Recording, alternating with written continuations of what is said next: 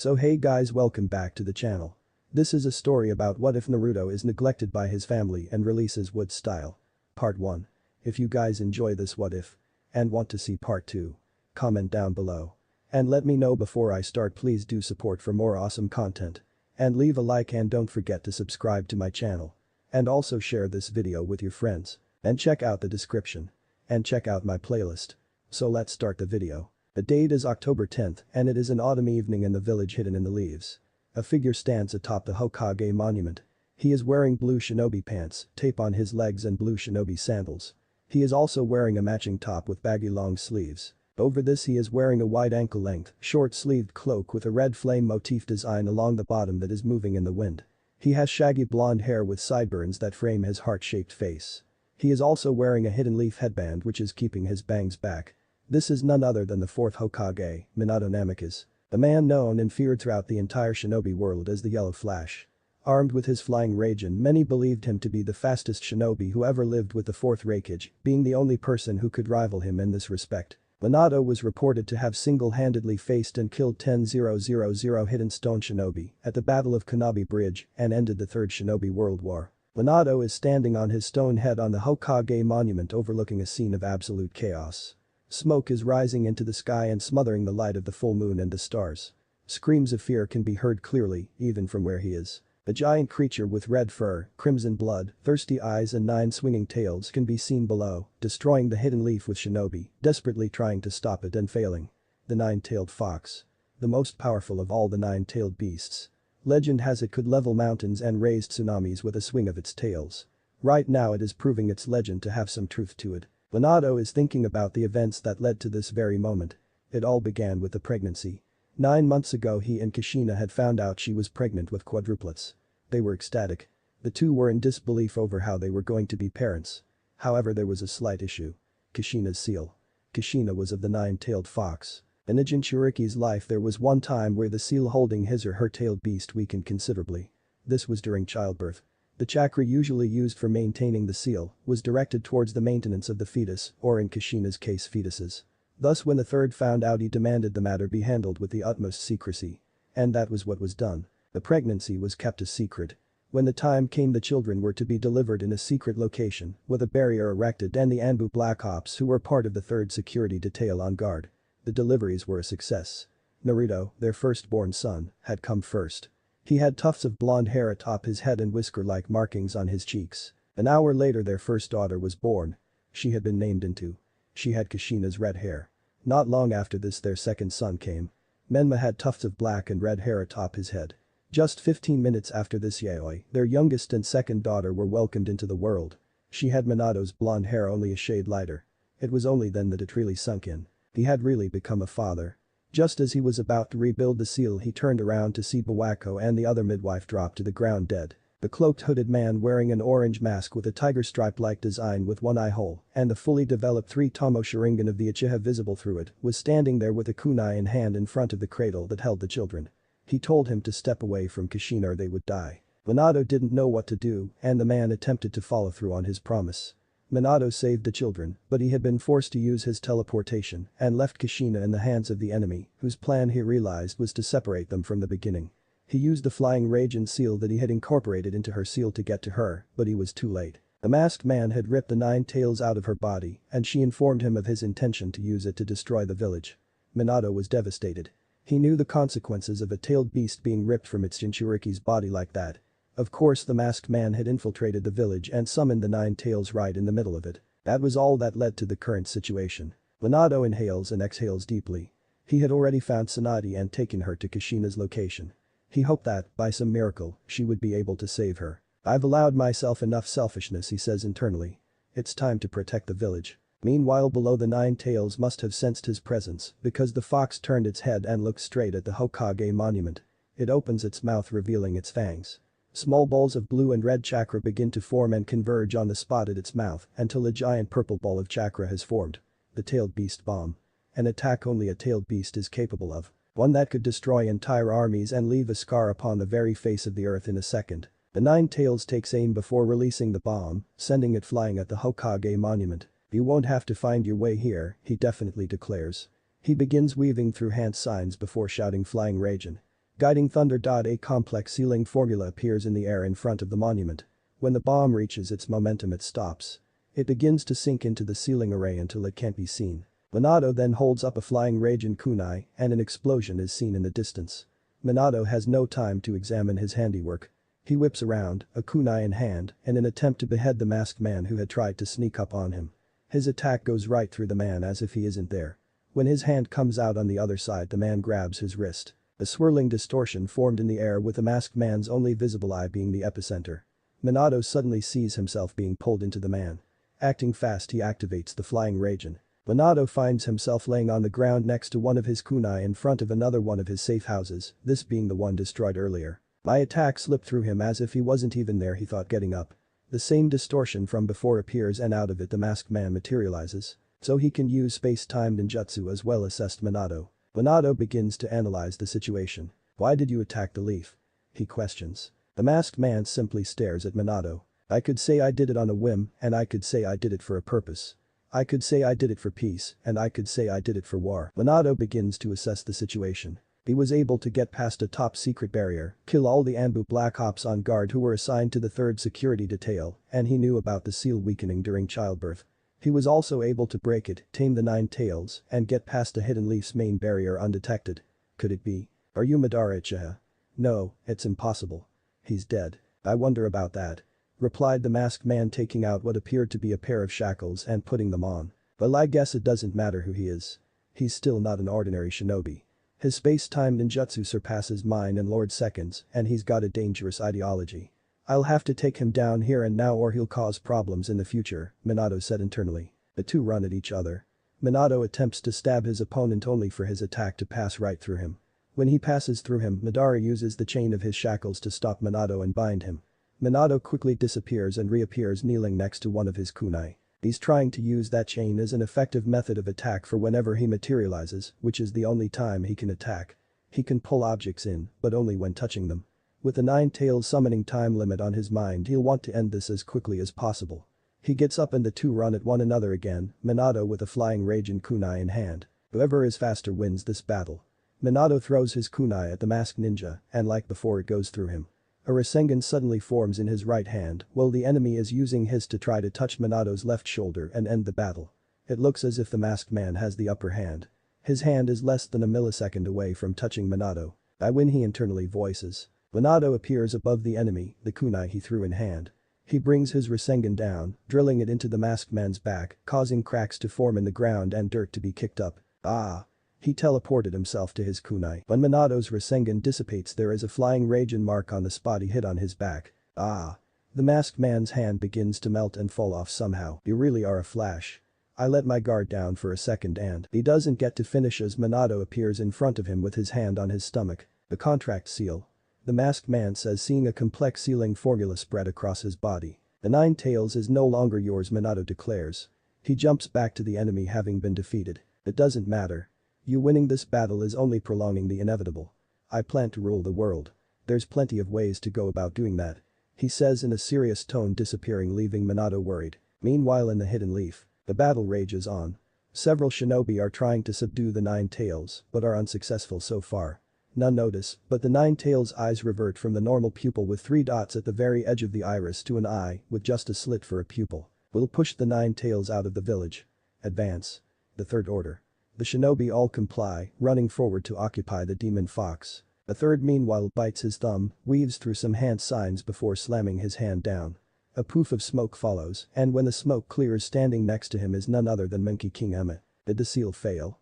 He questions. The former Hokage nods.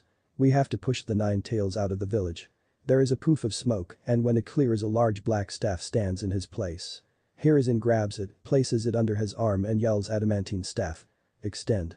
It complies as it suddenly extends its length, the tip rushing out to meet the 9 tails. It hits the 9 tails in the chest, pushing the beats back until it is out of the village. It's out. Don't stop. Advance and attack.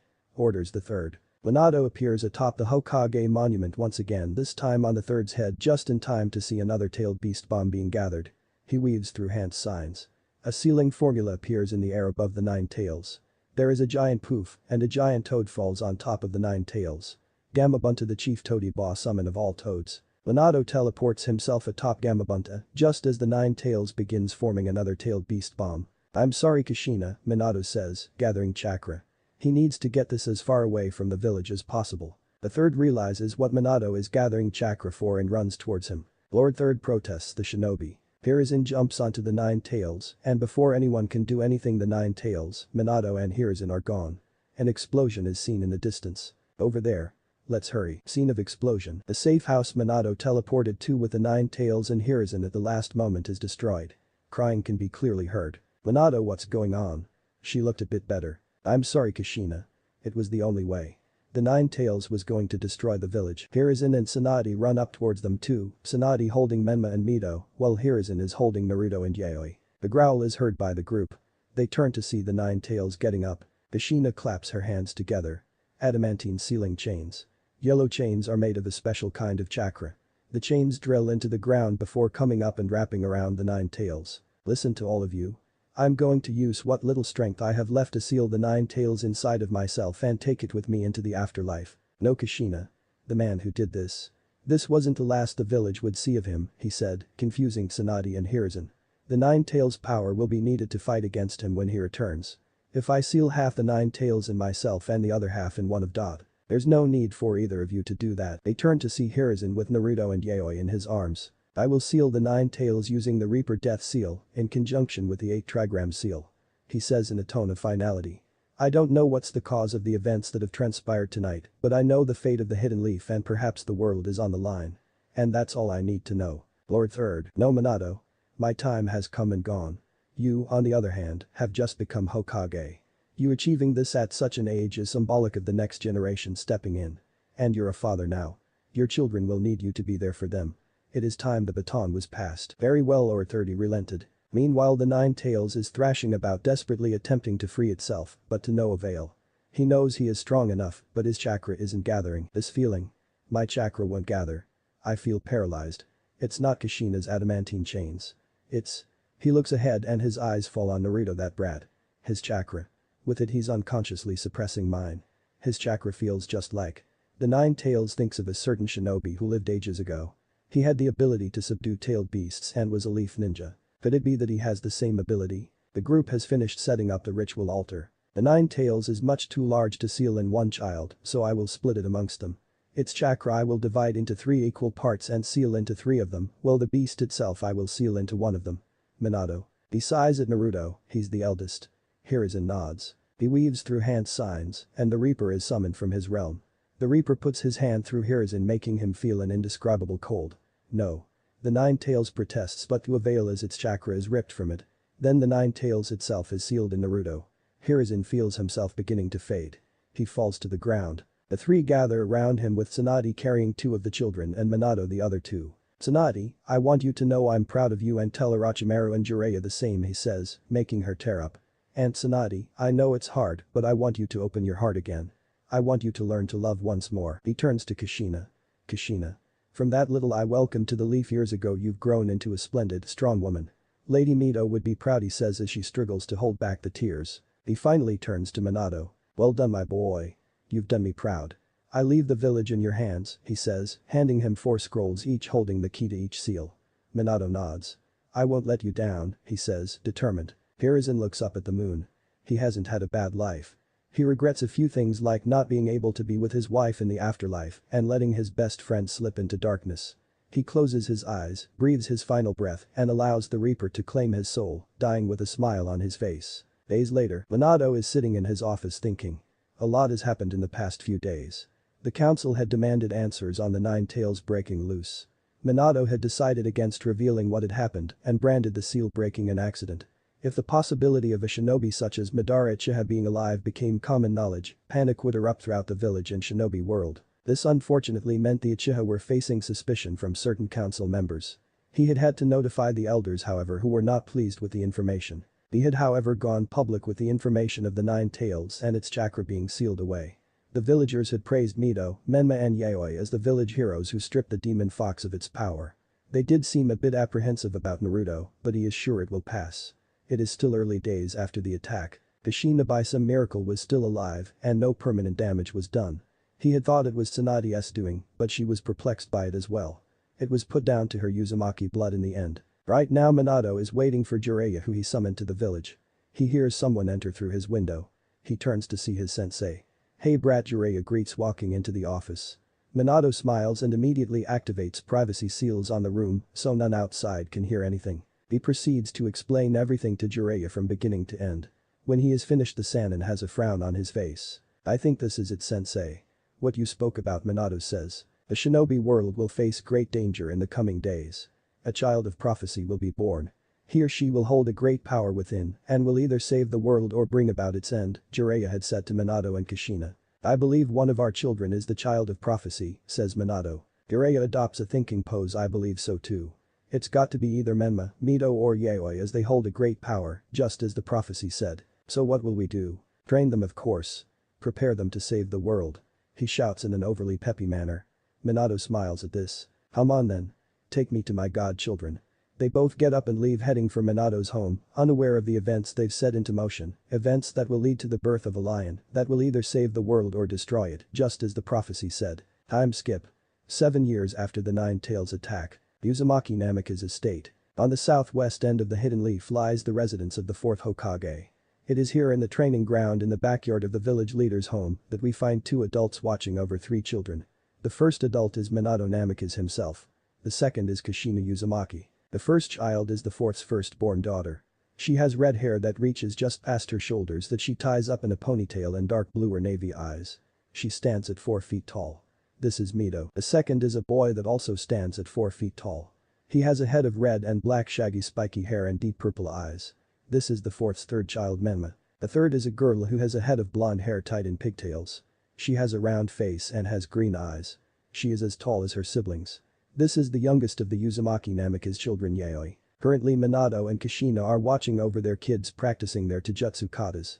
A decision had been taken by the parents to train Menma, Mito and Yaoi as much as possible so that when the masked man finally emerged from the shadows, the one out of the 3 of them who was the prophesied savior would be ready to face him. Minato had attempted to track the man down using his flying Raijin seal, which never disappears from anything it's marked.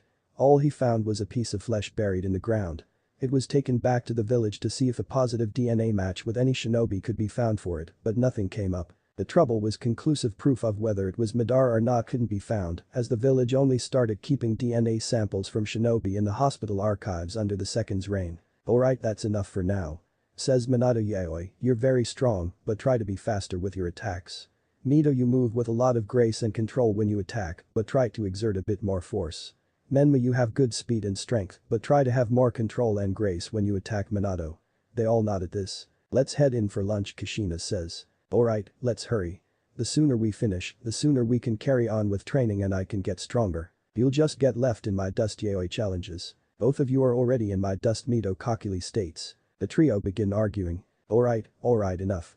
"The 3 of you have still got a long way to go as far as I'm concerned," he says, suddenly grabbing Mito and Yaoi and slinging them over his shoulders like sacks, while Kushina does the same with Menma. The kids protest, but soon the whole family is laughing. The figure watches this scene unfold from his bedroom window. He has blonde spiky hair and cerulean blue eyes. He has strange whisker-like marks on his cheeks and has a heart-shaped face. This is Naruto, the eldest of the Uzumaki Namika's children. One might ask themselves why he is not training with his family. The answer to this is he never does anything with his family. Things weren't as bad as before. Even from a young age Naruto could tell his siblings were receiving more attention than himself, and not just from his parents. The villagers were also very affectionate with the 3, dubbing them the saviors of the Hidden Leaf. This was because they had the 9 tails chakra sealed inside of them.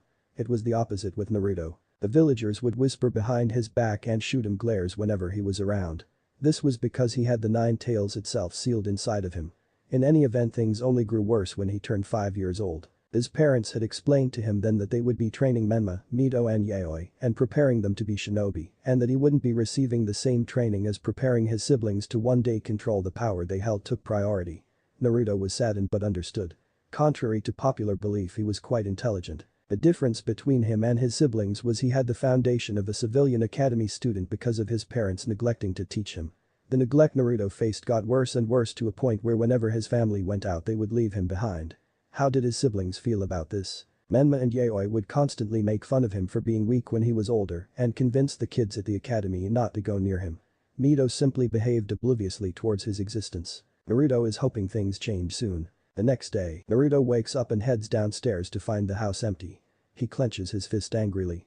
As always. He smiles realizing now is his chance. He heads to his father's study and begins raiding the section. The first he grabs is the shadow clone and some shuriken. Then just as he's about to go for another he hears laughter from outside. He utters a curse before leaving the study. He rushes up the stairs to his bedroom, shuts the door, jumps out of the window, and is off to the nearest available training ground. Hours later, Naruto sits on the ground panting. Since coming here he has been working on his shuriken and taijutsu. He mastered the shadow clone quite fast. It suits him well because of his large chakra reserves. Now he finally has someone to go to the academy for him while he puts in some meaningful training. The academy is a waste of time in Naruto's opinion. It doesn't properly equip one with the skills they will need when they go into the field. A majority of the students in it will fail to graduate, and for those who do it will be a question of will they survive a year in the field. He gets up and heads home. Naruto is walking through the village and begins to see a crowd forming around him. Whispers and murmurs can be heard. There he is. Ugh, just look at him. Disgrace to his family. How dare he call himself the fourth son? Demon. Naruto takes off running, not being able to take any more, and doesn't stop until he reaches his training ground. He falls on the ground and curls himself in a ball. The villagers always do this. The villagers had treated him this way for as long as he could remember. At first they weren't as brazen, but they quickly realized no one was going to stop them. He begins to feel angry and unintentionally infuses his chakra. Naruto suddenly feels something rough wrapping around him. He opens his eyes to see what appears to be branches that have sprouted from the ground out of nowhere and wrapped around him. He quickly untangles himself. What was that? He says to himself aloud. He closes his eyes and places his hands into the snake seal. He infuses chakra and focuses hard. He hears a sound and opens his eyes to see a tree. This could only mean one thing. The next day, Naruto jumps out of his bed and wastes no time showering and getting dressed before anyone else is up, intent on confirming his suspicions about what happened last night. He jumps out of his window not wanting to run into anyone from his family and is off. Training ground. Naruto forms two shadow clones. One heads to the academy, as is now routine, and the other goes off to the library to collect notes on wood-based. Then he unfolds a scroll and starts reading. The summoning is a that allows the user to transport a target to their location. Before an animal can be summoned, a prospective summoner must first form a contract with the animal and/or its species. Although in rare cases one can use the summoning prior to acquiring a contract to determine the summoning animal, one has a natural affinity. This can have dire consequences however and is not advised. Naruto thinks about this. What the hell, he says, what's the worst that can happen? He says to himself. He doesn't have to worry about chakra exhaustion. He reads further for the instructions. Naruto bites his thumb while infusing a fair amount of chakra. He slams his hand onto the ground. Summoning. A poof of smoke engulfs Naruto. When the smoke clears, Naruto looks around in shock. This is not the hidden leaf. He appears to be in a mountainous area with dense jungles. Naruto hears a growl and turns around to see, standing only a few feet away, a lion. This one is no ordinary lion however. It appears to be about the size of an adult horse. R R R R R R R R R O O O O O O O O O A R R R. It roars, causing Naruto to fall on his backside. Acting fast, he jumps up and takes off with the beast hot on his heels. Naruto jumps into a nearby tree, thinking he's safe only for the lion to leap after him. What? How is that even possible? He says, shocked, leaping to another tree. The lion leaps after him. The chase continues like this until Naruto jumps down onto the forest floor. He forms a dozen shadow clones who all run in different directions. The lion looks around not knowing which one to go after. It releases a roar that echoes through the forest. But Naruto has managed to get far enough from his hunter. What the hell was that? That lion was coming for me with the moves of a shinobi. He says, still trying to calm himself. Alright, now I need to get out of here. Naruto is stopped in his tracks as his hunter jumps down from the trees in front of him. He looks around to see other lions emerging from the surrounding trees. He sighs. Got your friends to help you take down the clones, huh? He whips out a kunai. If this is it and he's really going to die, then he's going to die fighting. A figure dressed in a white haori and black shinobi pants and sandals jumps down next to Naruto. He looks up to see a man who looks to be in his mid-50s. He has gray short hair and a stubble on his face. His eyes are black. Enough. He says in a commanding tone. You dare protect this intruder, growls at Naruto's unidentified hunter. If he's here then that fact alone means he isn't one, the man says in a challenging tone. The lions growl slowly before they part to form a path for them to pass. The man turns around and smiles at Naruto. Follow me. Naruto frowns and gets into a fighting stance. What makes you think I trust you? Would you rather stay here and face them, the man says, gesturing to the lions. Naruto relents and follows him. They walk in silence for a while. So what's your name? Mine's Akasada. Akasada Takahashi. I'm Naruto. Naruto Uzumaki Namikaze. Akasada chuckles. That's a good name. A maelstrom, huh? Naruto smiles. Sorry about back there. No problem. You were right for not immediately coming with me, he says. I know how you ended up here. So you're a shinobi in training? He says. Yes, so what is this place? Naruto asks. This is Mount Rain. Home of the lion summons, and you are only the second human to set foot in this place, Akasada answered. Oh, so where are we going? Naruto asks. To the ruler of this place, Lord Helios. In his palace you'll be presented with the summoning contract for the lions, and you'll sign it. Akasada explains. They walk for a few kilometers. Naruto sees more lions and lionesses this time. He comes to the realization that they vary in size. Some are a normal size, some are as large as horses, and some are the size of elephants. They continue walking until they get to a large rock. Two large stone lions are at either side of a set of tall double doors. Akasada places his hand on the double doors, and they open wide. He walks in with Naruto trailing behind. Inside, an incredibly large lion is seen sitting on a throne. He has golden brown fur, and his mane is slightly darker than his fur. His eyes are golden in color. The lion is large enough so that he could crush Naruto easily with one of his fingers. Akasada asks Helios in an intimidating tone. Boss, this is a young man who winded up here after using the summoning without a contract. It appears he has a natural affinity for your people. Akasada says. I'll be the judge of that. Bring out the summoning contract. If it rejects his chakra you will pay Akasada, he says, causing the man to gulp. A lion comes out from behind the throne with a scroll in his mouth and sets it down in front of Naruto. Akasada unfolds it. Sign your name and blood here, put each of your fingerprints here, and infuse chakra and push it in here, he says. Just as Akasada said, his name is the only one on the contract. Naruto signs his name and marks the contract with his fingerprints. He breathes in deep before pushing his chakra into the contract. It appears you were right, Akasada. Human boy, what is your name? Also Helios. Naruto replies. Helios notices the determination and fire in his eyes and inwardly chuckles. You have now earned the right to summon the lions. It is an honor that you are only the second to have bestowed upon. Do not disappoint. He nods. Right, Naruto, let's go. They leave the chief lion's abode. When they get outside, a lion slightly smaller than Helios is sitting there. Akasada, who is this brat, questions the lion, making Naruto a bit angry. This is Naruto, your new summoner. Naruto, this is Leishos, the boss's brother and your new summons. A new summoner? This little cub. No chance in hell. Naruto finally speaks up. Wanna bet, kitten? Leishos growls and gets up, bowing his head to meet Naruto at eye level. Say that again, he dares. Kitten? Naruto says. There is silence. Cub's got some roar. But as for your bite, that remains to be seen. He says, getting up and stalking off, leaving an irritated Naruto and an amused Akasada. Don't mind him. He's just testing you. Naruto sighs. So I get to summon all lions? Even the boss? Naruto asks. No, all except the boss. That privilege you will earn when you become a sage, Akasada says. How does that work? Naruto asks. You'll find out soon. He turns to Akasada.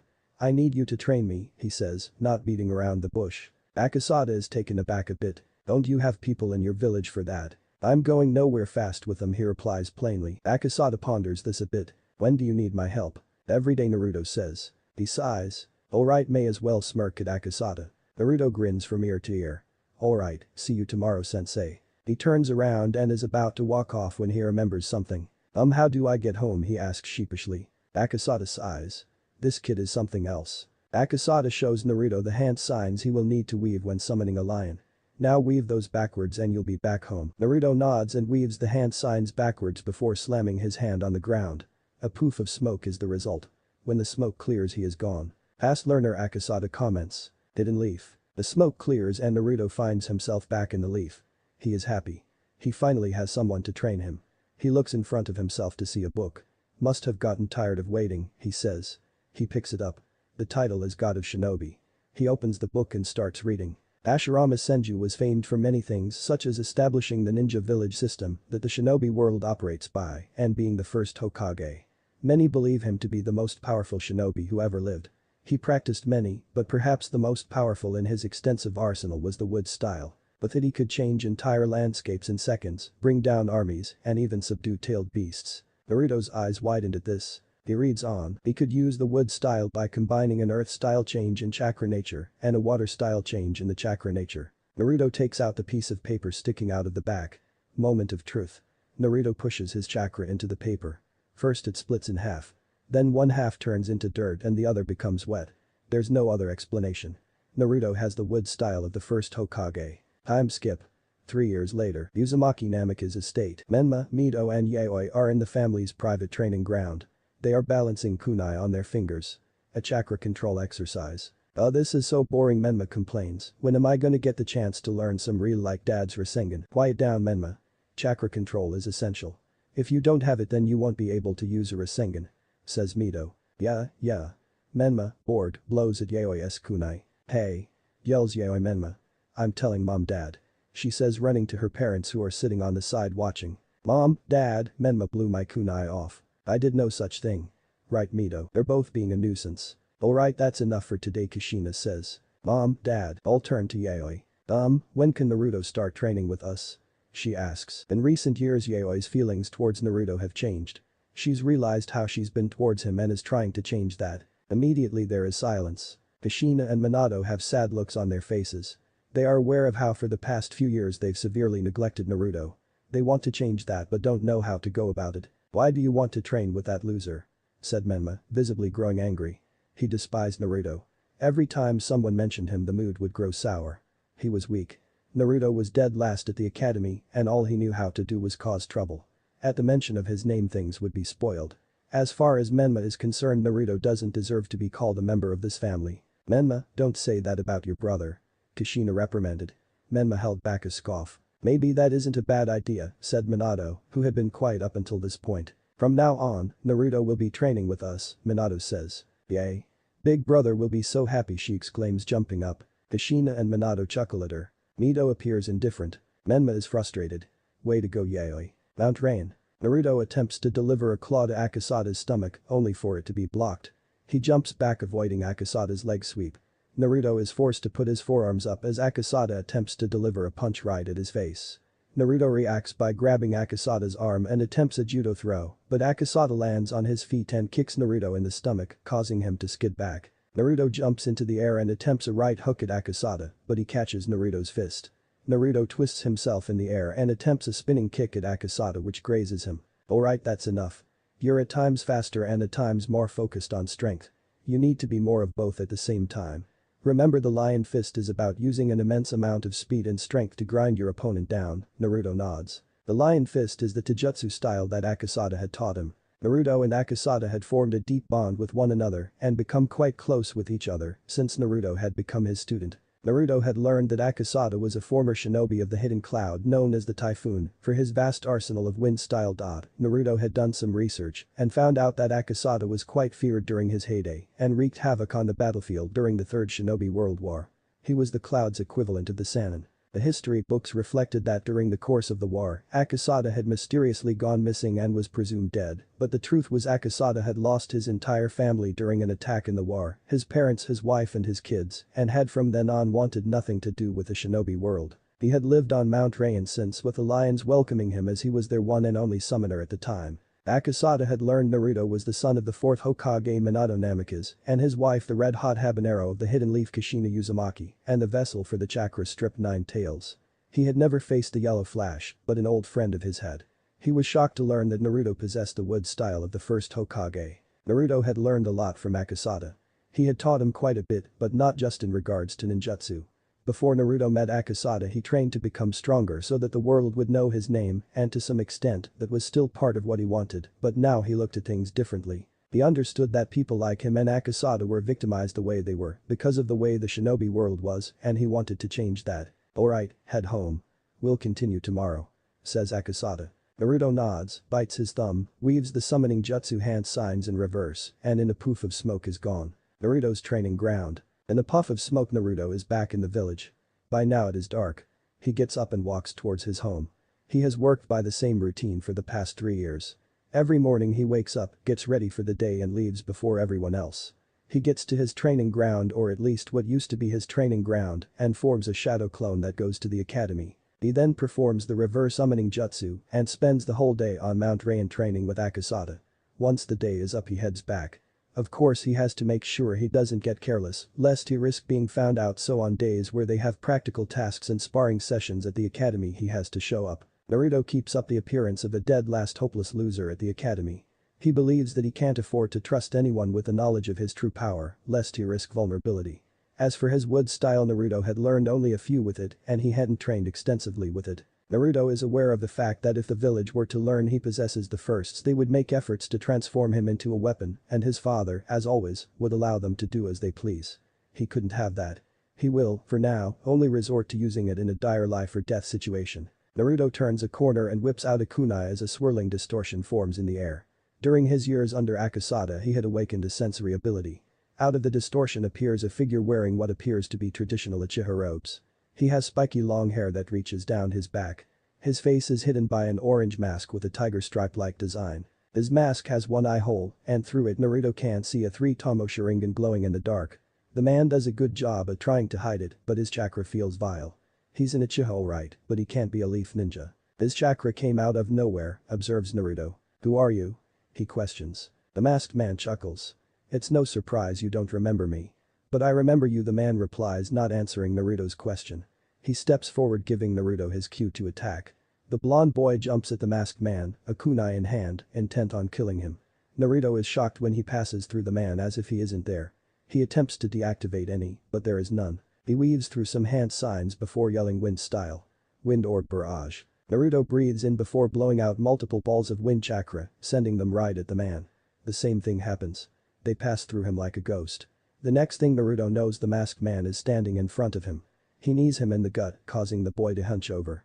Then he punches him square in the face, sending him stumbling back. He grabs the boy by his collar and tosses him like a rag doll, sending him skidding and rolling. Naruto gets up on his knees and feels the man infuse a large amount of chakra. He puts his hands in the snake seal.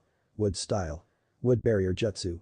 The masked man, seeing this, has a manic smile on his face behind his mask as he weaves his hand signs. Fire style. Fireball. A massive fireball somehow comes out of the man's mouth and goes right through his mask. It collides with the barrier, but it stands firm and protects Naruto from the flames. He takes his hands apart, allowing the wooden beams to recede back into the ground. He gets up onto his feet and looks at his enemy. This is bad. He has the ability to make himself intangible, meaning I can't land any attacks on him. Naruto gives himself no more time to think. His eyes widen and he places his hands in the snake seal as realization hits him. Release. He yells. The masked figure in front of him disappears as he immediately breaks that was just cast on him. He whips around only to receive a kick to the chest that knocks the wind out of him. While he flies through the air, the masked figure weaves through a set of hand signs. Fire style. Fireball, he calls out once again. Naruto, meanwhile, crashes to the ground and gets to his knees, not being able to muster the strength to jump up. His eyes widen as he sees the fireball cannoning towards him. He jumps up and does his best to evade the fireball, but can't escape the resultant explosion from it colliding with the ground, which sends him flying once again until he hits the ground and rolls before skidding to a stop. Naruto lays on the ground, helpless as the man walks towards him. The masked stranger grabs him and lifts him up by his collar. I'm impressed. You've grown strong. Even I wasn't expecting wood style. He says. Naruto is clawing at the man's arm, desperately trying to free himself from his grasp. But you're nowhere near as strong as you should be, the man says. He looks Naruto in the eye, the tomo of his Sharingan spinning. The blonde boy yells in pain before he goes limp in the masked stranger's grip. He's out cold. The masked man drops Naruto unceremoniously onto the ground. Now sleep, Naruto. Sleep and grow stronger, he says as he disappears into the swirling distortion he appeared through. Uzumaki Namika's estate. There is an unusual silence at the Uzumaki Namika's estate as the family sit around the table. They are waiting for Naruto to return. Kushina had gone up to his room only to discover he wasn't in it. She refused to serve dinner until her eldest son returned and sat with them. He usually didn't eat with them, but considering the occasion that should change. An Anbu Black Op teleports into the room in a puff of smoke. Lord Hokage says, addressing the village leader in the appropriate manner on one knee. Yes, what is it? Asks Minato. There's been a terrible incident. The Uchiha clan has been massacred. Itachi Uchiha is believed to be responsible. What? Minato says, leaping out of his seat. My name is Mikoto. Kushina is not able to finish her sentence. Her best friend can't be. She and Fugaku left the Uzumaki Namika's estate a couple of hours ago on a visit. Lady Mikoto is alive. So is Lord Fugaku and their children. Itachi was caught by Lord Fugaku accosting his younger brother Sasuke. He and his sister Satsuki are currently at the Leaf Hospital. There is more. Your eldest son has been attacked. Itachi is believed to be responsible for this as well. A shock-laced silence fills the room. No, no, Kushina cries, tears beginning to stream down her cheeks. Kushina. I'm going to the Uchiha clan compound. You head to the hospital now, Minato says. Menma, Mito and Yaoi watch this scene unfold, not knowing what to do. Leave hospital, second and third degree burns and fractured ribs. Tsunade says, giving her assessment. He should heal fast, all things considered, but that isn't the real issue. Naruto appears to have suffered an immense amount of psychological trauma, Tsunade says to a crying Kushina. Kushina is desperately trying to keep it together. She has her arm around Mikoto, who has stopped crying by now and has just shut down. I'm not sure when he'll come around, Tsunade admits. Thanks Tsunade, she says. All they can do is hope. A few days later. Naruto groans as he finally opens his eyes. He feels like he has been hit by a brick over the head. There he sees Tsunade. All of Naruto's physical injuries had already healed, to Tsunade's surprise. That was incredible even for an Uzumaki. Lady Tsunade. Naruto feels someone jump onto him. He looks to see his mother, in tears, hugging him tight. He doesn't know how to feel about this. Naruto, I was so scared, she says. He sits up in his bed. Kushina has not left his side since she came to the hospital. She pushes a small bit of chakra into the flying radiant seal in her wedding ring, and seconds later Minato is standing there. Naruto, you're awake, he says, smiling. Yes, he replies plainly. Do you remember what happened to you? Asks Minato. Naruto rubs his head. I was on the way home from some training and he just came out of nowhere and attacked me.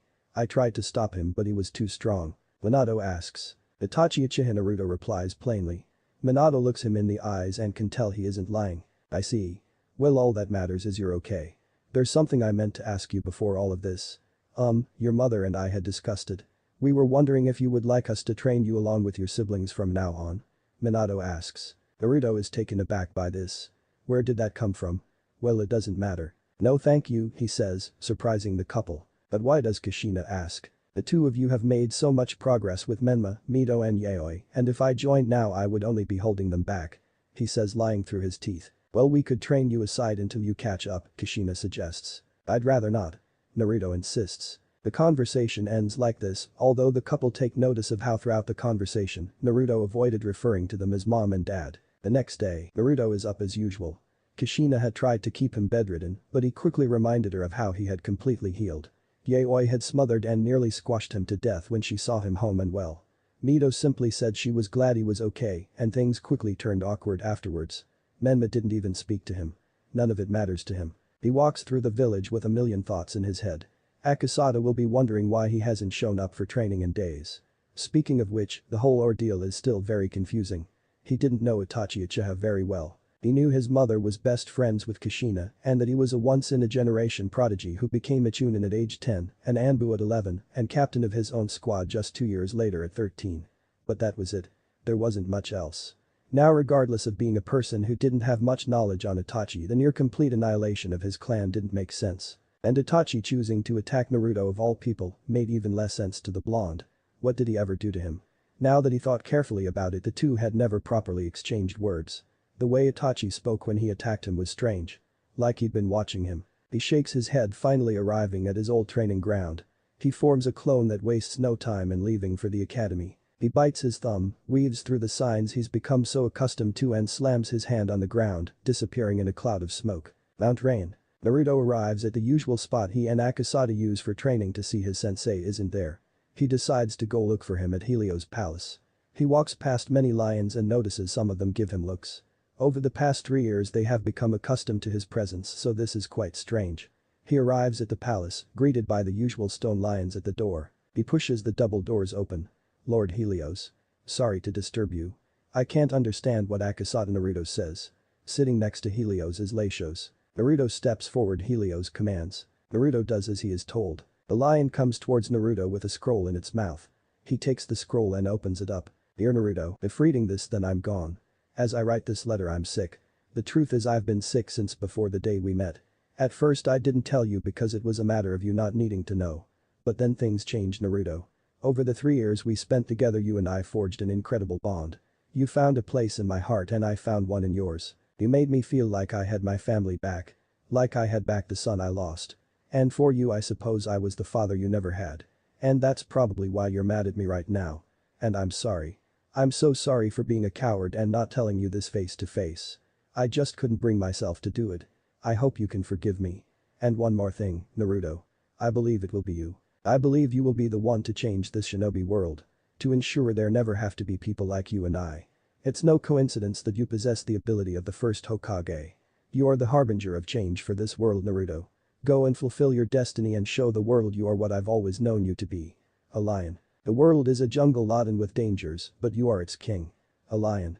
Love, your sensei, your friend, your father, Akasada Takahashi. Yes, you will be given a large scroll that contains almost every I've ever mastered, along with a storage scroll containing my life savings. Use these well. The lion comes forward with a second larger scroll. Naruto is by now crying at full force. He takes the scroll with one hand and the other is wiping away his tears. Do you want to see his body? Leishos asks. No. Naruto replies, desperately trying to stop crying. I need some time. He walks off. It will be a while before he is able to bring himself to set foot in this place again. The Genin examinations. This event is seen as the culmination of years of work from the aspiring ninja. A day where academy students who were once seen as hopeless rookie brats were finally recognized as fully fledged shinobi. Naruto Uzumaki is walking through the central part of the hidden leaf towards the academy. Today he will be taking the same exams. He would be lying if he said he wasn't a little excited. It's been 3 years since Akasada's death. In this time he has continued to keep up the facade of a dead last loser. Whenever he had to write a theory test he would calculate how many he needed to fail and pass to barely pass and sometimes purposely failing and taking extra credit. Whenever they had sparring sessions at the academy he would use the basic taijutsu style and fight until having acquired enough points to pass before taking a dive, but he wouldn't have to for much longer. Once he becomes a shinobi he'll finally legally be an adult and at that point nobody will be able to touch him. Not even Minato. Speaking of which, after his beating at the hands of Itachi Uchiha, Naruto was plagued by attempts by his family to get back into his life. Well, to be more specific, attempts by Minato, Kushina and Yayoi. Mito has always seemed indifferent and uninterested in him, whereas Menma openly voiced his disdain towards him. Years ago Naruto would have jumped at the opportunity to finally be part of the family, but he didn't want that anymore. There's still the matter of the wood style. Naruto realizes he didn't put much thought into that. He couldn't keep it hidden forever. Not because he is incapable of doing so, but because it's powerful and not being able to use it is just inconvenient and a monumental waste. He ends up deciding, like always, to push that to the back of his mind to be dealt with later. He had continued to train himself in its use. He hasn't been to Mount Rayan since that day 3 years ago. The day he lost his sensei. Flashback. There is no use in being strong if you don't move fast enough to land a hit, and there is no use in being fast if you're not strong enough to actually land hits that have an effect. Akasada says, sending Naruto flying through the air with a kick to the chest. Naruto rolls and skids along the ground. He sits up. Are you going to teach me ninjutsu or have you been lying to me this whole time and you never really made it past the academy? Naruto asks, growing frustrated. Akasada grows red and steam comes out of his ears. How dare you? Do you know who I am? I am Akasada Takahashi. The great typhoon of the hidden cloud. A man capable of commanding the wind with his very voice. He shouts. Akasada continues to rant but quickly realizes Naruto is tuning him out. Naruto. Listen to me. He says, growing redder, waving his arms in the air. Naruto sighs and puts both fists to his chin. There's no point in learning ninjutsu without the correct base, which is taijutsu. Your opponent will have you on the ground before you can even finish weaving signs. Why are you so desperate to learn ninjutsu anyway? Naruto mumbles. What? Akasada says. I want to get stronger so they regret ever leaving me out in the cold. So they can't ignore me any longer. I want them to fall to their knees and beg me to come back just for me to shut them out like they did. Naruto confesses. Akasada's face softens. He walks over to his student and sits down next to him. Look at Naruto. I'm not going to sit here and pretend as if I understand and can relate to what you've been through and are going through because the truth is I don't. Akasada says. But if that's really why you're doing this, maybe you should cut your losses and leave now, he says to Naruto, shocking his student. You have immense potential to become bigger than anything this world has ever seen. I know it. This is coming from someone who has fought alongside the 3rd and 4th Raikage. It's for that reason. If your heart isn't in the right place then someone like you could end up causing untold destruction, he says, causing Naruto's eyes to widen in shock. And I don't want that. That's all I will say to you. Akasada leaves his student with a lot to think about, jumping up and twisting in the air before landing on his feet in front of Naruto, who is now reflecting on his sensei's words. So, ninjutsu huh? He breathes in, while weaving signs, before blowing out a gust of wind that lifts Naruto into the air. He watches as it transforms into a miniature tornado. Naruto yells, protesting as the twister whips him about. Before you learn ninjutsu you need to learn how to creatively evade and or neutralize the enemies. Akasada says, sitting down. It's his turn to prop his chin up on his fists. "Well, go on then. Get started," he says chuckling. Flashback ends. Naruto can't help but chuckle at that memory. Although he isn't sure how to feel about his sensei's words of warning. He sighs, growing sad.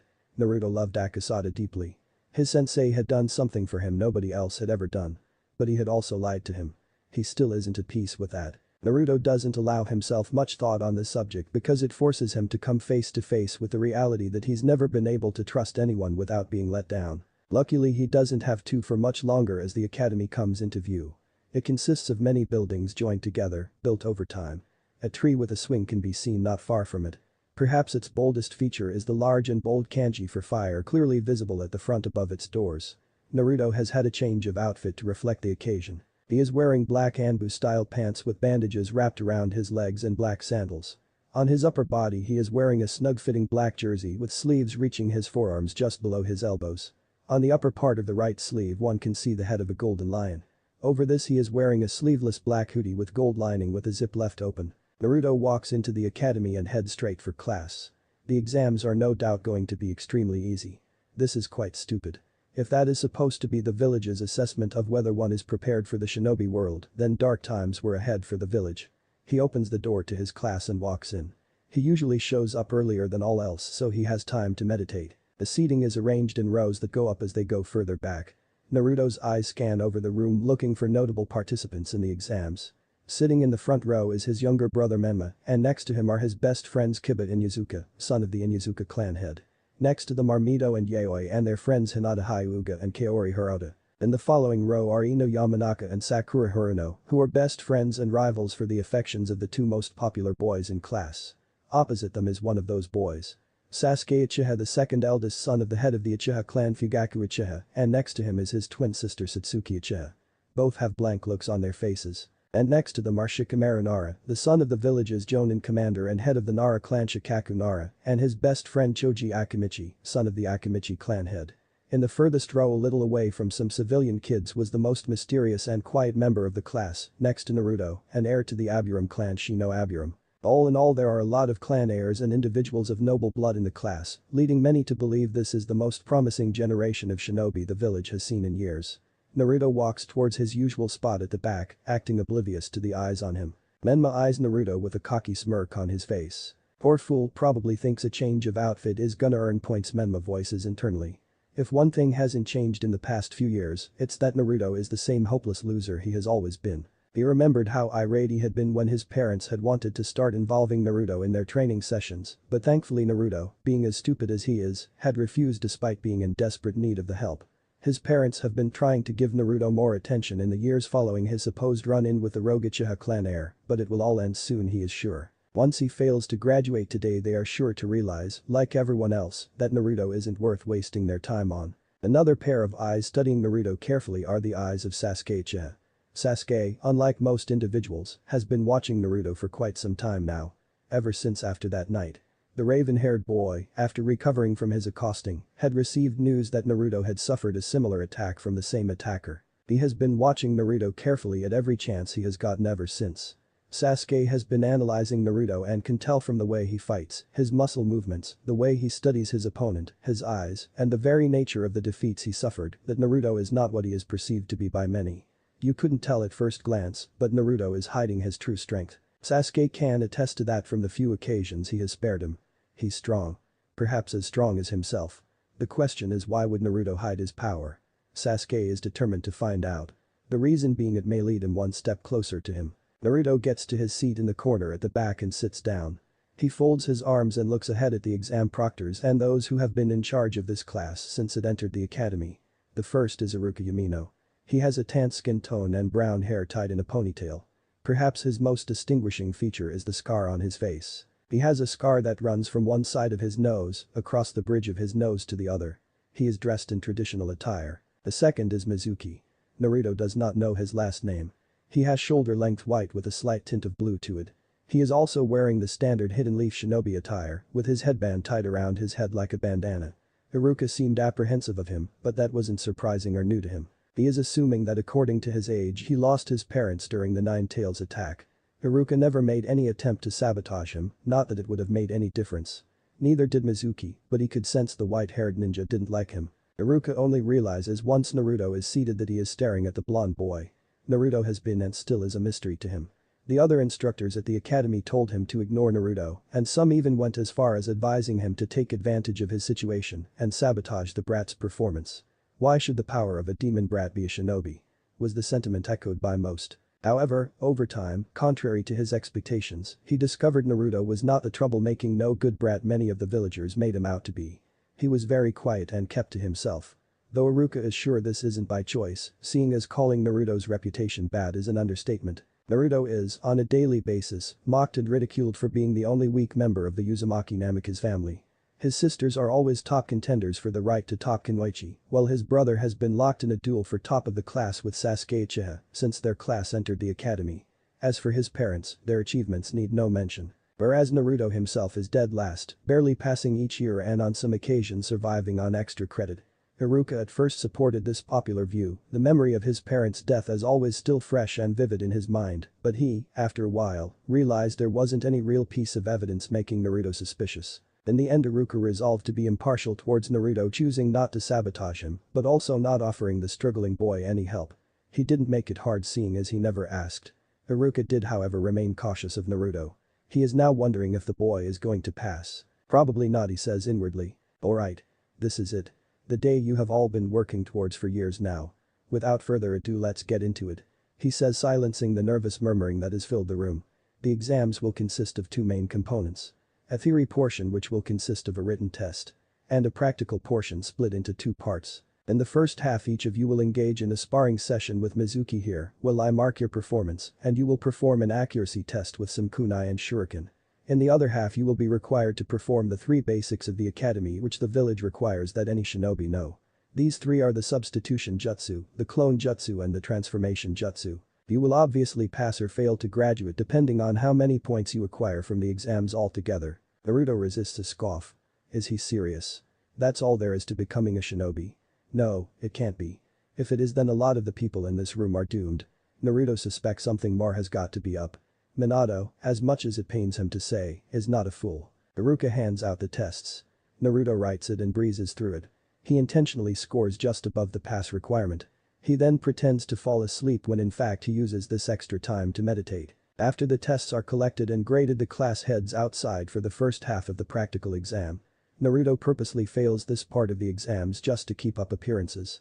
Satsuki and Sasuke tie for highest in this section of the exams.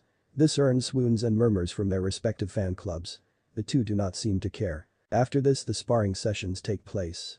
Naruto, as always, fights for points rather than to impress, though he can tell Mizuki is going rougher on him than everyone else. The first half of the practical exam ends and all go inside and take their seats and await to be called upon for the final test.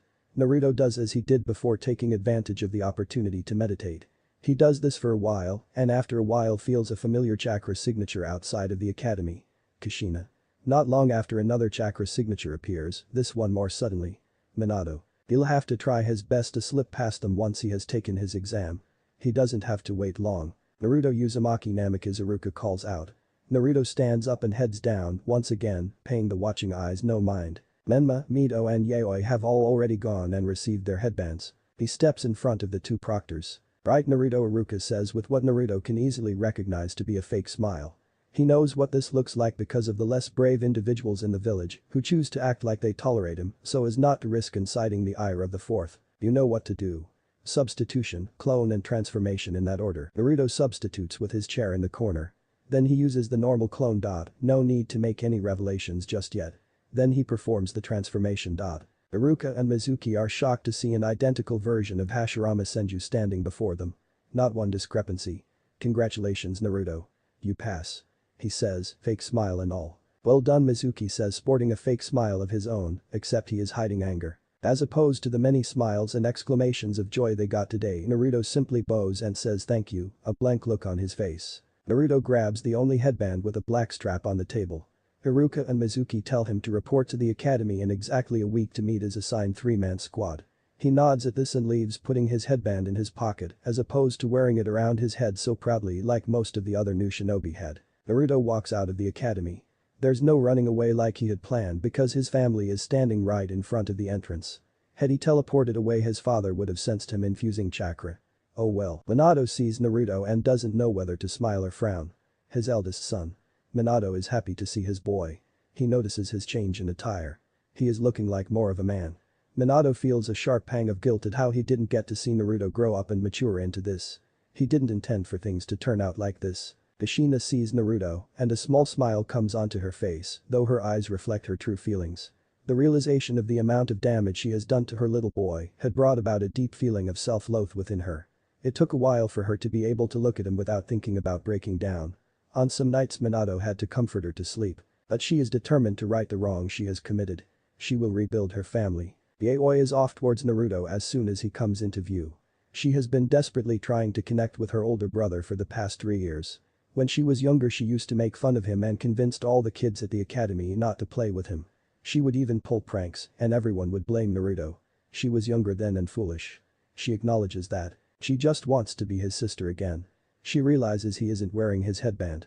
Oh no, did he fail? Menma sees Naruto approaching and resists coughing. He honestly makes him sick.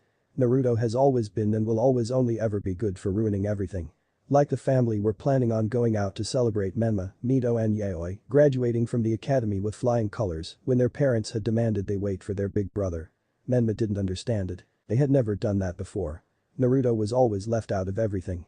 What is so different now? He notices the blonde is not wearing his headband. I knew it, he thinks, smirking. Mito simply looks on indifferently. She is impartial about Naruto. He is, for all intents and purposes, a stranger to her. She knows that her parents feel guilty about neglecting Naruto, but they have tried to reconnect with him only for him to shut them out. She knows that he is dead last in their generation, but he only has himself to blame for that. He turned down the opportunity to train with them. He also cultivated a reputation for troublemaking for himself. What can you do for someone like that? All in all, she cares little for him, or at least that is what she tells herself. Naruto sees Yaoi coming. At first he thinks about sidestepping and letting her fall, but decides against it. Yaoi jumps on Naruto, hugging him tight. Big brother. She looks him over. Did you pass? She asks. No, he didn't. Are you surprised? Menma says, smirking. All eyes fall on Naruto, who takes out his headband and straps it around his head. Congratulations, Naruto. I'm proud of you. Minato says, beaming. Naruto nods and bows. Thank you, Lord Hokage, he says simply, making Minato wince at how he doesn't call him his father. Naruto moves to end the conversation before it can go further. I'll be seeing you all later, he says, turning brushing Yaoi off and leaving. Kushina looks down in sadness. She feels Minato's arm wrap around her. Give him some time, Kushina. He'll come around. Minato comforts me. Right guys? What do you say we go out and celebrate, Minato says. What about big brother Naruto? Yaoi asks sadly. Their brother wants to be left alone right now, Kushina says. Naruto's training ground. Naruto opens his eyes and looks up. The light of the crescent moon and the stars is shining down. He came here to meditate a few hours ago after escaping his family. I did, Akasada-sensei, he says. Naruto gets up and starts walking home. Now things are going to start changing. Naruto feels a familiar chakra signature approaching. A figure flies past in the trees towards the village gates. But Mizuki is speeding towards the village exit. Under his arm is a large scroll. This is the Forbidden Scroll of Seals. Mizuki is heading to the village gates, intent on delivering it to his master. This was not the original plan. The plan was for the demon brat to fail to graduate, so Mizuki could fool him and tell him he could earn extra credit by bypassing security and getting the scroll. However, things didn't go according to plan. The demon brat actually passed. Mizuki realized that the little rat had been hiding his ability this whole time. Thus he was forced to steal it himself, leading to the current situation. He realizes someone is tailing him and drops down to the forest floor. Naruto jumps down and is faced with his academy instructor Mizuki. Well, if it isn't the fox brat of the Hidden Leaf, Mizuki says with a vile smirk on his face. Naruto stands there, not the least bit fazed by these words. You're not on active field duty. Why are you attempting to leave the village? Whoa, big shot. Just because you got lucky and graduated you think you can boss people around now, Mizuki responds. Naruto had been compelled by a feeling deep within to follow after him. His eyes darted to the scroll in his arm. Oh, you want to know what this is? This, little rat, is the Forbidden Scroll of Seals, he says, shocking Naruto. I was just on my way to deliver it to my master, Lord Orochimaru. He continues, shocking Naruto even more. Orochimaru is one of the 3 legendary Sannin and a former student of the 3rd. He was one of the candidates considered for the position of 4th Hokage, but most importantly he is the biggest traitor in the history of the Hidden Leaf. Why is Mizuki working with him? Naruto doesn't know either. Mizuki is a traitor. That is all he needs to know. You're probably wondering why I'm telling you all this. Well, it's because you're about to be dead. He shouts, taking the Fuma shuriken off of his back and sending it hurtling towards Naruto. He stood there not moving. Just as the shuriken appears to be centimeters away from cutting Naruto in half, he releases a burst of wind-style chakra, sending it right back at Mizuki, who has to jump into the air to avoid it. Mizuki suddenly feels the wind knock out of him as Naruto, out of nowhere, kicks him in the back, sending him crashing into the earth. What? How is he so fast? Mizuki inwardly says, shocked. He tries to get up from his knees, but is sent flying through the air into a tree from a kick to the side which fractures his ribs. Mizuki can do nothing as Naruto weaves through hand signs and shouts water style. Drilling bullet a jet of water emerges from Naruto's mouth and smashes into Mizuki, sending him right through the tree, breaking it. He flies for a few meters before crashing unceremoniously onto the ground. He is out cold. Naruto walks up to him and ties him up with ninja wire. If Mizuki hadn't underestimated him, that wouldn't have been so easy. He still would have won, but it wouldn't have been so easy. He thinks back on everything that has led to this point. He looks up. One step closer. He says before teleporting away. The Hokage Tower. It is the nerve center of the Hidden Leaf. The very heart of the village. It is from here that the Hokage goes about running the village on a daily basis. And as usual, now the Hokage is currently in his office on the top floor of the tower, where a view of the entire village is available, discussing a matter that will affect the future of the village. The last few days have been particularly busy for Minato. All 4 of his children had graduated from the academy. On the night of the day they were promoted to genin, it had occurred that a Chunin Academy instructor, one of the 2 who had been teaching them, had stolen the forbidden scroll of seals and attempted to leave the village. Mizuki had come very close to making away with the scroll and all the forbidden within, and would have done so had it not been for a certain shinobi.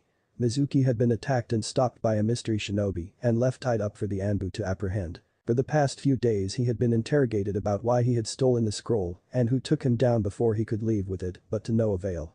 Some, of the few who knew, had dismissed it as the actions of a power-hungry fool, but Minato is not so sure. Mizuki is just a dot. Surely no matter how much of a fool he is, he would have realized there is nothing a shinobi of his caliber could do with a scroll containing such. This leads Minato to the conclusion that someone tasked him with it. But who? An enemy village. Rogue shinobi. The hidden stone had been itching to get revenge since the war ended, but the memory of Kanabi Bridge ensured that the very mention of his name struck a terrible fear into them. The Hidden Cloud is a very militaristic village, and their current Raikage is on a mission to make the village the most powerful in the elemental nations. Though with their failed attempted kidnapping of the Hyuga clan head's firstborn daughter, occurring only a few years ago, perhaps they wouldn't be so brazen. Rogue shinobi. Was it perhaps the criminal shinobi organization that Jiraiya had informed him of and that Itachi Uchiha was reported to have joined? Whatever the case, Minato knew this should be treated with the utmost seriousness. He had had Ibiki and Anko handle the matter, but when they failed, surprisingly, he had Inoichi attempt to extract the needed information. To his shock, the Yamanaka clan head failed as well. After some investigation, it was discovered there was a seal on the shinobi's brain that acted as a lock to his memory. The seal wasn't a problem for someone like Minato, however it is outfitted with a fail-safe mechanism that ensures that should it be broken, Mizuki's brain will be destroyed before any information can be retrieved. This is worrying to Minato. Although this did confirm his suspicion that Mizuki was working for someone and someone powerful, but who? Minato was just thankful that the scroll was recovered. Now if only he knew who was responsible. He understands Mizuki not revealing his master, but why not reveal who stopped him? Perhaps this is another individual within the village who was working with him who ended up deciding against handing over the scroll and betrayed Mizuki, and now he is protecting this person for fear that they will tell all there is to know about the plot. Minato is very disappointed in how the scroll was even able to be stolen in the first place. Security around the tower has been tightened as a result. When Danzo gets word of this, he won't hear the end of it. But that is not the matter of importance Minato is handling right now. Sitting across from Minato is a man who appears to be a shinobi himself. 2 scars can be seen on the right side of his face. He has dark hair tied into a spiky ponytail, dark eyes and a goatee beard. He is wearing only a mesh shirt underneath his dark green flak jacket and what appears to be a deerskin coat over this. Besides this, his outfit is the standard one for a shinobi of the Hidden Leaf. This is none other than the Jonin commander of the Hidden Leaf, and by far its most skilled tactician and sharpest analytical mind, the Nara clan head, Shikaku Nara. Currently the pair is discussing the team arrangement of the newly promoted generation of shinobi of the Hidden Leaf, which contains their children. So Minato, how do you feel about this lineup? Shikaku asks not to refer to the village leader by his appropriate title. Well, there are a lot more assault squads, Minato observed. There was only one team completely devoted to tracking and that was pretty much it. Shukaku nodded at this. True, there are. But there isn't a shortage of tracking and espionage personnel within the village. It is to be expected. This is what many people in the village looked at this generation as being destined for. Minato adopted a thinking pose. There hasn't been a group of individuals with this much hype surrounding them in a while. The notion that one needs to be from a shinobi clan to be talented is ridiculous to Naruto. He himself has no clan background. Though they are quite the promising bunch. Alright. I'll give it my approval, Minato says. He is hopeful of this generation. And along with this new batch of shinobi, new Jonin senseis would be coming in. Kushina would be coming out of retirement and an old friend of his would be taking up teaching as well. Shukaku leaves Minato's office as the Hokage turns his seat to look over the village. He is deep in thought once again. I'm Skip. Days later, the academy. Iruka's classroom. Naruto is sitting in the corner of the classroom as usual. He was meditating a while ago. He likes meditating because it sharpens his senses and calms him. As more genin trickled into the room, the level of noise rose until he could no longer concentrate. So now he is just thinking. It's been exactly a week since he was promoted. He is here to meet the team he was assigned to and his new sensei. It has also been a week since he stopped Mizuki. The blonde is thinking about what Mizuki said. My master, Orochimaru, he had said. From all the research he had conducted on Orochimaru in the past week, Naruto had been able to assess that he was a very power-hungry individual, so his attempt to acquire the Forbidden Scroll of Seals shouldn't be surprising. Naruto realizes he has put himself in a bit of a predicament. He wants to notify the Hokage of Orochimaru's involvement, but that would mean exposing himself. He isn't quite ready to do that yet. He does plan on finally revealing his true strength, but not so soon. He isn't worried about Mizuki or adding him out. He knows how deep some people's hate for him runs. Mizuki doesn't want the demon fox brat to be recognized as a hero for taking him down. Naruto has his hood up and his head down, but he can still feel a pair of eyes on him. There are 4 people who make a habit of watching him in the class. Yaoi and Iruka haven't arrived yet. He deduces from the positioning that this is Sasuke Uchiha. It isn't surprising to him. He does this quite a bit. Ever since Naruto was attacked by Itachi 3 years ago, Sasuke has made a habit of discreetly examining him. He had heard the raven-haired boy had suffered a similar attack at the hands of his older brother. Naruto had observed the behavioral changes that resulted from this. Before the Uchiha massacre, Sasuke had been a confident, energetic boy, but after he became more cold and reserved. Naruto detects 4 chakra signatures approaching the classroom, 3 of them closer than the 4th. He lifts his head, takes off his hood and sits up straight with his arms crossed. Not long after she walked the princesses of the Hidden Leaf and the prince of the Hidden Leaf. Menma, Mito and Yaoi are dressed in their usual attire. Menma is wearing a red jacket with a black flame motif along the bottom and along the end of the sleeves with the zip left open. Beneath this he is wearing a white shirt with a kanji for fire on the front. He is also wearing black pants and blue shinobi sandals. His headband is strapped around his head, keeping the bangs of his shaggy hair out of the way, but only a bit. Mito is wearing a red open front battle dress. It ends just above the knees and underneath this she is wearing short tights and blue shinobi sandals that reach just mid-calf. Her long red hair is tied in a ponytail that reaches her mid-back. She is also wearing blue wristbands. Her headband is strapped around her waist. Yaoi is wearing a pair of tight blue shorts underneath which she is wearing mesh pants that reach her ankles. She is also wearing blue sandals and a midriff white top that exposes her belly button. As always her hair is tied in pigtails and her headband is strapped around her neck. The arrival of the hero trio of the Hidden Leaf earns swoons and murmurs from their respective fan clubs. Menma. You're here. Look at him. He's so cool. Yaoi is so hot. Mito, marry me. She's incredible. The 3 walk into the classroom behaving completely oblivious to the shouts and murmurs. They have gotten used to this sort of treatment. They walk to their seats and sit down, Menma high-fiving Kiba. Man, they can't get enough of you Kiba compliments. What can I say, I'm an irresistible Menma brags. Mito smiles and greets her friends. Hi Mito greets Hinata. Hey Hinata, Kaori, you ready? She asks. The 2 nod. Yaoi, meanwhile, is with Mito, Kaori and Hinata, but is not paying attention to them. She is looking to the back of the class at Naruto. Naruto realizes that Yaoi is looking at him, but he is behaving obliviously to this.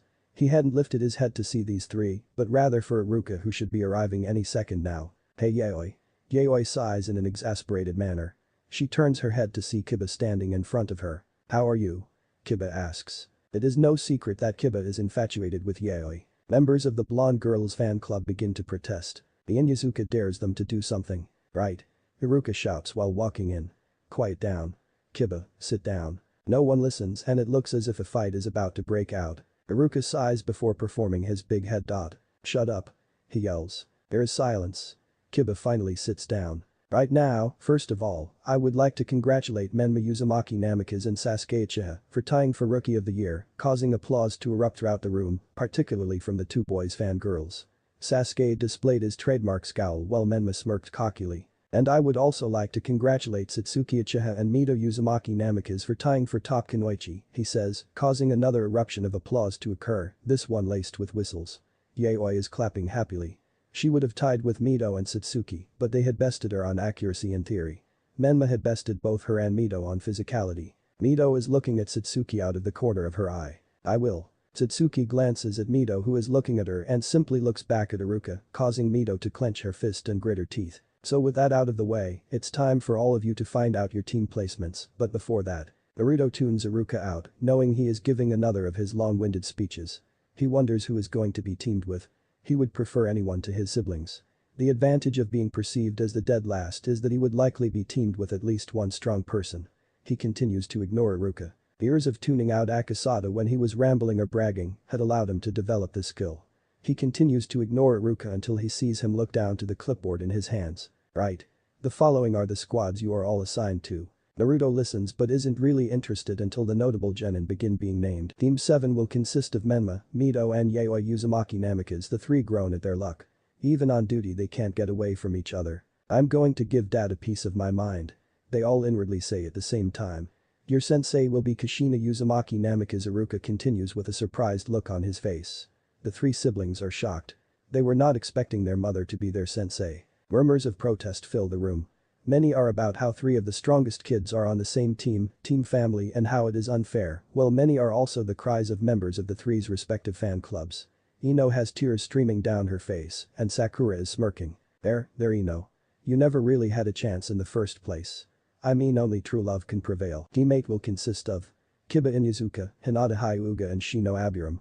Your Jonin senseis will be Kuranaiki. Iruka continues. Team 9 is currently active. Team 10 will consist of Sakura Haruno, Shikamaru Nara and Choji Akimichi. Nuo Sakura cries, throwing herself on the floor, while Ino laughs loudly at her. Ha! I may not be on the same team as Menma, but at least I'm not stuck with those two hopeless acts, Ino says, pointing at Choji and Shikamaru.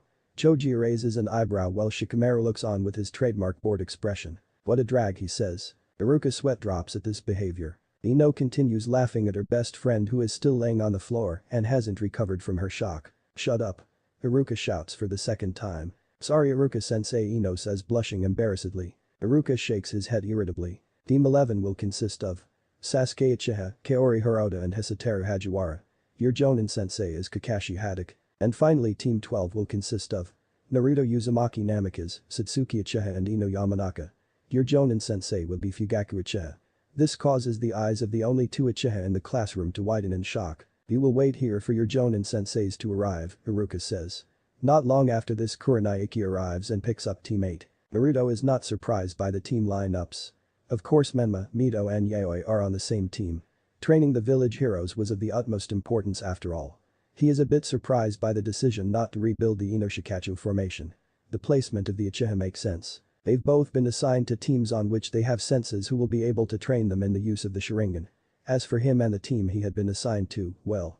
From what he knew, Fugaku Uchiha is the head of the Uchiha clan and the father of Itachi Uchiha. He is known and feared throughout the shinobi world as Fugaku of the Wicked Eye for his prowess with the Sharingan, another one of the legends born during the Third Shinobi World War. He is yet another candidate who was considered for the role of Hokage. He is quite excited to be assigned to such a strong shinobi. Naruto doesn't know much about Ino. She is the heiress to the Yamanaka clan and the daughter of the clan's leader, Inoichi Yamanaka. She is Sakura Haruno's best friend and has a crush on Menma. That is pretty much all he knows. He isn't too sure about her. It seems to him like her eyes haven't been opened to the cold realities of the shinobi world. And then of course there is. Satsuki has been watching him out of the corner of her eye. Naruto Uzumaki Namikaze. Before, the only thing that made him of any concern to her was the fact that he was Mito's brother, and even then they didn't seem close, so she didn't know much about him. And then that terrible night came.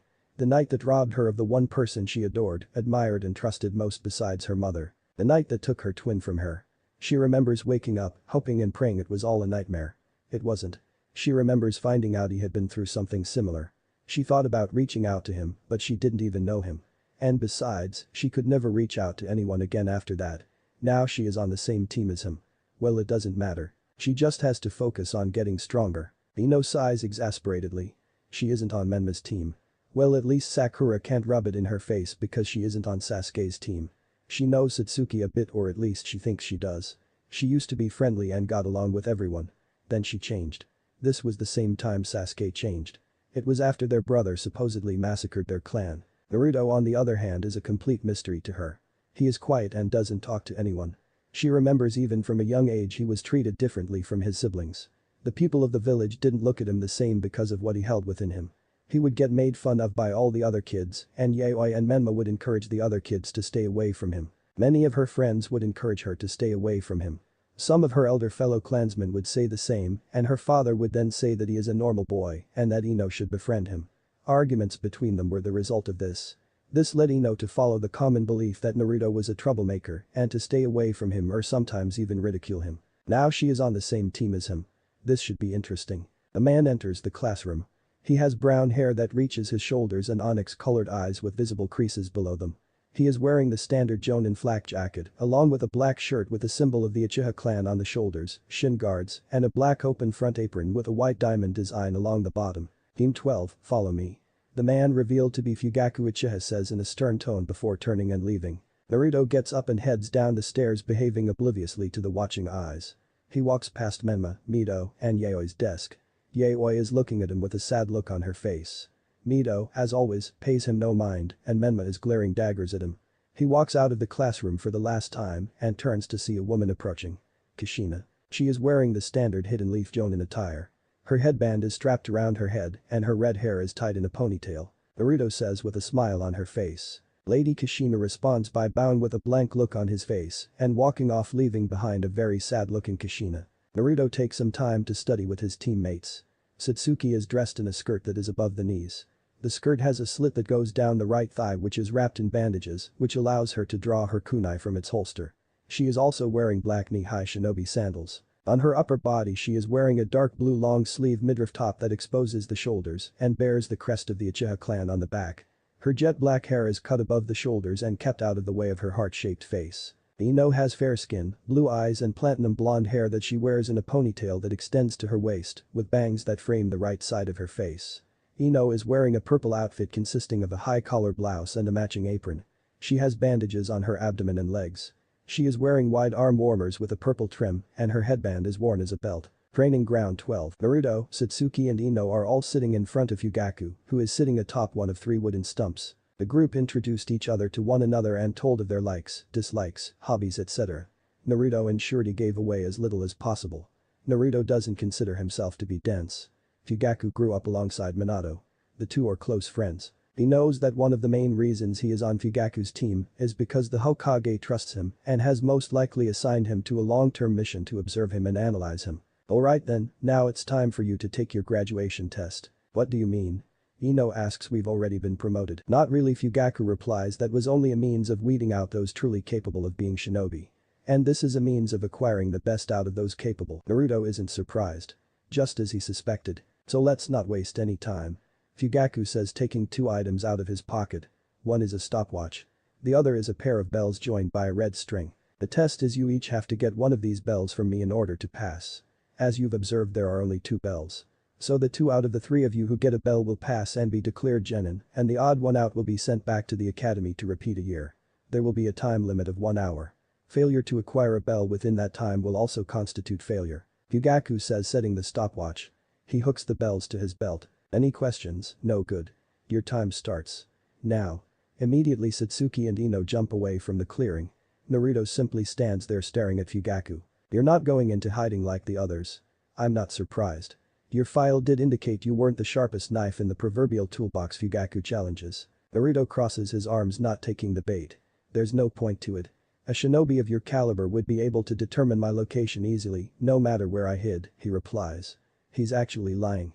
If he wanted to, he could hide his presence from Fugaku. He just doesn't want to hide. Fugaku smirks. An astute observation. Meanwhile with Satsuki is tense. She is hiding in a tree looking down at Naruto and Fugaku, who are having small talk. By the end of today someone will have failed and been sent back to the academy. She has to make sure it isn't her. As long as she gets to keep her headband, it doesn't matter what else happens. BSSSSST, Satsuki Ino says, causing the Uchiha girl to jump in fright and whip around with a kunai in hand. Why are you sneaking up on me? What do you want? Satsuki hisses. Listen. We're up against a jonin here. We can't go in on our own. If we work together and use all opportunities presented we can get those bells, Ino says. Oh yeah? And what about him? Satsuki asks Naruto. He's the dead last. He's hopeless anyway.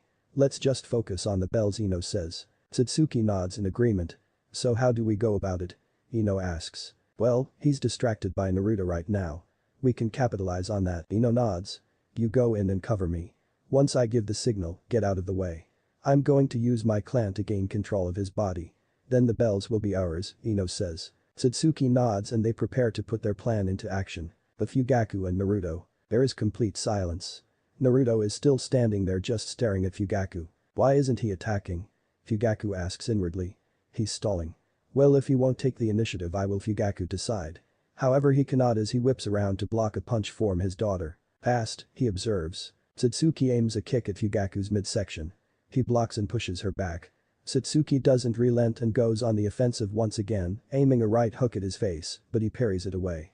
She goes low and attempts a leg sweep, but he jumps up and back. Satsuki is growing frustrated. He hasn't thrown a single attack at her. Does he think she's too soft? She'll show him. Fugaku stands with his arms behind his back. This is much too easy. Her interceptor fist is incomplete without the Sharingan which he isn't even using right now. Satsuki weaves through some hand signs before shouting fire style. Fireball. Satsuki breathes out a fireball the size of a small house that careens at Fugaku. He raises his eyebrow at this. Is she using this against him? The fireball seemingly engulfs Fugaku. Satsuki doesn't let her guard down. When the fire dissipates nothing is left where Fugaku was. She whips around to receive a backhand that sends her reeling back. He stands there with his arms behind his back once again. A shrill whistle echoes throughout the clearing.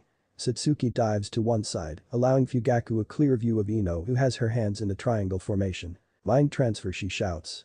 Her consciousness leaves her body, making a beeline for Fugaku. Unfortunately for her, he recognizes this and sidesteps. Fugaku finds himself flying through the air from a kick to the side of the face from Naruto. He skids to a halt by putting his feet back on the ground. His suspicions were correct. Naruto had been lying in wait for his teammates to attack without him so he could use them as a distraction. Naruto suddenly appears behind Fugaku aiming a chop at his neck, but the Uchiha clan head whips around and grabs Naruto's hand. He's fast. Amazingly strong too, observes Fugaku. Naruto continues his assault, attempting a spinning kick which Fugaku kneels to avoid. He is forced to jump out of the way as the blonde brings his foot down on the ground where Fugaku was kneeling, causing a spider web of cracks to appear in the ground from the impact. Fugaku skids to a halt. Satsuki is shocked. How is this possible? The dead last is fighting her father, an elite shinobi, on equal ground. What is going on? Fugaku asks himself. Naruto is supposed to be the dead last of his generation. And yet here he is displaying Jonin level speed and strength. Clearly the academy's files were mistaken. He's been hiding his strength. Fugaku says to himself, a smirk appearing on his face. Naruto is smiling as well. He is trying his best not to look giddy with excitement. He hasn't had a fight this good since Akasada. Alright, I've entertained myself enough for now, he says inwardly. He weaves through hand signs before shouting water style. Tidal wave. A large wave of water rushes at Fugaku. He used a water style like that without a body of water. He must have a strong affinity to it, he observes. The man weaves through hand signs of his own. Fire style. Dragon flame. A humongous dragon made of fire emerges from Fugaku's mouth. The two collide and a battle for dominance ensues. Neither budges and then both dissipate and steam fills the clearing. The steam eventually clears and when it does Fugaku is standing alone in the clearing, the three kids gone. But Naruto is jumping through the trees. He has Ino held in one arm and Satsuki in the other. He hops down and onto the forest floor once he is sure they are far enough from their opponent. Satsuki pushes herself out of his arm. Let go of me. She shouts, pushing herself off of him, blushing madly. Why did you pull me away? She asks angrily. Naruto looks at her blankly and replies calmly. He lays Ino down on the floor. Her eyes flutter and open slowly. Are you alright? Naruto asks. She groans. They didn't work. Listen. Our opponent is an elite jonin. There is no point in attacking him like this, Naruto says, having figured the meaning of the test out. He looks at Ino. You left you in an extremely vulnerable position. He was familiar with it and was able to dodge it. You were wide open, he says, causing Ino to look down and frown. He turns to Satsuki. You use the interceptor fist of the Uchiha clan, so one could say you're at the biggest disadvantage of all. The man we're facing is the head of the Uchiha clan. He knows the ins and outs of that fighting style, all its strengths and weaknesses. He's much more proficient in it than you, Naruto states, making Satsuki angry. She is aware of how she is at a big disadvantage facing her father of all people. You can't hope to face him using fire style either. All of that leaves just me. I'm our best bet, he says. Satsuki resists a scoff. It's not me being cocky. It's a fact. He's never seen my fighting style before and he doesn't know what I have in my arsenal. I will be the cover. I'll go in and fight him head on and when the opportunity presents itself you will attempt to grab the bells. Naruto says. Oh yeah? And have you forgotten there are only 2 bells, she asks. They all look at each other. Don't worry about that. You just focus on getting those bells. At this rate none of us will pass, Naruto says. He stands up. Wait for my signal, he says. But Fugaku. Fugaku is standing in the clearing with his arms crossed. He is waiting for a move to be made. He had pretty much shrugged off Satsuki. He knows how she fights. It was foolish of her to attack him head on like that. Inoichi's girl had teamed up with her and tried to use her clans, but unfortunately for her he recognizes it from his younger days. But it was Naruto who really surprised him. The boy is incredibly fast and strong. He also doesn't recognize his fighting style. He is interested to see what else he has up his sleeve. Naruto drops down from a nearby tree. He walks a few steps and stops. Back for round 2 huh? Fugaku says with an uncharacteristic smile on his face. Naruto flashes a smile of his own. This is going to be fun. He weaves through some hand signs. Fire style huh, we'll give this a try. Wind style. Wind or barrage. Balls of wind style chakra emerge from his mouth and head straight for Fugaku. He leaps out of the way and blocks the fist that comes at his face. The real Naruto meanwhile is standing not too far away. Clone explosion, he yells. Fugaku's eyes widen as the Naruto who is in front of him begins to glow a white color. There is a huge explosion. Dirt and smoke rises into the air. Naruto whips around and jumps back as Fugaku narrowly misses him with a kick. Substitution. While in midair he whips out some shuriken and throws them down at the Uchiha, but he takes out a kunai and parries the incoming projectiles away. Naruto doesn't give Fugaku any resting time. As soon as he touches the ground he speeds forward. Fugaku puts his kunai up as Naruto suddenly appears in front of him and tries to cut him only to be blocked. Naruto, who is holding the one kunai in a reverse grip, whips out another with his left hand and aims for Fugaku's midsection, only for Fugaku to block with another kunai. The two smirk at each other, but Fugaku realizes his kunai are being dented. He looks at Naruto's kunai. They are coated in chakra. Wind style. He jumps back as Naruto slashes at him. Naruto holds his hands next to his side. His hair begins to blow as wind style chakra begins to gather. Fugaku sees a ball of concentrated wind style chakra gather in Naruto's hands. And dodge while you're in midair, he says to himself. Wind style. Godly wind from the mountain, he shouts, releasing the ball, firing it right at Fugaku. Fugaku curses. He holds his hand in a cross-hand seal, to Naruto's surprise. Shadow clone. A clone forms in midair next to Fugaku. It grabs Fugaku and throws him out of the way, taking the full brunt of the attack. The ball hits the clone and a large explosion is the result. Yet again dust and dirt is kicked up. Once it clears, Fugaku is standing with a few cuts to his right arm. That was close. Naruto wastes no time. He suddenly appears behind Fugaku and wraps his arms around the Uchiha leader. Fugaku tries to force himself out, but it is of no use. He's too strong. Satsuki, Ino now. Naruto shouts. Satsuki and Ino, who have been watching all of this in shock, leap from the trees and run straight at Fugaku. Fugaku breathes in and even with his hands restrained blows out a fireball that forces the two girls to leap out of the way. Fugaku, however, can do nothing about the clone that comes out of the ground with a kunai in hand. It cuts the red string, grabs both bells and leaps back. It's over, the clone shouts, lifting the bells in the air just as the stopwatch sounds signaling that time is up. Naruto lets go of Fugaku. Naruto walks past the clone who hands the bells to him and disappears in a cloud of smoke. He then hands the bells to Satsuki and Ino to their shock. Well then it looks like. You all pass, he says, shocking Ino and Satsuki, but not Naruto, who had already figured out the meaning of the test. The true purpose of this test was to determine whether you would selfishly look out for yourselves or work as a cohesive unit regardless of the outcome. I see one of you figured it out, he says, looking at Naruto smiling. Ino and Satsuki look at Naruto as well with eyes full of wonder and disbelief. They look down guiltily at how they left him out before. We're sorry, Naruto, Ino says. Yes, Satsuki says to him. He nods, it's fine. I understand, he responds. The great team is born from members who give everything for each other instead of for themselves. From this moment onwards you are all fully fledged shinobi of the Hidden Leaf and members of Team 12, Fugaku declares. Fugaku is walking through the hallways of the top floor of the Hokage Tower, his destination being the man's office himself. He is on his way to a meeting with the Hokage and the other Jonin senseis, who were holding graduation tests today to give his report. He touches his right cheek that Naruto's foot connected with. He chuckles a bit. He had assured Minato that for Fugaku of the Wicked Eye, there was no such thing as rust, and yet here he's allowed himself to get hit by a kid. A very strong kid, but a kid nonetheless. He walks up to the office door and enters without knocking. He walks up to stand in front of the desk at the end of a long line of other Jonin senseis. There is silence. 2 minutes pass. Kakashi arrives afterwards. My apologies for. I find it redundant to apologize for something you're just going to do again, Minato says, cutting him off.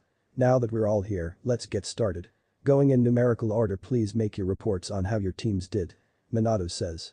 The first half of the Jonin senseis give their reports and half of the teams have failed. This is to be expected. The first graduation exam is only a decoy and not an accurate measure of one's aptitude to shinobi life. All heads turn to Kushina. Team 7 passed. They did quite well. Their teamwork is very good, but that's to be expected. She says with a smile on her face. Minato smiles at hearing this. Kurenai then gives her report. Team 8 passes though there are some blemishes. Kiba Inyazuka makes attempts to assert his dominance over his teammates. Hinata Hyuga is too shy and struggles to voice her opinion at times. Kurenai reports. Team 10 passed Lord Hokage, but they didn't do very well. Shikamaru and Choji are friends and work well together. However, Sakura is quite difficult. Half the time she is complaining about how she didn't get put on Sasuke Uchiha's team, and the other half, she's giving Choji and Shikamaru flack about how one achieved mediocre marks in the academy while the other was lucky not to fail. She needs a serious attitude adjustment, reported Asuma. He is concerned that perhaps the Hokage will live to regret not recreating the Inoshikatsu formation. Minato nods at this. He turns to his student. Team 11 passed narrowly, Lord Hokage Kakashi says, surprising those in the room. He had never passed a single team. Sasuke Uchiha has quite the superiority complex and views his teammates as not being worthy of teaming with him. Hisateru Hajiwara repeatedly mocks him and it causes friction within the team. As it stands, Kaori Hirota is the glue that holds the team together, Kakashi says. Minato nods and finally turns to his friend. He manages to hold back a chuckle but can't resist smiling when he sees the bruise on Fugaku's cheek. No rust, huh?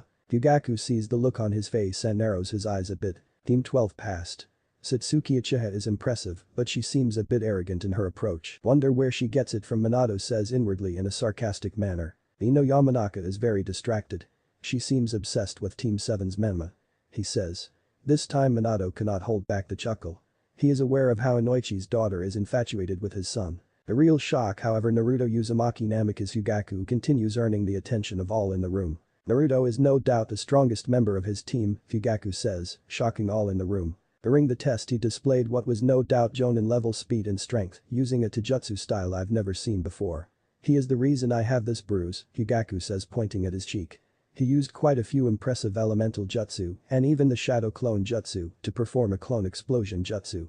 Not only that, he also displayed impressive leadership skills when he figured out the true meaning of the test and got his teammates to work together to pass Fugaku finishes. There is complete silence in the room. Everyone is in disbelief. Fugaku Uchiha's praise isn't earned easily, and yet here is praising Naruto. The same Naruto who is a supposed dead last and is nowhere near the level of his siblings. Of all the people in the room, none are more shocked than Naruto's parents themselves. I have to get to the bottom of this, Minato says to himself. Alright everyone, thank you. Please inform the rookies on the teams who didn't pass that they are to report to the academy at the beginning of the following year to repeat, assuming they still want to be shinobi, he says, dismissing all the Jonin. All leave except for Fugaku. No rust, huh? Minato asks. Fugaku frowns. Give me a break. And cut the small talk. I'm here to make my report. Alright, Minato says, smirking. What is your assessment of Naruto? Minato says, turning serious. The boy's very smart. I'm sure he realizes that I'm watching him. He hasn't given anything away at all. I will continue to observe what Fugaku says. Minato nods. Thank you, Fugaku, Minato says. Fugaku wasn't one to ask questions, so when Minato asked him to do this, he did it like any normal mission. Fugaku leaves the office, leaving Minato and Kushina alone. Minato, how is this possible? Kushina asks in disbelief. I don't know. Clearly Naruto has been keeping secrets. Let's go home. We'll have to ask him about everything. Minato says. Besides how Naruto could be so strong, what really worries him is why his son would hide his strength. He is proud, but he doesn't understand why the boy would want to be recognized as a dead last. He'll find out soon. He gets out of his chair and walks over to his wife. He wraps his arms around her. Speaking of Naruto, Minato, do you mind explaining to me why he wasn't on my team? Like I ask her questions with a sickly sweet tone to her voice and a deadly looking smile on her face. Minato gulps. Kushina, we agreed that training Menma, Mito and Yaoi on how to use more of the Nine Tails chakra took priority, and I can't have 5 people on one squad. Besides, I trust Fugaku, don't you? He says nervously. She continues to smile. Alright.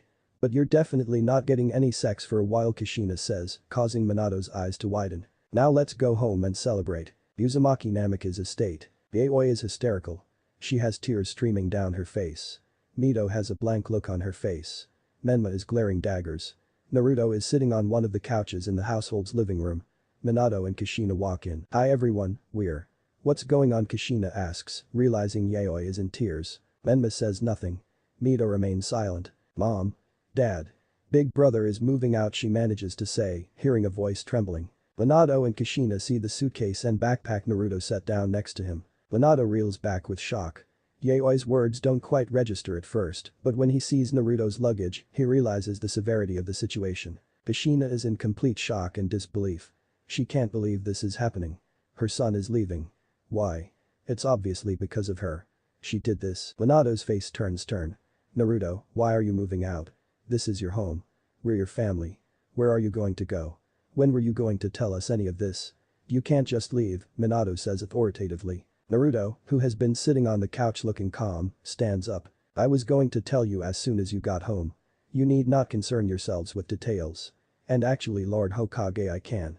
I am now a shinobi and therefore legally an adult. Naruto states calmly. He grabs his backpack and slings it over his back. He doesn't owe anyone any explanations. He grabs his suitcase and begins to leave, only to find Kushina is now blocking the exit. You're not leaving, she says in a strong tone, a deadly aura about her, though everyone can tell she is on the verge of tears. Naruto begins to grow frustrated. Please move out of the way of Lady Kushina, he asks, trying not to lose his temper. No. Naruto listened. I know that we haven't been the best parents to you. I know we haven't been a family to you. I know I haven't been a mother to you. But if you just give us a chance, I'm sure we can make things right. I know the pain we've put you through. No. Naruto shouts, finally losing his temper. Years of pent-up rage finally realizing itself. You have no idea what I've been through. None of you. He continues, turning around. Years. For years I've been treated like some kind of monster for something out of my control. And you weren't even there for me. What do you mean, Naruto? Minato asks, confused. You don't even know how naive you are, Lord Hokage, he scoffs at the villagers. For as long as I can remember I've been ostracized and hated by them. At first they weren't so direct because they were scared of what you two would do to them. But after a while they must have realized you didn't care because when I was around 5 years old it all escalated. The looks, the names, people treating me like some sort of disease.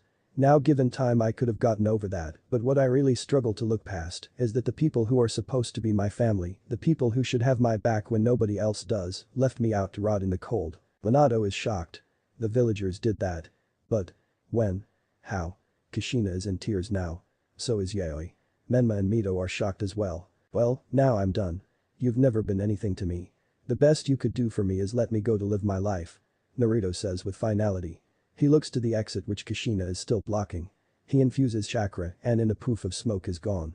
As soon as he is gone, Kushina takes off to her and Minato's bedroom crying. She locks herself in and cries hysterically.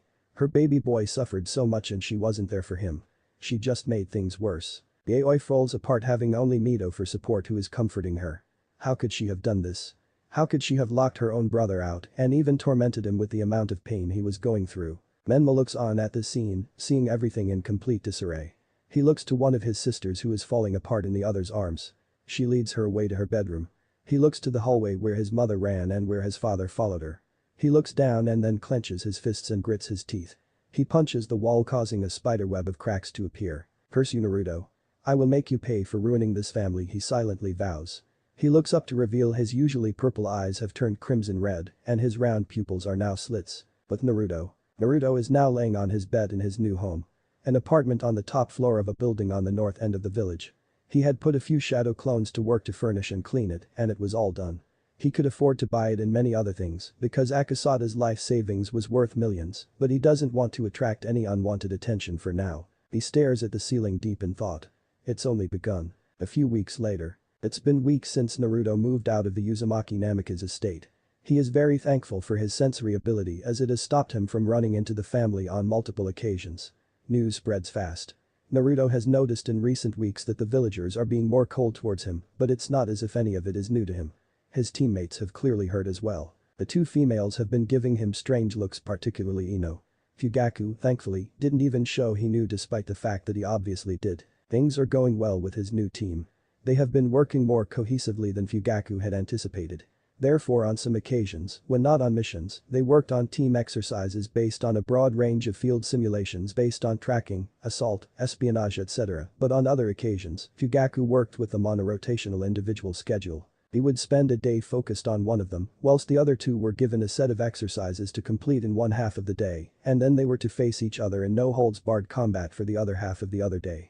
During this time you were not permitted to submit to your opponent for any reason. In terms of individual exercises with Satsuki, he has been focusing very much on her strength and power. She is fast but that isn't enough. He has of course also been making efforts to help her improve her fire style and shuriken dot. But he has been helping the girl improve her physical ability in general, as in that respect she is sadly miles behind her teammates. Of course she isn't as physically gifted as them, so Fugaku had decided to teach her some as well. Her attitude is somewhat improved, but there is still room for improvement. As for Naruto himself, there really isn't much missing. It has become obvious that he is the strongest of the three. Naruto likes sparring with Fugaku, and his sensei likes the influence he has on his teammates. They have been pushing and motivating themselves to catch up to him, which is very good. Currently Team 12 are in the Hokage's office reporting on their 40th D rank mission. They had completed more than any other rookie team in the village. This was, besides there being a very cohesive unit, because of the fact that Fugaku was a drill sergeant in the way he worked. He was relentless and whatever his students gave him he demanded 5 times more of. Congratulations on another successful mission Team 12, Minato says as a large woman exits his office with a screeching cat in her arms, which she is practically smothering to death. That's right, give it to him, Ino inwardly says, living vicariously through the woman. Good riddance to bad rubbish, Satsuki says to herself.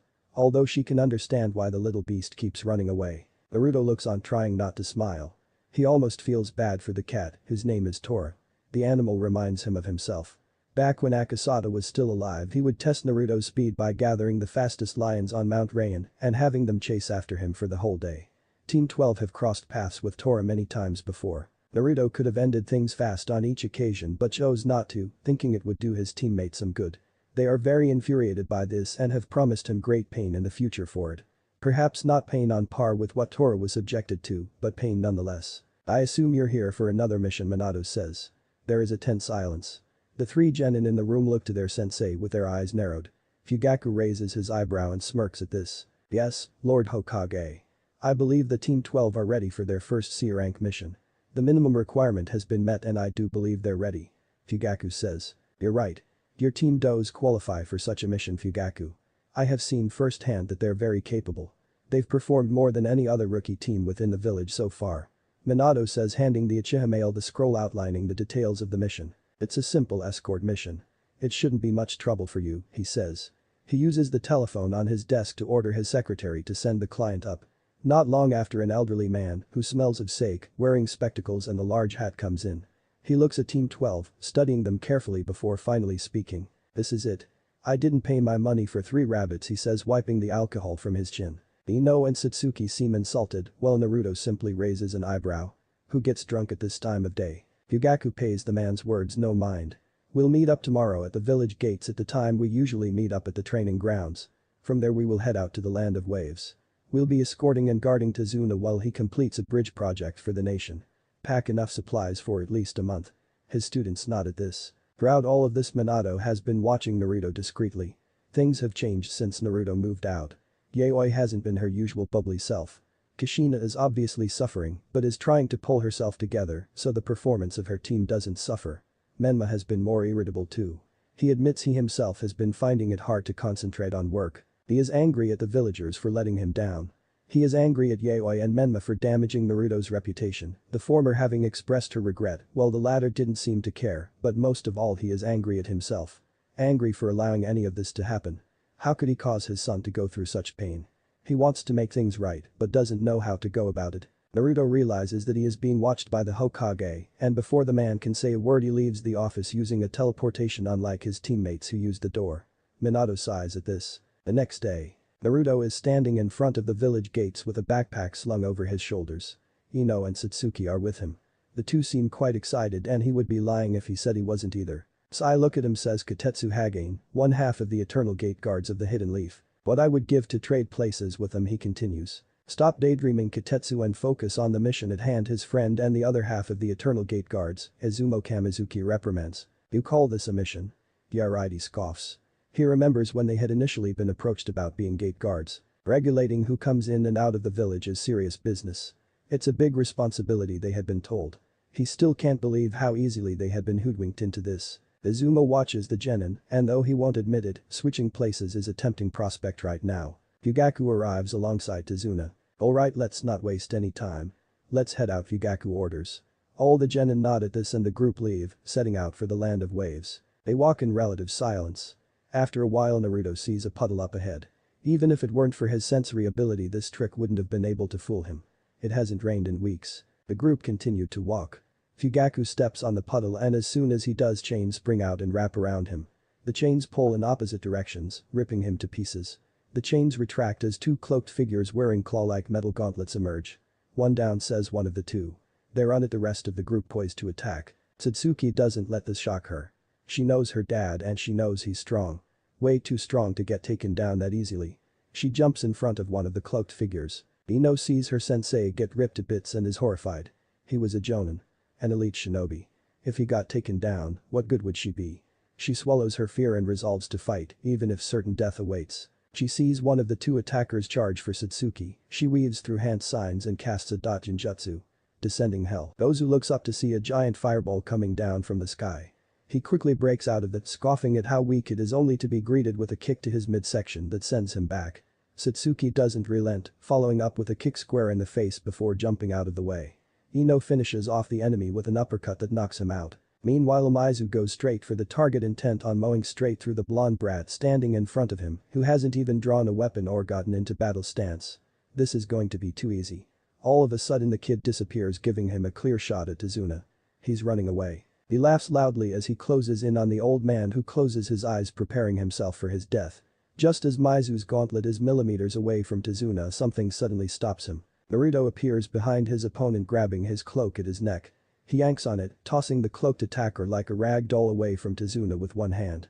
Mizu hits the ground hard and skids and rolls. He jumps back to his feet, not believing that kid threw him like that.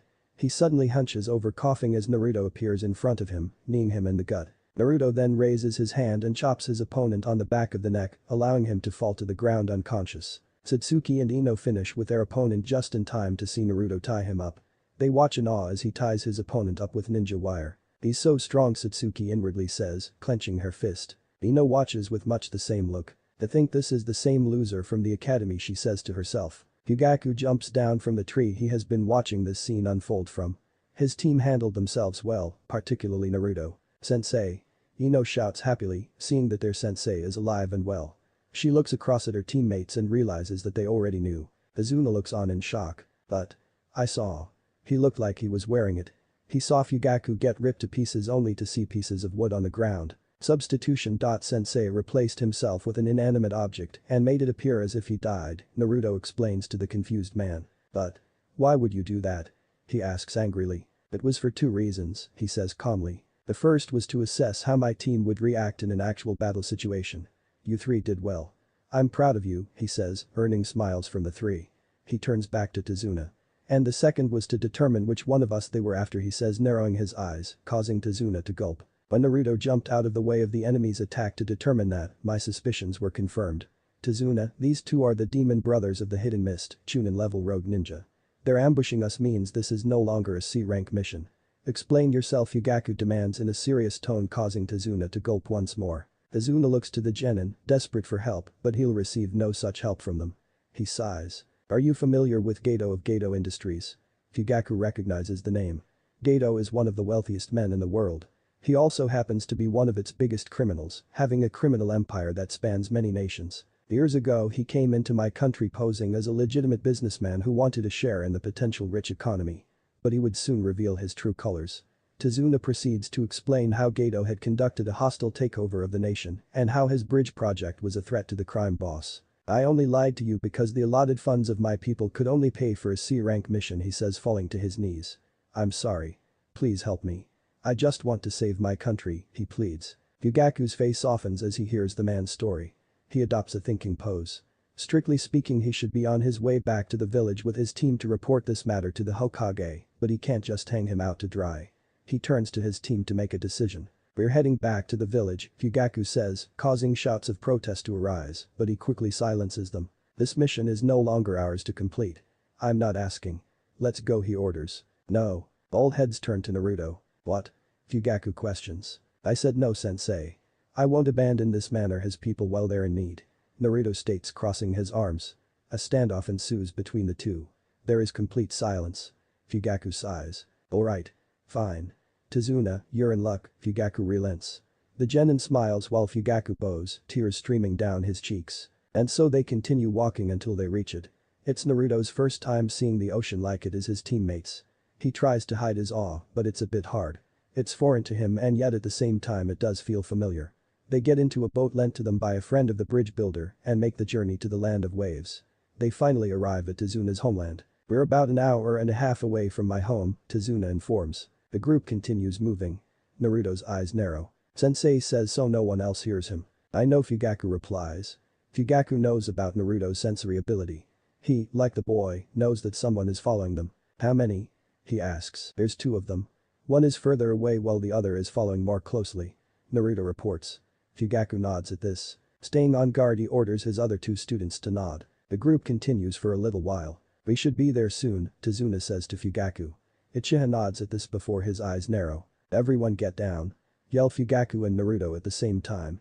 All comply, with Naruto grabbing Tazuna and dragging the elderly man down as a large blade soared through the air where their heads had been and embedding itself in a tree behind them.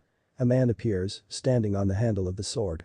He has beady eyes, spiky hair and bandages covering the lower half of his face. The only piece of clothing on his upper body are the arm warmers on his arms. Fugaku Uchiha of the Wicked Eye. It's no wonder the demon brothers failed, the man says. Fugaku narrows his eyes as he gets up and takes a good look at the man. Zabuza Mamachi, the demon of the hidden mist. Fugaku says, recognizing the man. The one and only. I'm not going to beat about the bush. Hand over the old man. If you do so, I'll allow you and your genin to leave quietly, Zabuza offers. I'm afraid that isn't going to happen. My mission is to protect him, Fugaku says plainly, his eyes turning crimson red with 3 black tomo marks around the pupil. Alright. I can do it that way. I don't mind having the head of a shinobi war legend. Zabuza says, holding his hand up in a seal position. Hidden mist. A thick mist begins to gather, engulfing and covering everything in sight. Naruto draws his kunai and though is nervous, can't help smirking. Now the real fun begins. Satsuki is trembling and struggling to breathe, the kunai she had taken out held in front of her. She has a tight grip of it, not trusting her sweaty hands. An inexplicable feeling of fear has gripped her, robbing her of the will to even move. This feeling. I can't. I haven't felt like this since. Memories of blood-stained streets illuminated by the moonlight and crimson eyes come flooding back, only further weakening her and adding to the toll she is taking from the killing intent. She begins to realize her life is flashing before her eyes. She sees herself growing up with her 2 brothers and her mother and father, meeting Mito and the 2 of them becoming best friends and rivals. She sees her aunt and uncle, her cousins and many other relatives laying dead on the ground. She sees her elder brother claiming responsibility and saying he never cared for her. She sees her falling out with Mito and drifting away from Sasuke and finally being assigned to Team 12. Ino's legs are shaking. She is barely even able to stand. She's never felt anything like this before. She can feel her heart threatening to beat out of her chest. She is going to die. She can't die. There's so much she hasn't done.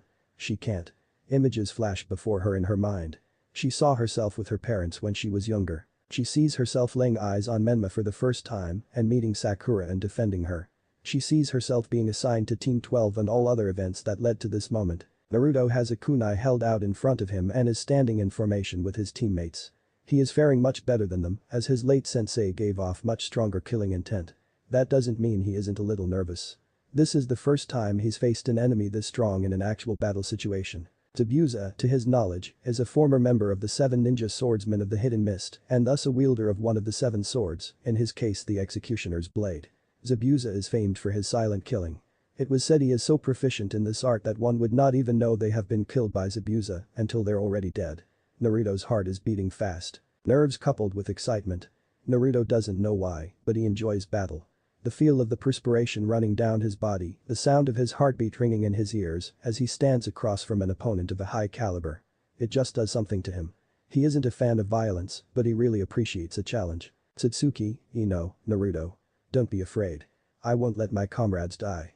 Fugaku assures his students, his voice cutting through the mist and its effects as his students visibly eased up.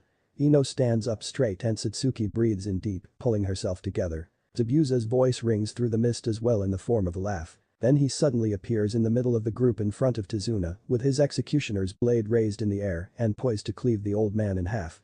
He attempts to bring it down, but finds his arm won't move. What? Zabuza turns to see the blonde brat out of the three holding his arm back. His grip is surprisingly strong. Naruto doesn't allow himself any shock. When Zabuza appears and attempts to kill Tazuna, he stops the man, grabbing his arm. Satsuki grabs Tazuna and jumps back. Ino follows by overcoming her shock. Naruto aims at Zabuza's side intent on stabbing the swordsman. He finds his kunai blocked by another executioner's blade. He looks up to see another Zabuza standing in front of the original with his blade underneath the swordsman's arm, which he is holding, stopping his kunai with his large sword. Brat's got moves, huh? The original Zabuza says, looking at Naruto with his head turned. Naruto smirks. Meanwhile, not too far away, Fugaku is weaving through hand signs while standing next to a clone of Naruto which the boy created when the mist rolled in. Fire style. Fireball, he yells, blowing out a large fireball which cannons straight at Naruto and the two Zabuzas. Naruto quickly substitutes with his clone and watches alongside Fugaku as it along with his opponent and his clone are engulfed in the fire. Naruto nods at his sensei before disappearing and reappearing alongside his teammates in formation once again. Zabuza, unsurprisingly, appears once again. Fugaku is standing in between him and his team of brats and the target. He begins to make an analysis. He wasn't expecting that to happen. That brat is strong. He wonders what else he has up his sleeve. But right now he needs to worry about the man standing in front of him. He realizes he is at a disadvantage here. Fugaku is a fire style user and a proficient one at that. But from what he'd heard, the man retired from active field duty following the war. He had made a name for himself in and joined the Leaf Police Force. Facing lowly criminals and thugs as opposed to shinobi. He has to have gained some rust over the years. He would use that to his advantage. And as for his fire style, Zabuza smirks as a plan begins to form in his head. He doesn't look to the lake on his right so as not to give away his plan. He looks ahead at Fugaku making a decision. I must admit, I really wasn't expecting to be going up against you of all people. It said that armed with those wicked eyes of yours and an arsenal of lethal fire style, many believed you to be a demon straight from the depths of hell, Zabuza says. Fugaku doesn't dignify him with a response and simply looks at his opponent blankly. But I'm sure that after being reduced to a lowly cop in return for your services you've lost your touch, Zabuza says, smirking. Fugaku remains silent, not replying. Speaking of which, I must also admit I was also shocked when I heard that the Uchiha clan was massacred. Apparently the culprit was the son of the clan head in the air. Zabuza continues. Fugaku's eyes narrow as they gain a cold look. The only reported survivors were the head of the clan himself, his other two children and his wife. Can you confirm this? I will warn you only once, Fugaku says in a low and dangerous tone. Do not ever speak of my clan, he says with the tomo of his Sharingan spinning a bit. Zabuza chuckles. A clan head's responsibility is to lead and protect his kinsmen. You not only couldn't do this, but you also failed to protect your son from becoming what he is. A criminal. And now after failing as a clan leader and a father, you're going to fail as a sensei when your students are killed, Zabuza says, pointing his executioner's blade at the group standing behind Fugaku. Fugaku, true to his word, gives no warning. He suddenly appears behind Zabuza with a kunai in hand. The bandaged swordsman whips around and blocks the kunai that was intended for his back with the flat side of his executioner's blade. A battle of strength ensues. Zabuza jumps back and is forced to move sideways as his opponent summons a Fuma shuriken which he throws at him before setting on fire using a fireball. As Zabuza moves sideways he is struck with pain as his executioner's blade is kicked right out of his hand. Fugaku then whips around and uses his other leg to send Zabuza flying with a spinning kick to the midsection. Zabuza skids and rolls before quickly jumping back to his feet. He's faster than he thought. He resists, smirking. Just a little more. He turns and begins running across the lake, intent on retrieving his executioner's blade which is still sailing through the air. He runs until he is directly underneath it while his opponent is hot on the trail. He smirks. The smirk almost immediately disappears. His eyes widen as there is a poof and his blade is immersed in a small cloud of smoke. Out of the cloud comes Fugaku. He substituted himself with the blade. Before the swordsman can do anything, Fugaku utters the words. Fire style. Dragon flame. A number of dragons all made of fire-style chakra emerge from his mouth and head straight for Zabuza. His eyes widen, and then he disappears from view as the dragons smash down on the surface of the water and where he could be seen before. Steam fills the air, making it harder to see, coupled with a mist. It remains for a while and then it starts to dissipate.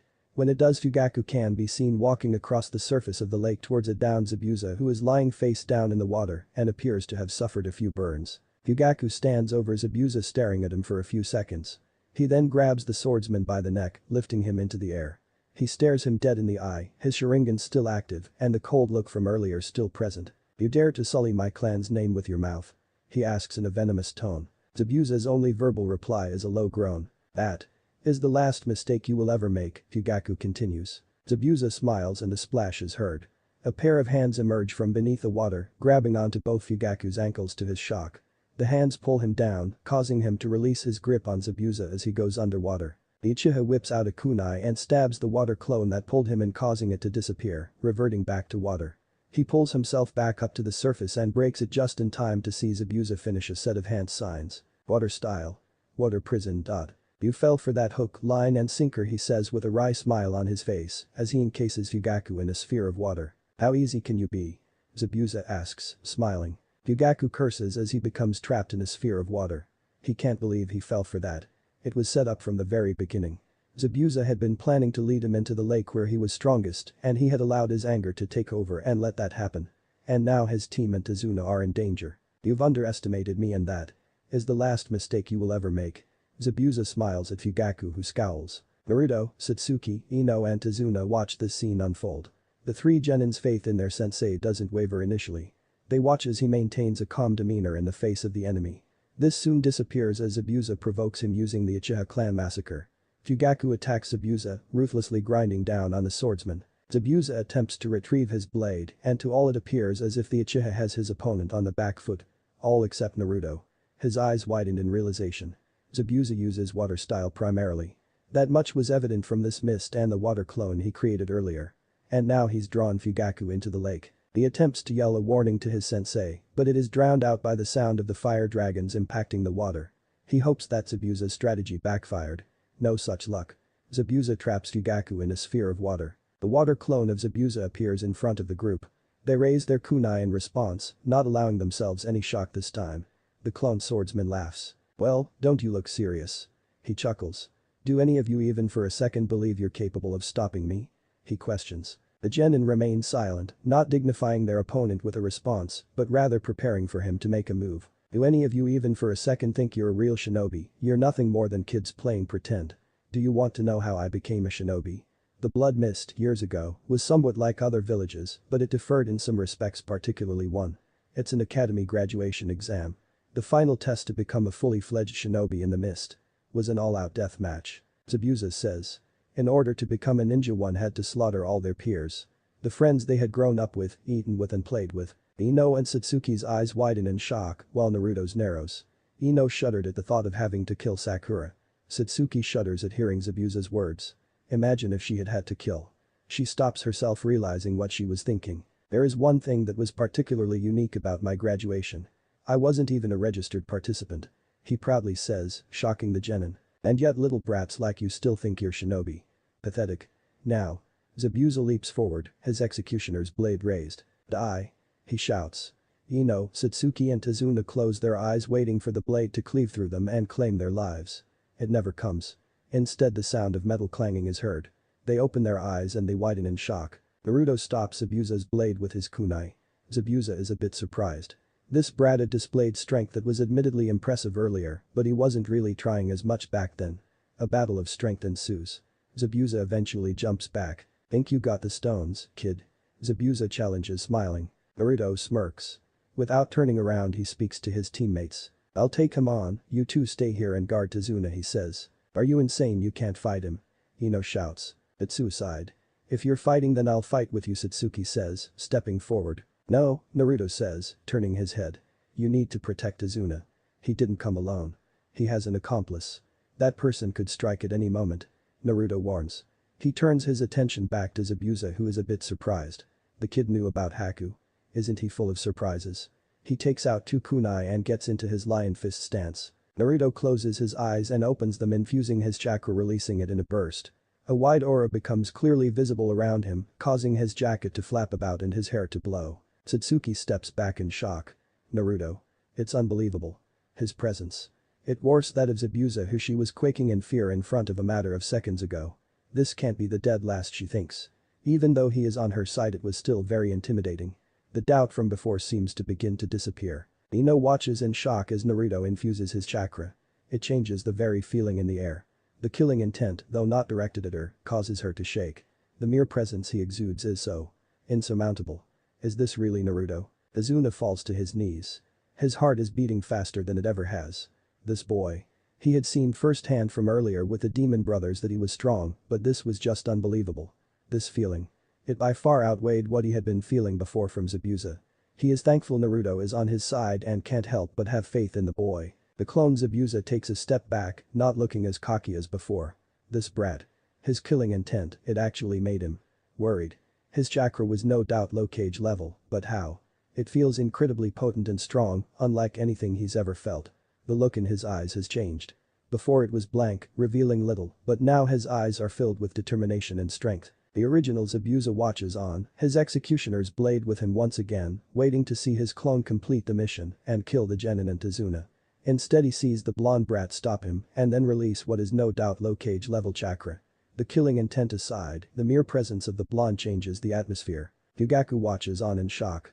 He had expected to be seeing his team killed because of his overzealousness and lack of self-control. Instead he sees Naruto stop the clone. He can't believe this. Naruto is in Uzumaki, so naturally his chakra reserves should be large, but he is not a vessel for a tailed beast's chakra like his siblings. So how is it possible that he has low cage level reserves? Just how many secrets is he keeping? Naruto readies himself as the aura about him calms down. Yeah, I got the stones, do you? Naruto challenges. Naruto speeds forward. The clone swings its executioner's blade in an attempt to behead him. He disappears and reappears behind the clone, spinning in a circle and slashing right through it. He is looking ahead at where his sensei and Zabuza are as the clone disintegrates back into water. Zabuza looks on in shock, seeing his clone taken down by a genin with one attack. He scoffs and forms 5 more water clones. Kill him. He orders, growing frustrated. The clones run forward. Naruto runs forward as well, running on the water as if it is a hard surface, surprising his teammates. He makes it to the first clone who attempts to bisect him. He avoids this by turning his body at a 90-degree angle while maintaining his momentum and slashing through the clone. He suddenly appears in front of a second clone who tries to cut him in half. He jumps up to avoid the horizontal slash and stands on the blade. Before the clone can react, he jumps over it, stabbing it in the head on his way down. He touches down on the water and lines his other kunai with wind-style chakra before throwing it at another clone. The clone uses his executioner's blade to block the incoming kunai. Naruto doesn't relent and continues to throw wind-coated projectiles. The real Naruto meanwhile jumps out of the water from behind the clone and twists his neck. The clone who has been throwing kunai runs at Naruto and jumps up. It stands upright in Naruto's hands. He throws his clone to 2 other water clones and infuses chakra. Clone explosion. The clone explodes, destroying its intended targets. Zabuza is watching in shock. He is witnessing the unthinkable. A genin mowing through his clones like they're nothing. He grunts and forms more clones who run straight at Naruto. Naruto grunts in frustration. He can't waste his time on clones. Fugaku has got to be running out of breath by now, and there's still Zabuza's unknown accomplice to worry about. He watches as the clones prepare himself. Naruto forms 5 clones of his own who leap into the air, going straight for the water clones. Clone explosion barrage. Multiple explosions occur, causing waves to rise up. Zabuza watches as his clones are once again taken down. All of a sudden Naruto appears above him with a wind-style chakra-coated kunai in hand. He throws it down, sending it right at Zabuza's arm that is maintaining the water prison. Zabuza curses. His arm would be useless if that kunai hits him. He jumps out of the way, releasing the water prison, causing Fugaku to fall back into the water. He gasps and wheezes, savoring the first few breaths he's taken in what feels like ages. Naruto sighs in relief at seeing his sensei freed. He doesn't allow himself to relax though as Zabuza charges at him, his executioner's blade in hand. Naruto whips out 2 kunai in reverse grip, 1 in each hand. He runs forward and the 2 meet, a clang and sparks flying being the result. Naruto struggles a bit with Zabuza being serious now, but he doesn't relent. The 2 jump away from one another. Zabuza runs at Naruto once again and moves to cut the boy in half with a diagonal slash. Naruto moves back, avoiding the full brunt, but not a cut to the shoulder. Zabuza lifts his blade into the air and brings it down, intent on bisecting his opponent. Naruto once again stops the blade with both his kunai. Zabuza tries to force his blade down, while Naruto pushes up trying to oppose this force. Zabuza takes advantage of the opening presented and sends a kick right to the blonde's midsection, sending the boy flying. Naruto uses his chakra to skid and roll across the surface of the water. Okay, that's enough of this. Time to do what I'm getting paid for, Zabuza says, inwardly weaving through a set of hand signs after placing his blade on his back, intent on crushing Naruto once and for all, and turning his attention to the target. Water style. Water dragon. A dragon forms from the water surrounding him. It roars before laying its glowing yellow eyes on Naruto. It speeds forward intent on crushing him. Naruto gets up on his knees just in time to see it. He realizes he doesn't have enough time to dodge or weave hand signs for it to cancel it out. He summons his chakra and releases it in much the same way as before, wide aura and all. The power from this causes the water dragon to disintegrate, much to Zabuza's shock and chagrin. Naruto suddenly disappears and reappears next to Fugaku. Zabuza doesn't have much time to marvel at the boy's display as he whips around while weaving through a set of hand signs. Higher style. Majestic destroyer, shouts Fugaku. A large wall of fire emerges from his mouth and heads straight for Zabuza, who is finished preparing his dot. Water style. Water formation wall, he says. A wall of water forms and meets with Fugaku's fire. The two battle for supremacy for a few fleeting moments, and then Fugaku overpowers Zabuza's, who is forced to jump out of the way of what was surely death by incineration. He doesn't, however, escape unscathed and suffers yet more burns. Zabuza gets up from the kneeling position he had adopted and looks up to find himself staring Fugaku dead in the eye. "Your mind," Fugaku utters as everything suddenly becomes a blur to the swordsman, and it appears as if the world is spinning. He can't seem to move. Fugaku hits a pressure point in the swordsman's neck, rendering him paralyzed. He falls backwards into the water. The mist begins to subside. Fugaku draws a kunai as Naruto drops down next to him. He takes a step forward. "It seems you've underestimated me," he says, using the swordsman's words against him just as was done to him. "It's over," he declares. He is allowed to take no more than a step. Two needles sail through the air and land in Zabuza's neck. He stops breathing. There is a poof of smoke and a masked figure appears. The mask she or he is wearing has a blue pattern on the edges. The symbol of the hidden mist is also clearly recognizable. Fugaku and Naruto's eyes are narrow. "Hello," the figure days in a feminine voice. "And you are?" Fugaku asks. "I'm a hunter ninja of the hidden mist." The newcomer says, "I've been tracking Zabuza for months now. Thank you for presenting me with the opportunity to capture him. Now I can." "You can stop," Naruto interjects. "We've been waiting for you to show yourself." "We know you're Zabuza's accomplice," Naruto says, shocking the newcomer. "I see. Well, in that case." The newcomer flips out more, preparing herself. Naruto steps forward only for Fugaku to place his hand on his shoulder, stopping him to the boy's surprise. "Let her go," to Naruto. "We don't know how strong she is," he says. Naruto stands down like he is ordered to do. The masked newcomer picks Zabuza up and disappears in a puff of smoke. Naruto and Fugaku walk back to the shore. "Well done, Naruto. Thank you for saving my life," Fugaku says, looking ahead. "Thank you, sensei, and don't mention it," Naruto responds. "Although you do have some explaining to do," he says. Naruto doesn't respond to this. They walk the rest of the way in silence. The two finally reach the shore where their comrades and client await. None speak. The three can only gawk at Naruto. Ino is in disbelief. She knew there was more to her blonde teammate than meets the eye, but what she'd just seen was ridiculous. He had fought the enemy with such power. It is unbelievable to her that this is really Menma's older brother. Satsuki is in disbelief. Naruto had taken on Zabuza and held his own. He had probably saved her dad's life too. She stares at the blonde, completely in awe of him. How strong is he? Azuna led the way. "The longer we stay out here, the more risk there is of another run-in with more of Gato's hired hands," Fugaku orders. A while later, "There it is," Tazuna says, pointing to a house on the horizon. It is a two-story house which overlooks the ocean. They walk to the front and enter the house. "Tsunami, I'm home," Tazuna shouts. Out of another room comes a woman with black hair with bangs that frame her face. As soon as she sees Tazuna, she runs towards him and jumps on him, hugging him. "Father, you're back. You said you would only take 3 days to get back. Are you alright? Are you hurt anywhere?" Tazuna chuckles. "I'm fine, Tsunami. Thanks to these four. Tsunami, Fugaku, Satsuki, Naruto and Ino. They're the ninja who saved my life. Guys, this is my daughter Tsunami," he says, introducing them. "Thank you for protecting my father," she says with a somewhat happy and sad look on her face. Fugaku observes this. "Right, Tsunami. We have guests.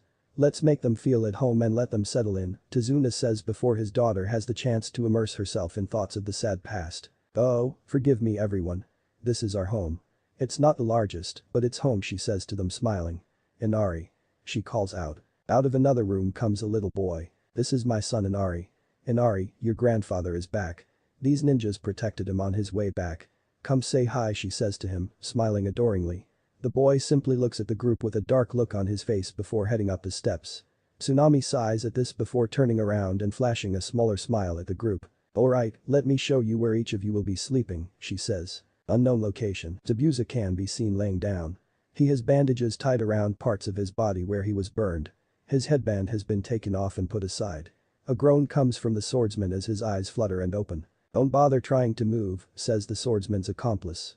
She is wearing the same attire from earlier, only now her mask has been removed and lays next to her, revealing her beautiful face. Haku?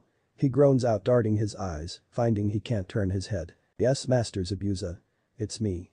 I'm sorry I didn't act sooner. Had I done so you wouldn't be in this state. She feels guilty over all of this. She had initially seen the Uchiha man hammer down on her sensei and thought about stepping in, but realized his plan. It was successful and she thought that it was done and the mission was complete, but then that boy stepped in. He had unleashed an unbelievable amount of chakra, taken down her master's clones, and forced him to release Fugaku. From there things went downhill. And now it turned out she had paralyzed Zabuza for nothing because they knew all along she was with him. Forget it. That blonde brat knew you were hiding in wait. He would have given you a hell of a lot of trouble, that's certain. I suppose you got lucky and escaped. He says. All he remembers is escaping from that fire style that Fugaku used and looking up into the man's eyes. As soon as that happened the world just seemed to spin and reality slipped away. He would be clenching his fists if he could move. He had gotten carried away and underestimated Fugaku. He'd forgotten about the Sharingan's ability. Of course credit needed to be given where it was due. Fugaku is very strong, and rest assured he won't allow himself to underestimate him again or Naruto.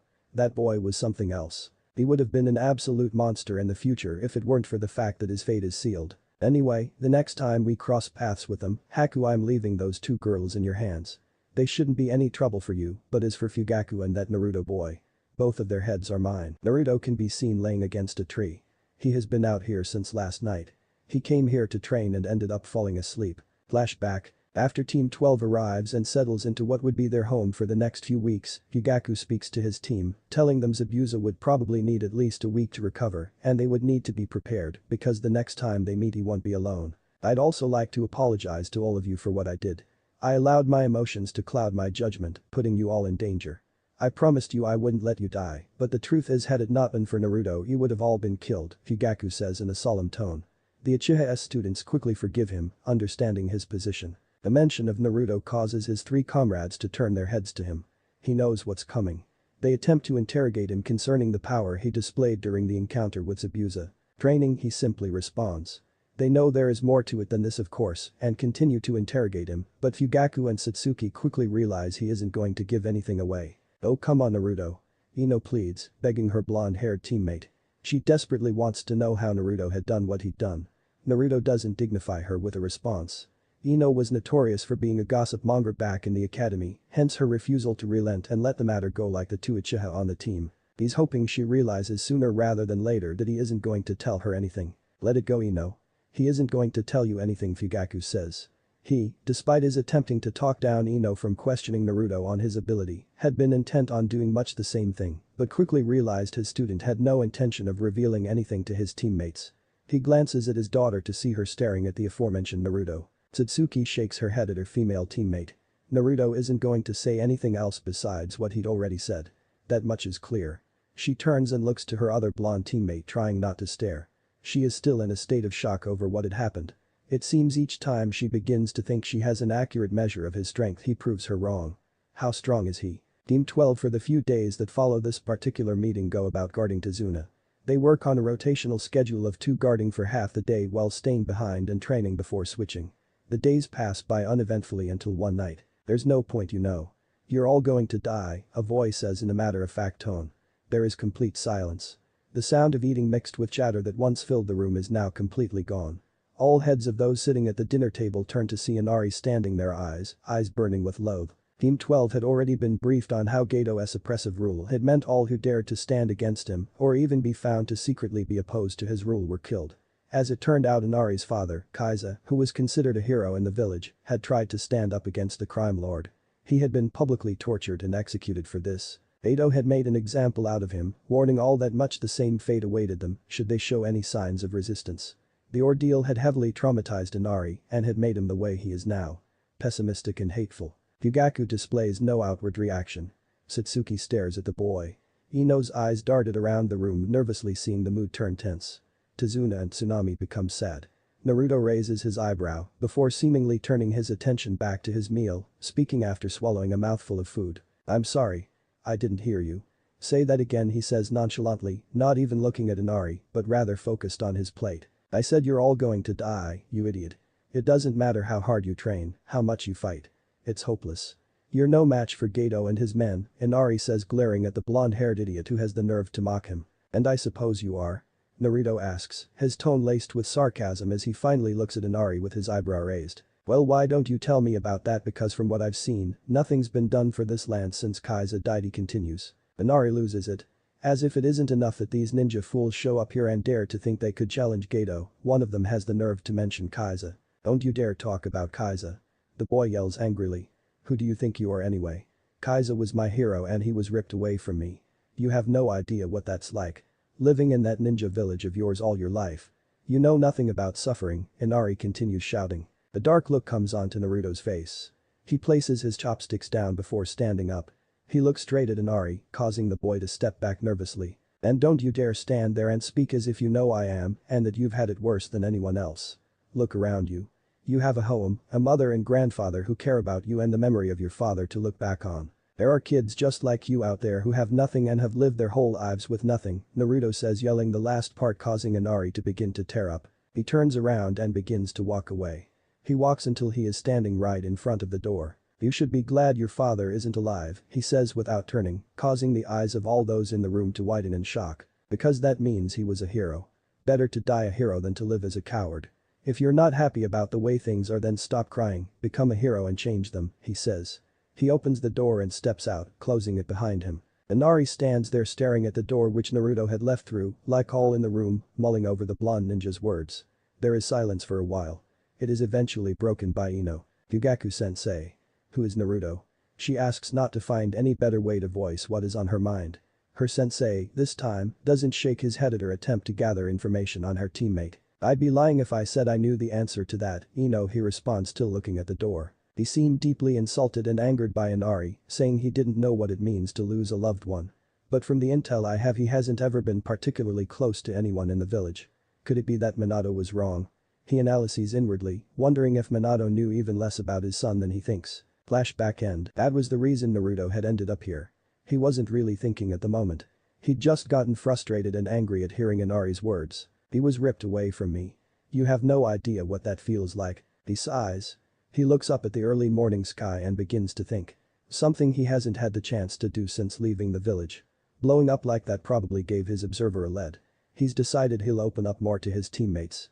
This way he'll perhaps stave off some of the suspicion he's under. He is certain that besides the Hokage's personal reasons, the treatment he has received from the villagers and not sharing any close bonds with anyone in the village has made him a potential flight risk.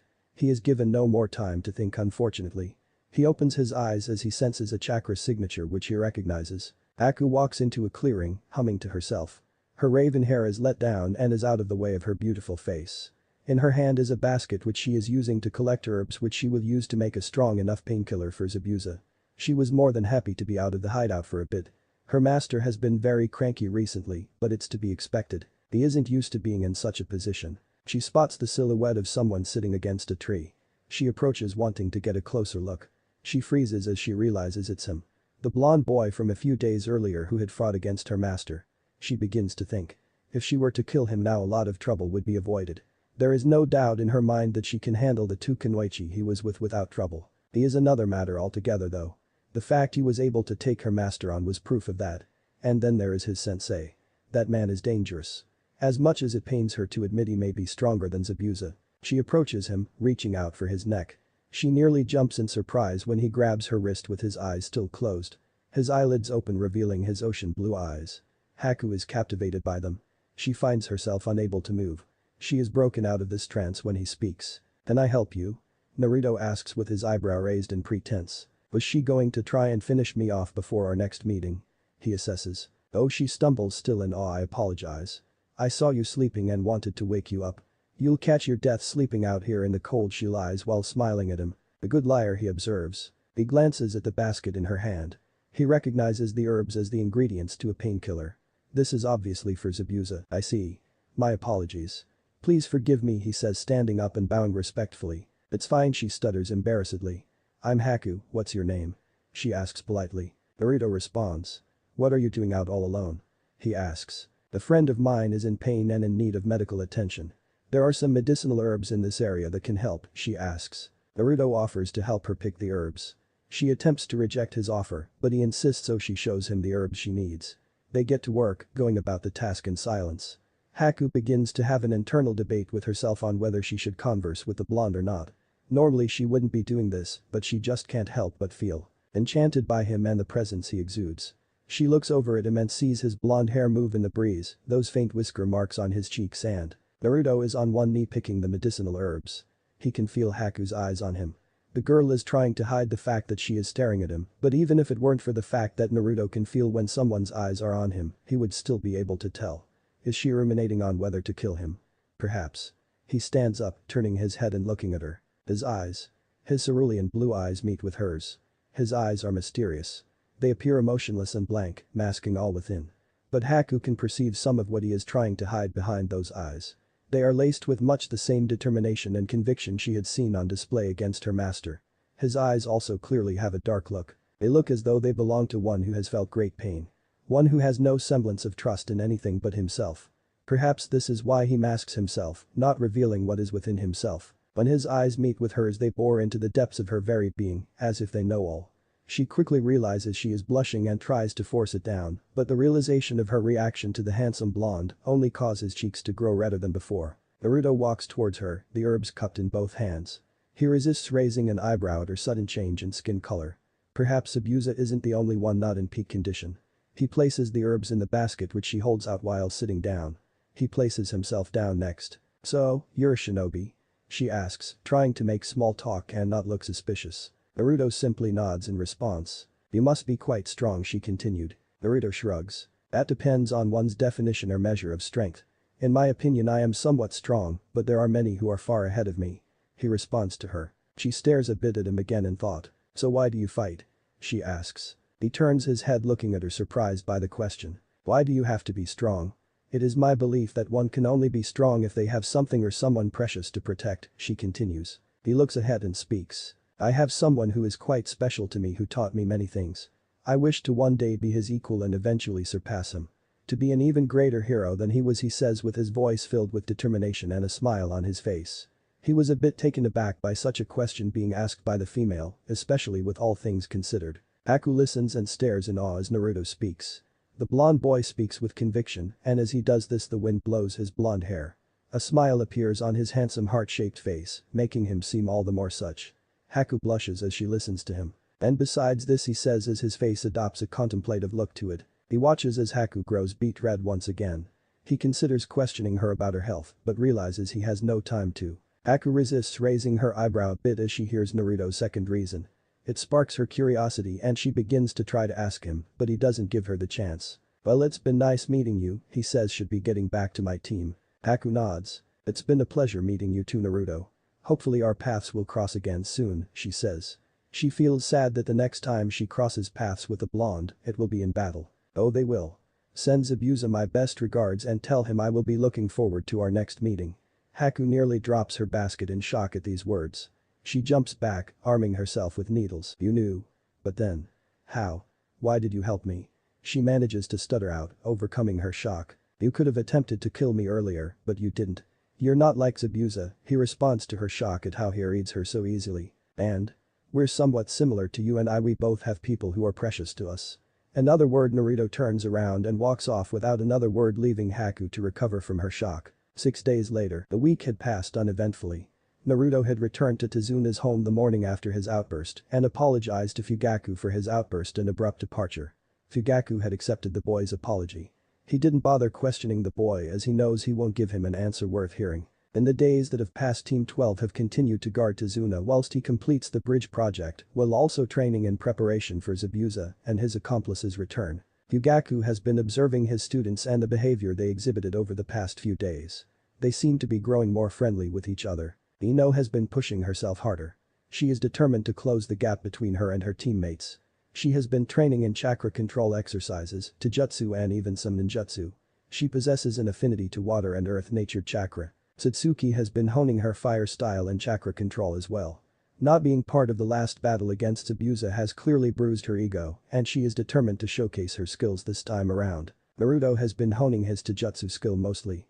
His stamina is unbelievable. He could train for the whole day without a single break and wake up the next morning to do it once more. Currently Fugaku is on the bridge with Ino keeping guard. His two other students should be arriving any moment now for rotation. Fugaku's eyes dart around as he keeps guard. Zabuza is no doubt in fighting shape by now. Injured but in fighting shape nonetheless. The hidden mist rogue ninja could strike at any moment, but Satsuki. Satsuki sighs exasperatedly as she gathers her stuff. When she woke up this morning and headed down for breakfast she noticed Naruto was missing. Her father told them that Naruto had asked to be excused, citing training as his reason for his request. After breakfast Fugaku and Ino left with Tazuna for the bridge. The hours passed, but there was no sign of Naruto showing up. She has decided to leave. She is already late enough. She is quite worried. Could something have happened to him? Satsuki inwardly asks herself. Are you sure you can't wait a little more? I'm sure he's on his way, Tsunami says to Satsuki. The Uchiha female looks back at Tsunami as she stands in front of the door. I'm late as it is. I should get going. For all I know he headed to the bridge without me. She responds. Tsunami nods understandingly while Inari watches on as well. Well, I'm off, Satsuki says. Be careful. Tsunami says. Satsuki smiles a bit before stepping out of the house and closing the door behind herself. She looks around before jumping away. But Naruto. Naruto is crouched down in the rafters of a warehouse. Below him the room is filled with people. There are about 40 in total. 30 are men and 10 are teenage girls. 15 of the men are scattered about the room, while 14 are gathered around the females, leading them forwards to the front where a middle-aged man with brown hair, a bald spot and a large beard stands. How did Naruto end up here? He had been going about his training and just when he was about to head back to Tazuna's home, he detected a group of about 24 chakra signatures. He heard a scream coming from where the group was and decided to investigate. When he did he found a group of 14 armed men leading 10 young women through the forest. One of the men had backhanded one of the girls. The sight angered but did not surprise the blonde.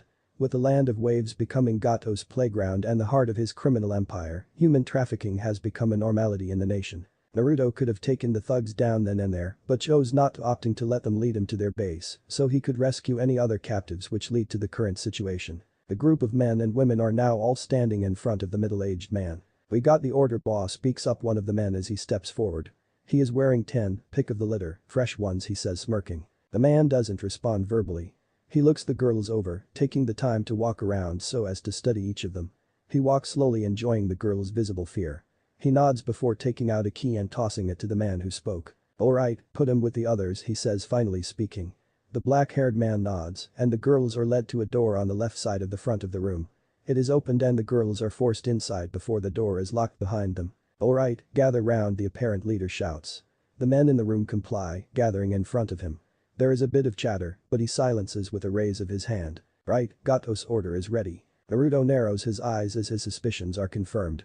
They work for Gato. So you can all sit back, relax and get ready for the payday headed your way. Boss, interjects the man who spoke earlier.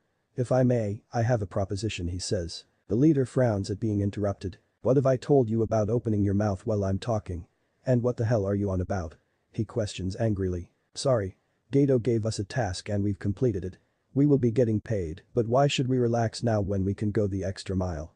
He asks rhetorically with a sadistic smile spreading across his face. What do you mean go the extra mile? He asks, growing frustrated. I mean we should make sure the merchandise we're delivering to Gato is fresh. If you catch my drift, he finishes with the same wry smile on his face. His sentence is followed by shouts of approval from his compatriots. The leader raises his hand, silencing them once again. I'm just saying, boss. 45 girls delivered, 30 of us. The math sounds good enough to me. Continues the man, swinging the key on his finger. Murmurs of approval arise. They are silenced this time not by the leader, but by a sound that echoes throughout the room. All heads turn to the back. Naruto drops down from his hiding place in the rafters, having heard all he needs to hear. He lands on the ground and watches as the thugs turn towards him. There is silence. Then murmurs begin to fill the room once again. Who the hell is that? It's a kid obviously. Yeah, but what's he doing here? Talk about shit timing. The leader looks around the room, growing agitated. There is silence as the thugs look around, waiting for someone to make a move. The black-haired one holding the key steps forward, still twirling it on his finger. I'll handle this. He says, hey kid. You seem lost. We were actually about to attend to some serious business, so why don't you run out of here and find your way home, he says, the lecherous smile from earlier still on his face. Naruto looks on at the group, his face blank. He finally speaks. Every single one of you is going to die, he says plainly. There is silence once again and then laughter erupts from the thugs. You idiots. Shouts the leader angrily. He's a shinobi. Don't you see that thing on his head? Kill him. He orders. The thugs finally take notice of the headband wrapped around Naruto's head, identifying him as a shinobi. Alright, I'll handle this, says the black-haired thug, placing the key in his back pocket. He draws his katana from his back and runs at Naruto, intent on killing the boy as fast as possible so he can turn his attention back to having some fun. He raises his katana as he begins to get close to the brat. All of a sudden he disappears. Naruto disappears and reappears in front of the katana wielding a thug and palms him in the stomach, launching him back. While he is in mid-air, Naruto inwardly utters the words, wood style. Wood cutting sprigs jutsu. Branches of wood shoot from the thug's body, coming out in different spots, from his head to his midsection, to his legs. He drops to the ground, dead. There is complete silence in the room as all eyes are on his body as his blood begins to pool. Marichio, one of the thugs, says in a low voice, not believing their partner in crime is dead. A loud yell comes from one of the thugs standing in the front as he runs forward with a battle axe in hand. All the other thugs follow suit, intent on avenging their fallen friend. Naruto places his hand over the ground. 8 pieces of wood rise from the ground. He places them each between his fingers and crosses his arms before releasing the projectiles, sending them right at the thugs. They are on target, all 8 stabbing one thug each. Naruto utters the words once again, wood style. Wood cutting sprigs. Branches of chakra-infused wood shoot from the bodies of those who have been hit, killing them and 5 other thugs who were standing close to them. The thugs reel in shock, seeing more of their friends killed. Before they can act, Naruto places his hands in the snake hand sign before slamming a hand on the ground. Wood-style summoning. Burrowing carnivorous Buddha. A massive ceiling formula appears on the ground that the remaining thugs are standing on. A rumbling sound fills the room as the ground shakes. Some of the thugs jump away, but some are not so lucky. An enormous 4-sided Venus flytrap emerges from the ground, swallowing 9 of the thugs as it rises from the ground. The 7 who manage to escape try to run, but this proves futile. Vines emerge from the ground grabbing at them and throwing them into the air, where they can do nothing but watch as they are devoured. Once it has devoured them all, it disappears in a cloud of smoke. The leader watches on as his men are mowed through and killed in seconds. He steps back, getting ready to try and run. He turns only to be met with a punch square in the face that sends him falling onto his backside. Before he can get up, Naruto grabs him by the scruff of his neck and gives him another right hook that lays him out on the ground. Naruto grabs him and props him up on his knees, positioning him so he is forced to behold the gruesome scene that is unfolded in the warehouse. Do you see that? He rhetorically questions if your subordinates are all dead. Now they died quick deaths that didn't force them to endure lasting pain. You on the other hand may not be so lucky. With that said, I want to know everything there is to know about Gato's criminal activities within the Land of Waves. His arms storage houses. The whereabouts of the other humans he trafficked. His main base of operations and location. Everything, Naruto asks in a low voice. Go to hell. Spits the man. Naruto's eyes narrow. He holds his hands in the tiger seal while kicking the man back to the ground. Bringer of darkness jutsu, he says inwardly. Naruto knows that for most, darkness evokes fear. The man begins to move about beneath Naruto in a panicked manner. What did you do to me? I can't see. He shouts hysterically. Naruto holds his hands in the snake hand sign. Thorn-covered vines rise from the ground and wrap around the man's body completely, apart from his head. Talk, Naruto says. The man's only verbal response is a low groan. He grits his teeth, trying to force down the fear that has been amplified by being robbed of his sight and the scream of pain in his gut. Naruto infuses more chakra. The vines tighten and move across the man's skin as the thorns dig deeper, penetrating his flesh. You're still resisting? Naruto challenges. He infuses more chakra. The vines tighten more as the thorns grow longer, stabbing into the very muscle of the man. I don't know if he groans that Gato has lots of dangerous enemies. He keeps his location a secret. He wails in pain, not being able to hold it in any longer. These vines are poisonous. I'm sure you're beginning to feel it, right? The burning sensation in those cuts all over your body. Naruto kneels down and whips out a kunai. He imbues it with wind-style chakra and holds it to the man's face. "This is just the beginning," he says, running his kunai along the side of the man's face, causing a cut to appear on his already bleeding face, marred by Naruto's fists. "This pain will only worsen if you don't tell me the truth," Naruto says in a low tone. Alright. I'll tell you, but if I do, you have to swear you won't kill me," the gang leader relents. Naruto releases the restraints and the man moans in pain as he finally regains his mobility and eyesight to discover his clothes are wet with his own blood. Naruto sits down and crosses his legs. There is a proof of smoke emanating from the black wristbands he is wearing. A scroll appears in Naruto's hand. He unrolls it and holds his pen in his hand. "Begin." The man does so, telling him all he needs to know. He gets up having gotten the first thing he came for. "What do you even want with Gato?" The man asks while still laying on his back, not being able to move. "I'm going to kill him," Naruto responds. "You kill Gato, you won't be the first to try," he says between groans of pain. "Before the sun sets today, he will be dead," Naruto says, narrowing his eyes. Naruto looks down at the man who is now desperately trying to find some way to move. "You shouldn't bother, you're gonna be dead soon anyway," he says as he turns and begins to approach the room where the kidnapped girls are held. "What? But we had a deal. I gave you what you wanted," the man says hysterically. "I don't remember agreeing to anything with you," he says plainly. "In fact, I made myself quite clear from the beginning. I said you and your gang were all going to die, didn't I?" he says while still walking. He stands in front of the metal door which the kidnapped females are held captive behind and whips out 2 kunai. But Satsuki jumps down, arriving at her destination. She walks towards Ino and Fugaku. "Satsuki, where is Naruto?" Fugaku questions. Satsuki inwardly curses. "He didn't show up. Sensei, he didn't come back to Tazuna's home. I'd assumed that it was a sign for us to rendezvous here," she responds. Before Fugaku can respond, a scream is heard. The group rush to the source and what they find surprises but doesn't shock them. Tazuna's workers are all strewn about. They appear to have been attacked. Fugaku frowns and turns to see Mist rolling in. "It seems he's back," Fugaku says. The 2 females draw kunai whilst Fugaku creates 2 earth clones and orders them to guard Tazuna. 2 approaching silhouettes become visible in the mist, one bigger than the other. Even from here to the group of shinobi, one of them is easily recognizable to the whole group, while Fugaku is the only one who recognizes the other. "Where's the blonde brat?" Zabuza questions, looking the group over. He has bandages tied over parts of his body, clearly hiding the burns he suffered. "He's not here right now, but he's on his way. Don't allow that to concern you as you already have your hands full with me." Fugaku responds by challenging Zabuza. The swordsman narrows his eyes as his hand wraps around the handle of his executioner's blade on his back. Fugaku appears in front of Zabuza with a kunai poised to pierce the man's chest. Zabuza reacts fast, stopping the kunai with the flat side of his executioner's blade. "Haku, just as planned. You take care of those brats and I'll deal with him," Zabuza says with his eyes closed as Fugaku activates his Sharingan. "Yes, Master Zabuza," his masked accomplice replies before jumping away. Ino and Satsuki follow suit. You realize that those 2 are not much for Haku, right? They're merely newly promoted genin. She's on a whole other level, far above them, Zabuza says while attempting to overpower Fugaku. "As I'd said before, you already have your hands full with me. So I would advise you not to allow yourself to get distracted." Fugaku responds, smirking. The 2 jump back from each other. They stand in silence. "I see. You plan on fighting with your eyes closed to combat my visual," Fugaku assesses. "In order for you to use yours, you need to make eye contact. This will ensure that isn't possible for you. My specialty is killing based purely on sound. Not having my eyes won't pose the slightest hindrance," Zabuza says, smirking. "Well, it doesn't matter. Because I'm stronger than you," Fugaku states in a matter-of-fact tone with a cocky smirk on his face. An irritated frown comes onto Zabuza's face. "Our last meeting was a clear indication of that. I'll admit I allowed you to get under my skin, but that won't happen again. All I have to do is outpower you. Your failure to compare to me will be your downfall." Fugaku continues, attempting to anger Zabuza. Zabuza grows angry.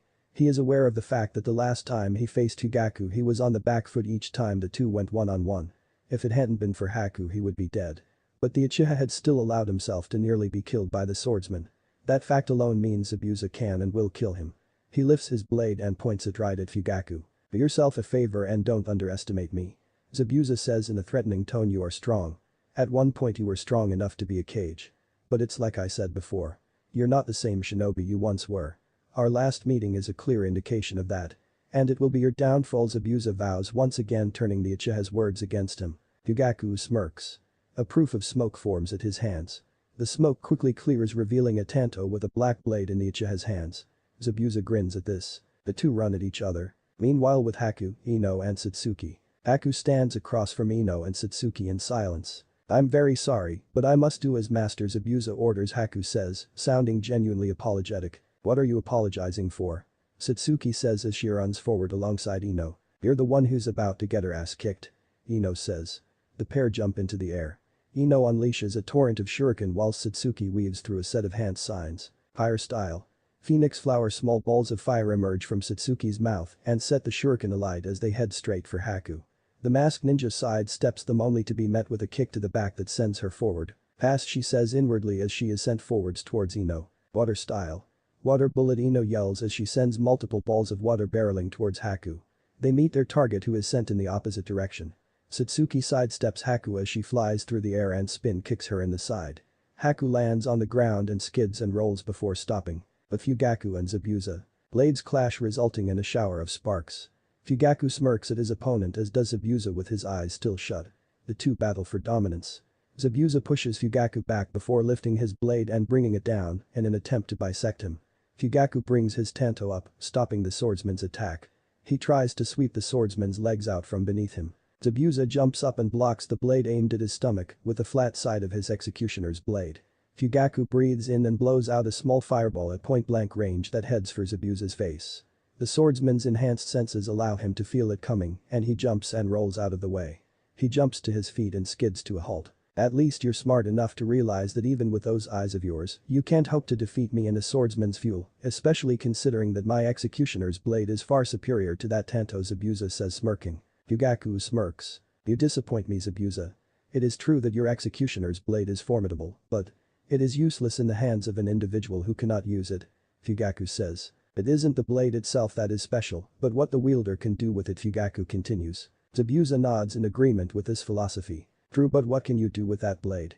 He asks in a challenging manner. Let's find out how Fugaku responds. He breathes out fire onto his tanto. An orange aura surrounds it. Fugaku appears in front of Zabuza and swings at the swordsman's midsection. Zabuza jumps back, dodging the swing while chuckling at the weak attack.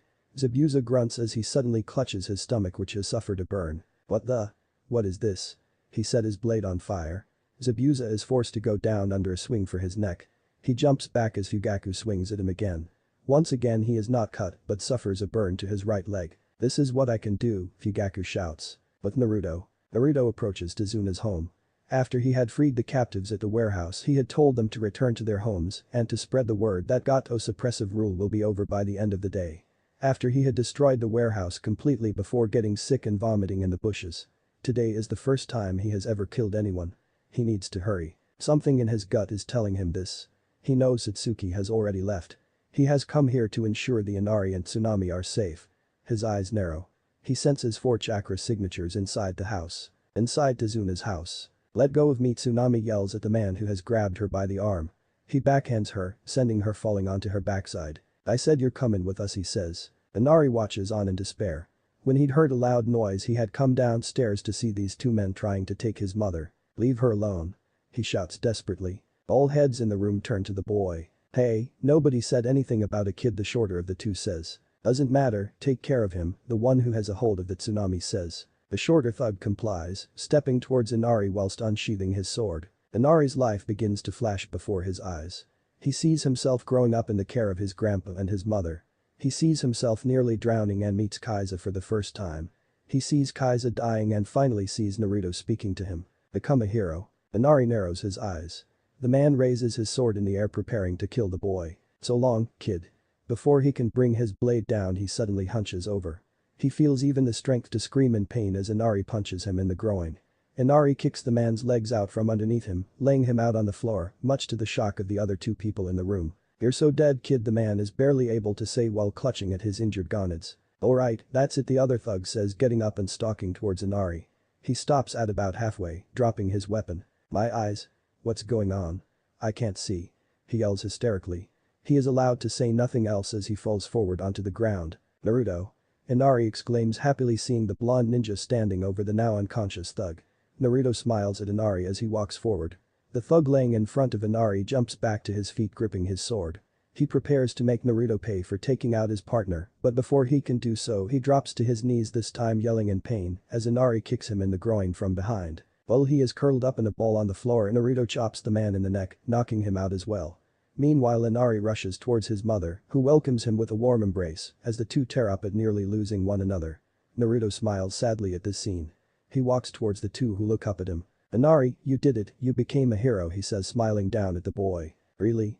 Inari asks in awe, not having taken in all that had just happened. "Yeah, you put your life on the line to protect your mother. That's no doubt heroic. Your dad would be proud," he says. More tears flow down Inari's cheeks at these words. His mother, seeing this, hugs him tighter. Naruto creates 5 shadow clones. "They will protect you until it's all over," Naruto says as he walks towards the door. "By the end of this day, this nation will be free, I give you my word," Naruto says before shutting the door behind himself. But Satsuki, Ino and Haku gets up onto her knees and hands. That was unexpected. Their teamwork is very impressive. She stands up and looks to see the two standing side by side. "Your teamwork is impressive. I've underestimated you. But now the time has come for this to end," Haku says to the two. "You're right," Ino responds while glaring at Satsuki. "Let's finish this." The Uchiha female nods and the two charge forwards, intent on ending things so they can join their sensei. They skid to a halt as Haku steps back into the mist and disappears. The mist becomes thicker as this happens. They stand back to back while each holding a kunai. "Ice style. Demonic mirroring ice crystals," Haku's voice rings out through the mist. The pair of genin can only watch as mirror-like sheets of ice form in the air, creating a dome around them. There are 21 mirrors in total. 12 are at ground level, 8 float above the first 12 and are angled towards the ground, and the final mirror is above the rest and directly faces the ground. An image of their opponent is clearly visible in each mirror. "It ends now," the masked female's voice says once more. A hail of mirrors rains down from above on the genin. But Zabuza and Fugaku. Zabuza pants as his body drips with sweat. Fugaku is proving more and more difficult to fight against. Fugaku appears behind Zabuza. The swordsman whips around in an attempt to behead his opponent. Fugaku jumps back while swinging his blade. An arc of fire-style chakra emerges and heads straight for Zabuza. The former hidden mist shinobi moves out of the way, and although he doesn't take the full brunt of the attack, it grazes his side. He placed his feet on the ground, skidding to a halt. He touches his side and grunts. Another burn on top of the several ones and cuts he's already suffered. Fugaku smirks, seeing the look of frustration on his opponent's face. "You must have noticed it earlier. Unlike other swords, this one has a black-colored blade. That's because it's made of a special kind of ore I forged myself. It effectively conducts, makes use of and even amplifies fire-style chakra. It can only be used by one who possesses a particularly strong affinity to fire style, such as an Uchiha. But this blade I am able to do 3 things all at once: cut, pure sense, scorch," Fugaku explains with the smirk still present on his face. Zabuza frowns. "So that's how." Fugaku speeds forwards with his blade in hand. Zabuza weaves through a set of hand signs. "Water style. Water dragon." A large dragon rises up and roars. It speeds forward towards Fugaku. Just as the two are about to meet, Fugaku raises his blade and pushes more chakra into it, making the fire burn stronger. He brings his tanto down, cutting the dragon in half. Zabuza gasps slowly in shock as his water dragon is bisected. Fugaku takes advantage of his opponent's shock and appears in front of him. He moves to stab the swordsman in the heart and end the battle. Zabuza curses as he realizes he can't dodge the incoming attack. "Ah!" he yells as he raises his arm to stop a sword, and it embeds itself in it, piercing and burning him at the same time. Pure sense, scorch," Fugaku says in a voice of intent. But Satsuki, Haku and Ino. Satsuki doesn't know what's worse. The feeling of pain plaguing parts of her body or the feeling of numbness slowly spreading through others. Everything had been going well until the moment this dome of ice mirrors appeared. Haku had from that point on proceeded to attack them using waves of needles. She has tried using her fire style to destroy the mirrors, but they rebuild themselves each time. Ino is down on her knees and hands. She doesn't think she can take much more of this. Wave after wave of steel is raining down on them. She looks up at Satsuki, who, just like her, is covered in needles and cuts and is bleeding. "Satsuki. I don't think I can take much more. We can't land one attack, and with each one against us things get worse," Ino says in an anguish-filled voice. Satsuki holds out her hand while her eyes dart around looking at all the mirrors. "Come on, Ino. We need to keep fighting," Satsuki says. She looks down at her teammate. "You can do this," she says. Haku watches on from one of the mirrors. She can't help but feel pity. Naruto could arrive at any moment. I need to be prepared for him. "It's time to end this," she says inwardly with a bit of sadness. She draws her and launches them at the two. Ino looks up at her teammate and takes her hand, gaining a newfound determination from the Uchiha's words. Her eyes widen as she sees the enemy release another wave of dot. She realizes there is no chance of dodging. She pulls Satsuki down onto the ground, jumping up. She stands above the Uchiha with her arms outstretched. Time seems to slow down as it approaches. She closes her eyes. Time returns to its normal state as she meets with her body. It pierces her arms, chest, abdomen and legs. All strength that remained in her leaves her body as it meets with a hail of steel. Her legs buckle and she falls backwards. Satsuki doesn't even have time to protest when Ino pulls her down onto the ground. She lands on her stomach and turns onto her backside, only to see Ino standing there covered in steel. "Ian." Ino, Satsuki manages to whisper. She wants to scream, but the sight seems to have robbed her of voice. She jumps forward as Ino falls backwards and catches her in her arms. "Ino," Satsuki manages to say, her voice reflecting her horrified state. Ino looks up at Satsuki, clearly struggling to keep her eyes open. "You idiot. Why?" "I don't. Why did you do that?" Satsuki demands. She can't begin to understand why her teammate would do something like this. Ino gurgles, struggling to get out a response. Asp. "Because. We're teammates and we're swimming partners." Satsuki's eyes widen as it comes to her what Ino is talking about. Flashback. Ino and Satsuki stand on the surface of the water in deep concentration while infusing their chakra. After their battle with Zabuza, though not really a battle for them, Fugaku was having them learn to walk and fight on water. Both are sopping wet, a clear indication that they still haven't quite gotten the hang of their training. They stand on the surface of the water in complete silence. Ino glances over at Satsuki nervously to see the Uchiha standing there with her eyes closed. Should she say something? She wants to get closer to her teammates and become friends with them. Naruto is clearly a more quiet and reserved person by nature, but he has been making an effort and becoming a bit more open recently. Satsuki, on the other hand, not so much. Her female teammate has tunnel vision, and her only visible interest is getting stronger. She wants to change that but doesn't know how to go about it. Her eyes widen and she smirks as an idea comes to her. Satsuki continues to infuse her chakra with her eyes closed. She can feel Ino staring at her.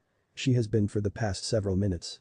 What is she thinking about? It doesn't matter, she tells herself, just focus. Satsuki hears a splash and doesn't bother to open her eyes. Then she hears more splashes. She opens her eyes to see Ino thrashing about in the water. She's drowning. She must have finally run out of strength. Satsuki runs out to Ino and holds her hand out. Ino grabs it. All of a sudden a smile comes onto her face. Before Satsuki knows it, she's been pulled into the water by her teammate. She breaks the surface to find Ino laughing loudly. "What the hell is wrong with you?" Satsuki shouts angrily. As if it isn't enough that she can't get this training down, now she has a nuisance like this to deal with. You said to your dad you would fall in less than 10 times today," Ino manages to say between laughs. And Satsuki shouts, getting frustrated. "This is the 35th time you've fallen today," Ino laughs. Satsuki continues to glare at Ino. Then her lip starts to quiver as she tries to hold back her smile. She fails. She smiles and starts to laugh along with her blonde-haired teammate. They laugh together all the while wading water. "Come on. Let's swim back to shore," Ino says, making Satsuki laugh harder. The two swim back to the beach and lie on their backs together. For a while there is silence, and then it is once again broken by Ino. "You're a racehorse, aren't you?"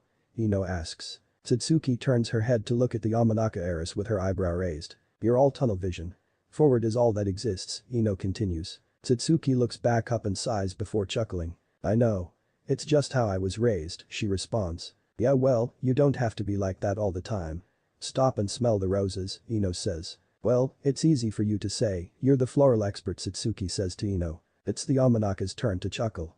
She sits up and looks down at Satsuki with a serious look on her face. "It's okay not to get everything perfect the first time. And until you get this down and maybe even after. If you let me. I'll be your swimming partner," Ino says, smiling. Satsuki sits up looking at Ino and giggles. "Alright, well, it's good to see you two hard at work." The pair of girls cringe. They both turn to see Fugaku standing next to Naruto with his arms crossed. "Sensei," Ino says with a forced smile on her face. Fugaku sighs. "You two go to rest for the next couple of hours and then head back to the bridge with Tazuna," he orders. He turns to his other student. "Naruto, time to get to your training," he says, pointing out to the ocean. Naruto raises his eyebrow. Sensei, I've already mastered this," Naruto says, confused. "You're very impressive, but you can always be better. We'll start with laps. There's a small island with 2 pine trees on it not too far from here. Get moving," Fugaku orders. Naruto sighs. He takes off his jacket before removing his tight jersey, rendering himself topless. Fugaku shows no outward reaction, though is impressed by his student's incredible physique, especially considering his age. He isn't muscle-bound or overly bulky, but still well-built. His arms are toned and well sculpted, whilst his abdominal section is well sculpted as well with a six-pack clearly on display. Ino's mouth drops open as she grows beet red in seconds. She stares at Naruto in complete awe of his body. His face and hair aren't too bad either. Who knew Menma's older brother was so hot? Satsuki, unlike Ino, has the decency to try to hide a reaction, and though her jaw isn't on the floor, she is still as red as a tomato. She shakes her head. What is this? She's seen this sort of behavior on display plenty of times, but it's never happened today. Fugaku chuckles at the reaction of the two females on his team, particularly his daughter. Wait until Makoto hears about this. Naruto meanwhile, as always, acts completely oblivious to it as he takes off. Flashback end, but most of all because we're friends. At least I think we're friends. We are friends, aren't we? Ino asks as she looks deep into Satsuki's eyes, searching for an answer before she is given one. Why yes, of course we're friends, Satsuki manages to stutter out as tears flow down her cheeks. She smiles at her friend in an effort to strengthen her somehow. Ino is the first friend she has had in years. Ino flashes her own smile, this one revealing joy and sadness at the same. She finally became friends with Satsuki, but she wasn't going to get to know the aloof girl more. I'm happy to hear that. I'm happy we're friends. Ino's glaze over and shut. She stops smiling, the grip she has on Satsuki's hand is released, and she stops breathing. Ino. Satsuki shouts in a panicked manner, hey, open your eyes. We're supposed to keep fighting. Come on. Please, just open your eyes. Satsuki pleads as the tears begin to flow once again. No. This can't be happening. She's lost so many already she can't lose Ino. Aku feels pity and guilt as she looks on at the scene. Though this is an ideal opportunity to finish the battle, she will allow the girl to mourn her fallen comrade. It will do no harm as she will be dead in a matter of moments herself. Satsuki lays Ino's body gently on the ground. She stands up and walks past it with her head down. She looks up at the mirror in which the enemy lies and looks straight into her eyes. Aku's eyes widen in shock as she locks eyes with the jet black-haired girl. Her eyes are now crimson red. The left eye has one Tomo mark rotating slowly around her pupil, whilst her right eye has two Tomo marks rotating slowly as well around the pupil. The Sharingan. She is an Uchiha as well, how could she have not realized sooner? It doesn't matter, Aku says to herself. Now that she is awakened, she may actually be dangerous. Now she really needs to end this. Before she can act, however, a figure appears in front of the Uchiha. It's him. Naruto appears in front of Satsuki. He looks right up at the mirror in which Aku is, into her surprise. His eyes are not the same as before. Now they are cold and evoke fear. Naruto. Satsuki says in a cold tone. Satsuki. Ino. Is she? Naruto asks, not finishing his sentence, not having the strength to bring himself to ask. Get out of the way, Satsuki orders. I see. Naruto responds, let me finish this. I said get out of the way. You show up late and you let Ino die, and yet you still want to play the hero, Satsuki says in a venom-laced tone while glaring at Naruto's back. All of a sudden a burst of chakra comes from Naruto. The atmosphere changes as he is surrounded by a wide aura. The ground beneath him cracks as Satsuki steps back, intimidated a bit. Aku's body stiffens as she sees that power on display once again. She draws her and launches them at him. Naruto infuses chakra and releases it in a burst, and they are blown away. Haku's eyes widen in shock as she looks around the dome and realizes that cracks are forming in the mirrors. How is this possible? She looks down to where Naruto is to see that cold and deadly look in his eyes once again. All of a sudden he appears right in front of the mirror she's in. Acting fast, she attempts to speed to another mirror. He grabs her foot and tosses her down to the ground, not allowing her to do so. The impact results in a spiderweb of cracks. Naruto lands on the ground and watches as she sits up. He disappears and reappears in front of her with his fist cocked back. He unleashes a strong punch that destroys her mask and launches her to the other end of the dome. She rolls before skidding to a halt. He walks forward and stands by Satsuki's side, who is staring at him with a look of shock on her face. Naruto places his hands at his side and gathers wind style. It forms a ball that grows to nearly the size of his body. Wind style. Godly wind from the mountains, he shouts, releasing it and sending it right at Haku. Forgive me, Master Zabuza. I have failed. But Zabuza and Fugaku. Fugaku pushes his blade deeper into Zabuza's upper arm. Zabuza's other arm that holds his executioner's blade has a tight grip on it from the Uchiha. Zabuza grunts as he can see the Tanto's blade is now protruding from the other side of his arm. He can feel it burning him. All of a sudden the two shinobi feel a humongous spike in chakra. I told you he was on his way, Fugaku said, smirking. Zabuza kicks Fugaku in the gut, sending him back. He embeds his executioner's blade in the ground and pulls the now bloody Tanto out of his arm. Give it up. You were already hard pressed against me, so there's no way you can hope to beat me with one arm. Fugaku advises. Zabuza frowns in response. Haku jumps down next to him.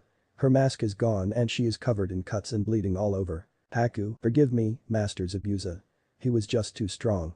He destroyed me, she says, falling to her knees. She had narrowly escaped.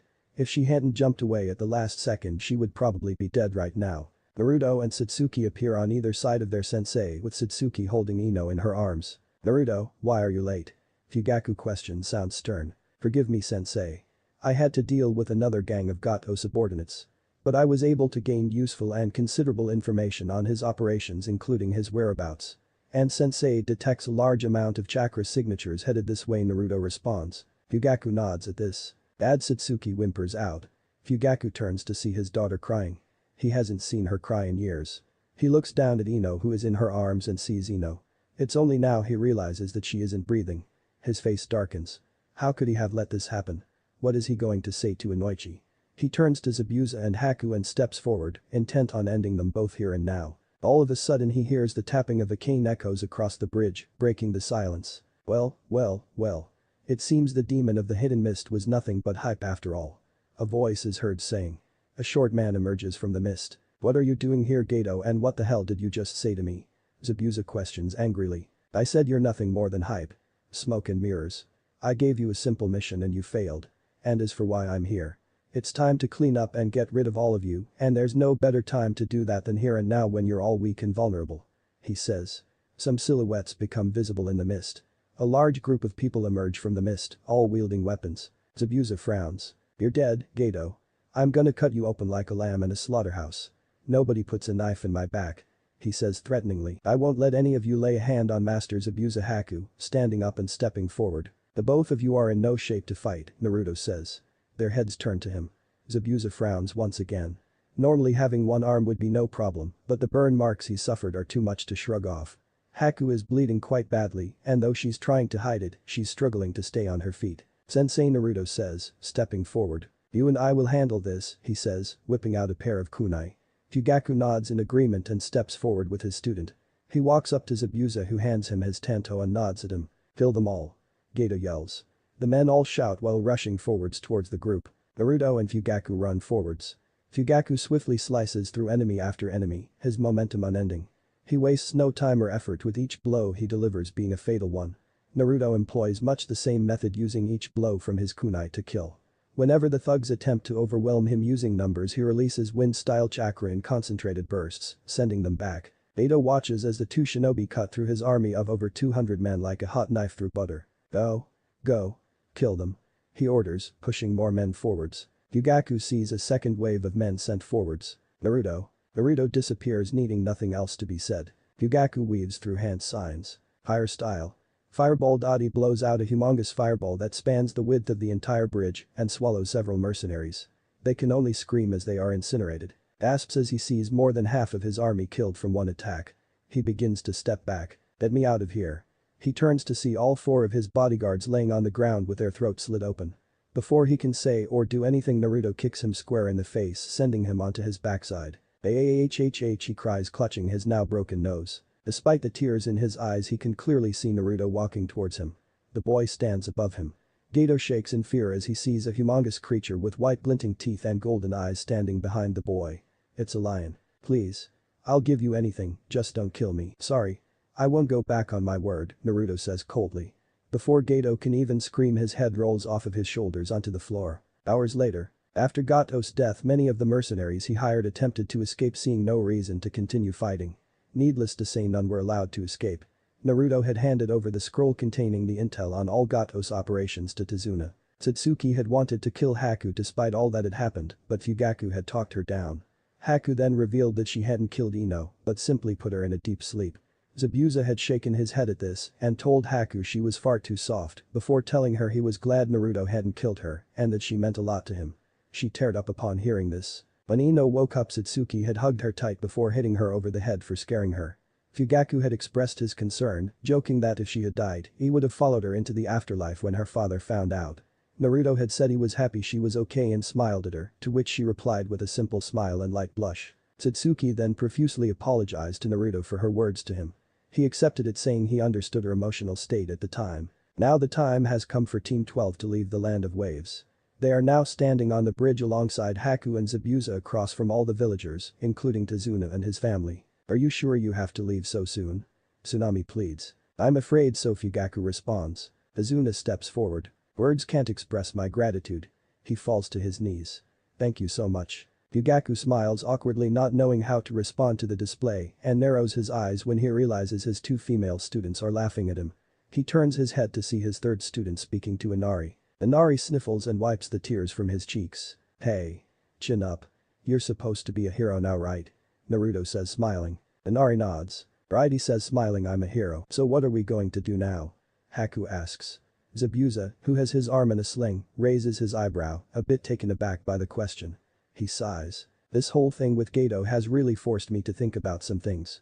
We're going back to the land of water to fight for our home," he says with his eyes narrowed. Haku nods at this. "Well, we'll be leaving now." Fugaku says. "Goodbye." All the villagers shout as the group walks away. "So? What should we call the bridge?" Tazuna shouts. There is excited chatter and many shouts and suggestions are heard. Inari tugs on Tazuna's shirt. He bends down and Inari whispers in his ear. Tazuna smiles and stands up. "How about the Great Naruto Bridge?" Tazuna suggests. Shouts of approval erupt and it is decided. The bridge is named after the hero who saved the land of waves. The sound of the leaves rustling in the wind accompanies that of footsteps on the dirt path. The large green gates of the Hidden Leaf, wide open, are clearly in sight for the returning Team 12. Fugaku watches, taking in his surroundings, as his squad walks ahead of him towards the Leaf Village, the scene bringing back old memories. He resists the urge to sigh as he thinks about how he's going to explain all the events that transpired concerning his team's mission. He's not worried about Minato, he can handle the Hokage. It's his wife he's concerned about. When she hears he pursued a mission above his team's assignment grade and potentially put their daughter in danger. The wave ordeal hopefully had done some work in opening his team's eyes to the realities of the shinobi world. It had certainly opened his up a bit to a reality of his own. "I can't believe it took me so much trouble to take down Zabuza," the Uchiha patriarch says, inwardly scoffing to himself. Minato was right.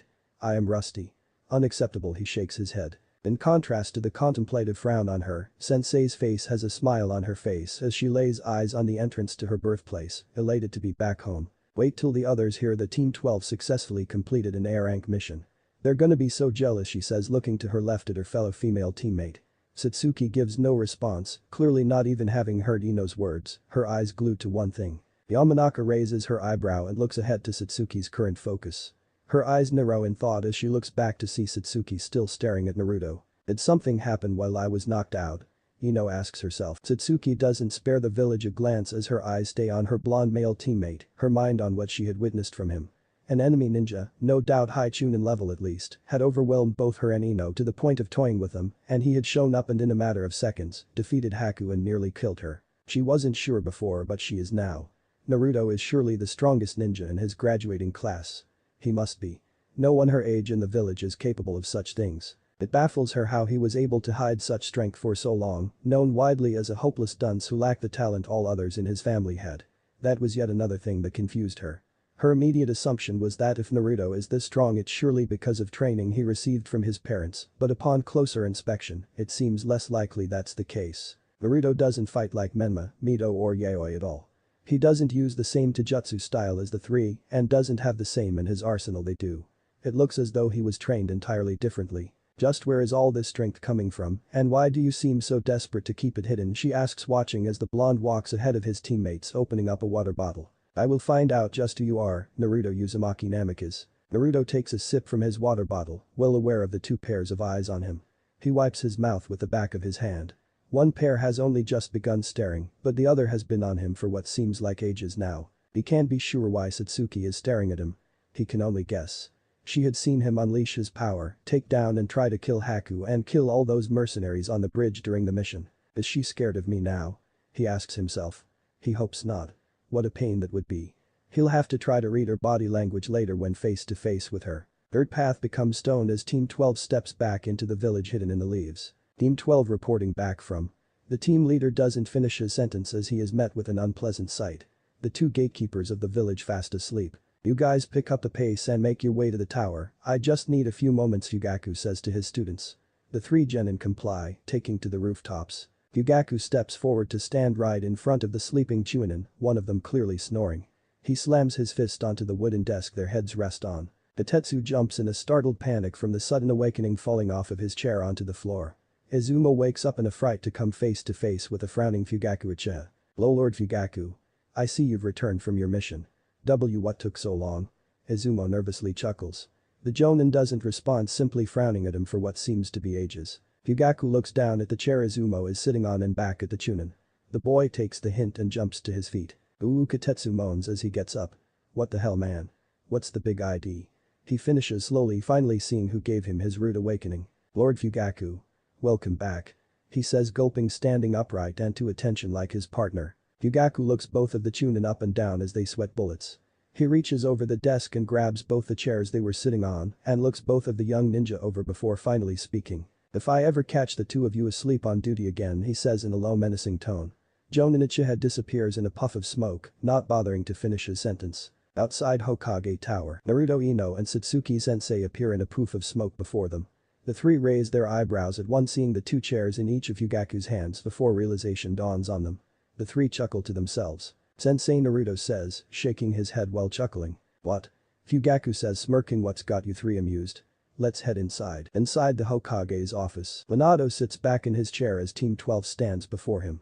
The four-man squad had been assigned an escort mission, C rank, and was scheduled to be back a while ago. Team 12 reporting back from the land of waves, Fugaku says. "Welcome back, Team 12," the Hokage says.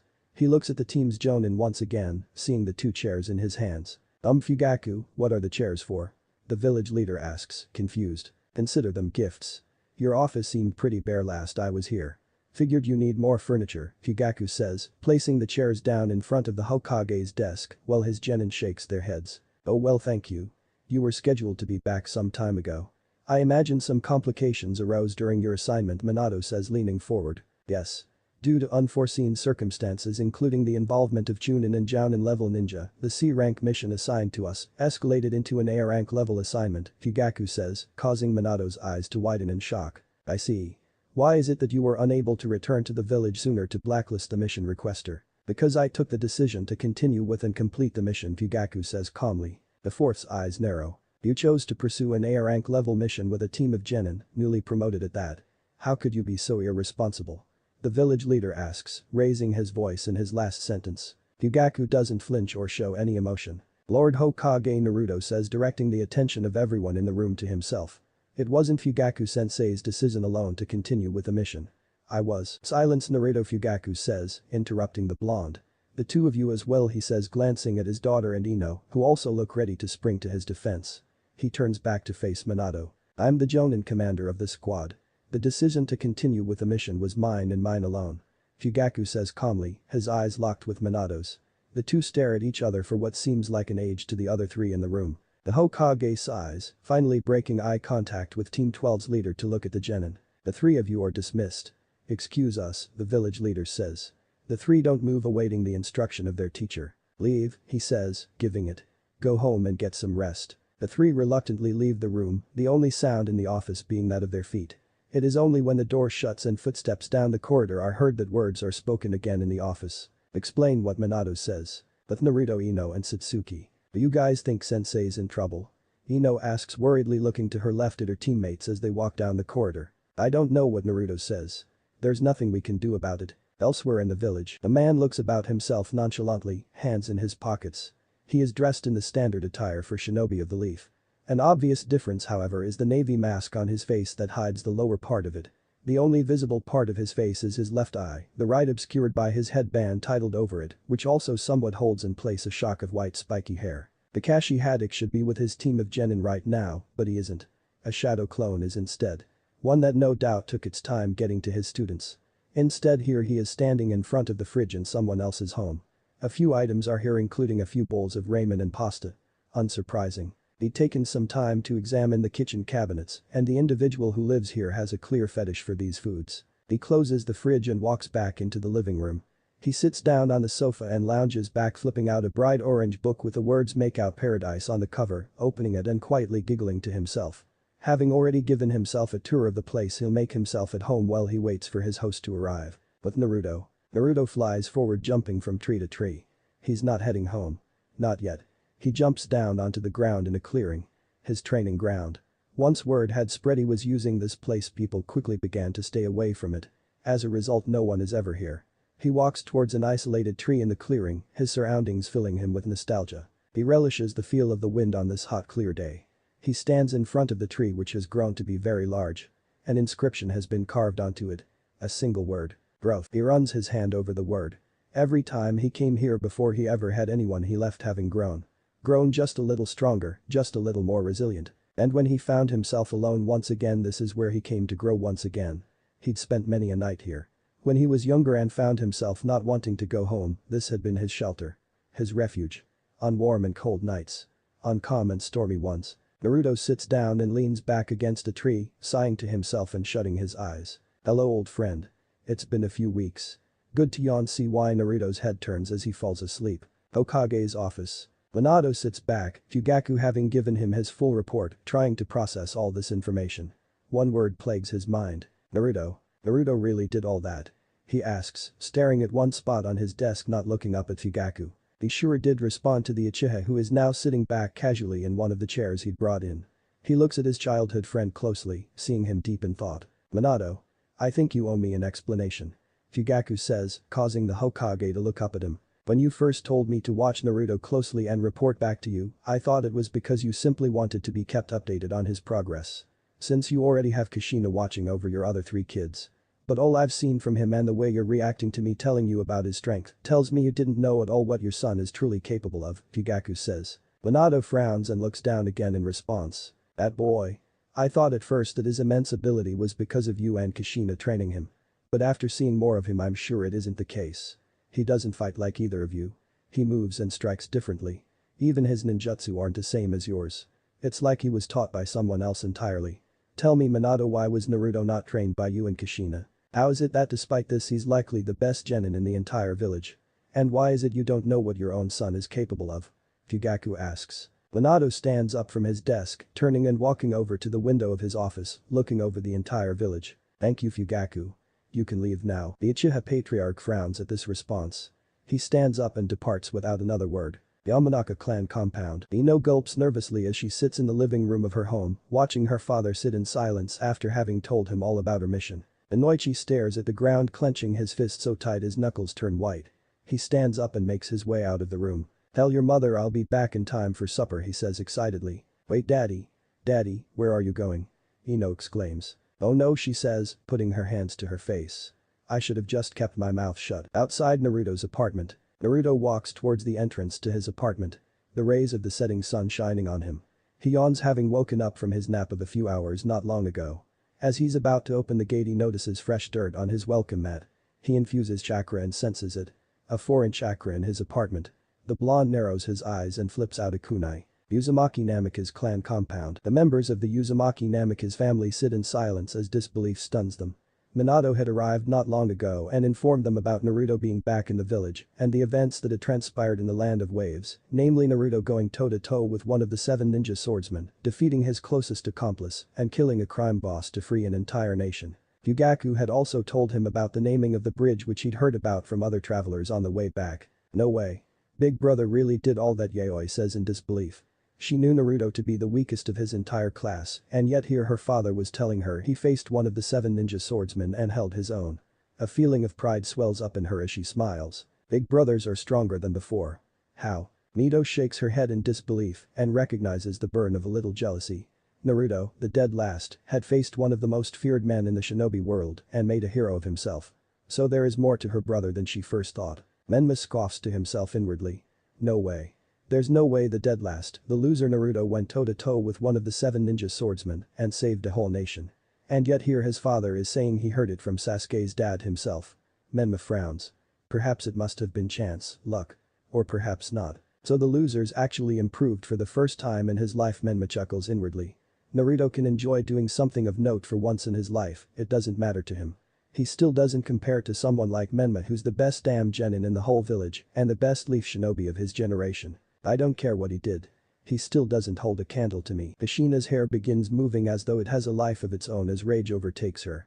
The others in the room, seeing what this means, grow nervous. What? You mean to tell me that bastard Fugaku put my baby boy in danger? Kushina exclaims. She begins to make a beeline for the door, intent on making her way to the Uchiha clan compound. Kushina, calm down, Minato says, standing in her way. Get out of my way, Minato. I'm gonna give that smug asshole what, she yells, raising her fist. Minato gulps nervously at this. Calm down. I've already spoken to Fugaku. Naruto is perfectly fine and safe. Nothing like this will ever happen again, Minato pleads. Kushina sighs deeply as her hair straightens out. All others in the house breathe a collective sigh of relief, potential disaster having been averted. The Uchiha clan compound. Hum and Fugaku utters. The sliding door of his office slides open where Satsuki and Inoichi stand. Lord Inoichi, to see you, Dad, she says as Yamanaka walks in. Inoichi closes the sliding door behind him and turns to Fugaku with a frown on his face. Fugaku is about to ask the Yamanaka to sit, but his guest speaks before he can. I think you know why I'm here, Inoichi says in a low menacing tone. No, actually I don't, Fugaku responds calmly. Don't play dumb with me, Inoichi says, his voice rising. I'm not. I'd find no enjoyment in it. You pursued an A rank mission with a team of newly promoted genin, Fugaku. You recklessly endangered the lives of your students. He says, now shouting. And this is your business because? Fugaku questions. It's my business because one of those genin is my daughter. The Yamanaka clan head responds. Fugaku takes a sip from his glass before speaking. Your daughter is a shinobi, Inoichi. She could die at any moment. If you're not prepared for that possibility, you never should have allowed her to become one, he says calmly. I am. What I'm not prepared for is the possibility of her losing her life because of the gross negligence of her own teacher. Inoichi yells. Fugaku gets up and walks towards the Yamanaka patriarch, standing face to face with him. Ino is my student and I'll protect her with my life. She might be your daughter, but she's my soldier. I'll order her as I see fit. Fugaku is still as calm as when Inoichi first walked in. The blonde puts his finger on Fugaku's chest, clearly becoming more enraged. You listen here, pal, if anything happens to my daughter because of you, you'll what? Fugaku says in a lower tone, his eyes narrowing and his face revealing real emotion for the first time in the interaction. Inoichi continues to frown but removes his finger from Fugaku's chest. Didn't you hear what I just said? I'm about to have dinner with my family, so unless you plan on joining us, leave. Fugaku says plainly. Inoichi scoffs and leaves, pushing the sliding door open and leaving it open as he departs. Inside Naruto's apartment, Kakashi feels the cold steel of a kunai knife press against his neck. It's about time, Kakashi says calmly, his eyes are still glued to his book. Naruto takes the knife off, placing it back in his weapons pouch. Kakashi Haddock. How nice of you to clean your feet before breaking into my house. Naruto says menacingly. Naruto walks around the sofa to come face to face with the famed copy ninja, who continues reading his book a bit before looking up at Naruto, as though there's nothing strange about the situation. What do you want? Naruto asks. That of the full moon and stars above is the only light visible. This coupled with a mist makes it difficult for Naruto to see. Sensei. The boy calls out to the figure dressed in white walking ahead of him. The figure continues to walk, his words seemingly not registering. Sensei. The blonde boy calls out as he gives chase, seeing the figure immersed in mist, only the outline of its silhouette being visible. He runs, the figure somehow eluding him despite its calm walk compared to his sprint. He emerges from the mist and looks behind himself to see it completely gone along with the trees and forestry of before. The full moon and stars still hang in the clear sky as he stands in a deserted street. He looks ahead once again at the figure, now hooded in black rather than the white from before, which has now come to a stop. Sensei? Naruto repeats, his voice now laced with uncertainty. The figure turns, its face hidden in the shadow cast by its hood, the only visible part being a single eye with 3 tomo patterns around its pupil, glowing a fierce red in the darkness. The figure pulls off its hood, revealing the face of a boy, likely in his early teen years. His jet black hair is tied back in a low ponytail, and his face is framed by center-parted bangs that extend to his chin. Long pronounced tear troughs adorn his face and sit beneath his eyes, which bear the same tomo pattern and glowing red. The boy puffs his cheeks and brings his head back before bringing it forward and opening his mouth, releasing a large fireball. The orange ball of flame lights up the alley as it cannons toward Naruto. The blonde boy can only let out a blood-curdling scream as the flame meets his body. Naruto sits up suddenly in his bed, gasping for air. The blonde places his hand on his forehead, feeling it wet to the touch with sweat, all the while attempting to steady his breathing. He lays back once again, not closing his eyes, afraid of what his mind might show him. He's been having the same dream for years now, and yet he never seems to get used to it. It always has the same effect on him. He stares at the white ceiling of his bedroom, his breathing finally under control as he attempts to steer his mind away from its current state and let it drift to other thoughts. Flashback. Hey Naruto. It's been a while, Kakashi says casually. I never even got to congratulate you for becoming a ninja. Naruto clenches his jaw, trying to keep calm, met with the sight before him. A man breaking into his home and trying to be friendly with him. What can I help you with? Naruto responds. Kakashi glances down at his book for a few seconds, looking back up this time at the view of the village visible through the glass, rooftops littering the horizon, and the stone faces of the village leaders visible in the far distance. Since when haven't you been living with your family? Kakashi questions. Naruto resists the urge to scoff at this. Of course. This is the reason for Kakashi's visit. Did the Hokage send you here?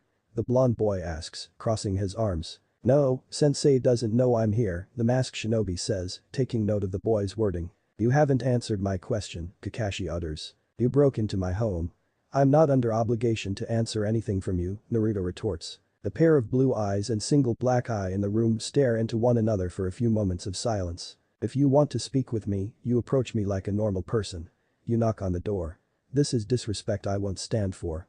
Naruto coldly says, pointing at the door. Kakashi's body language remains relaxed, his lone visible eye not betraying a single emotion. Alright. He says, standing up. I can tell you're in a bad mood. You've clearly had a long day. I'll come back some other time, Kakashi says, looking at the boy who stares right back at him. Those eyes, the masked shinobi says to himself, staring into the blonde boy's cerulean orbs, eyes that behind a cold blank stare he could tell held both sadness and anger. Sadness and paranoia akin to that of an abused stray animal that trusted nothing and no one.